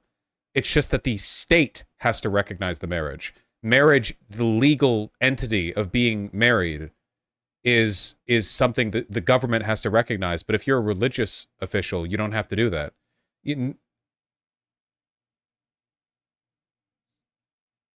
I think it might vary by state. Are priests forced to officiate gay weddings?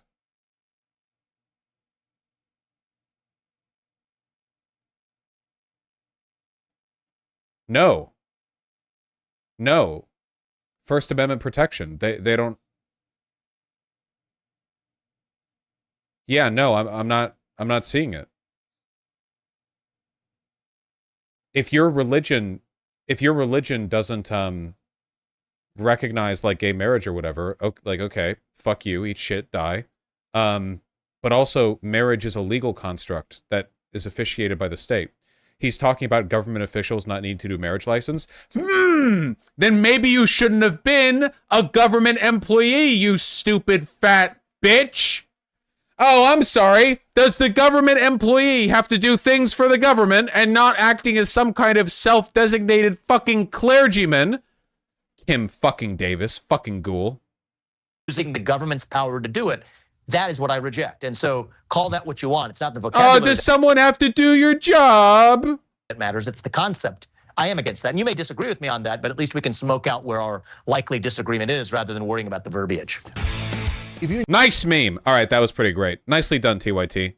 The T's were YTing, is what I'm saying. Nicely done. Well done. Good shit. Love that. Love that. You're right, but a bunch of people point to 1978 Mormon tax status to say you can't discriminate, period, because nope. That's because official fucking Mormon religious code said that black people were subhuman or some shit. And the government was like, hey, you got to cut that out or you're not going to be tax-free anymore. And the Mormon church was like, sorry. And then they got to keep their tax-free status.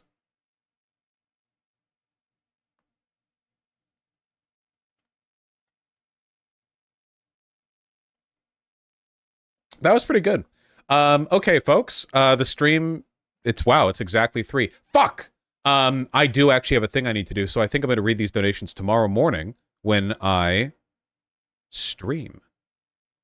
Wish me luck vis-a-vis the Adderall thing, because I'm hoping they refill my shit today. Maybe I will. I'll take a look at it tomorrow, Mistress Lynn. The video link. I mean, I saw your dono. I didn't burn that bridge, Emissary. Yeah, I want to talk about Alec Gunter and Shark talking to Matt Walsh, so that'll be tomorrow as well. Remember to sign up with Progressive Victory so we can make Alabama trans again or something. I love you all very much. You are beautiful people. Absolutely beautiful. Again, I'll read donations tomorrow. Yeah, I'm going to host Beetle Moses because he's my boy. You know? You gotta host. I hope everyone agrees. You gotta host your boy if you get the chance. So I'm going to throw you over to Beetle Moses, who is doing a free art class. Go on over there. We like our boys over here. I'm going to hit the money button because no one can stop me. And all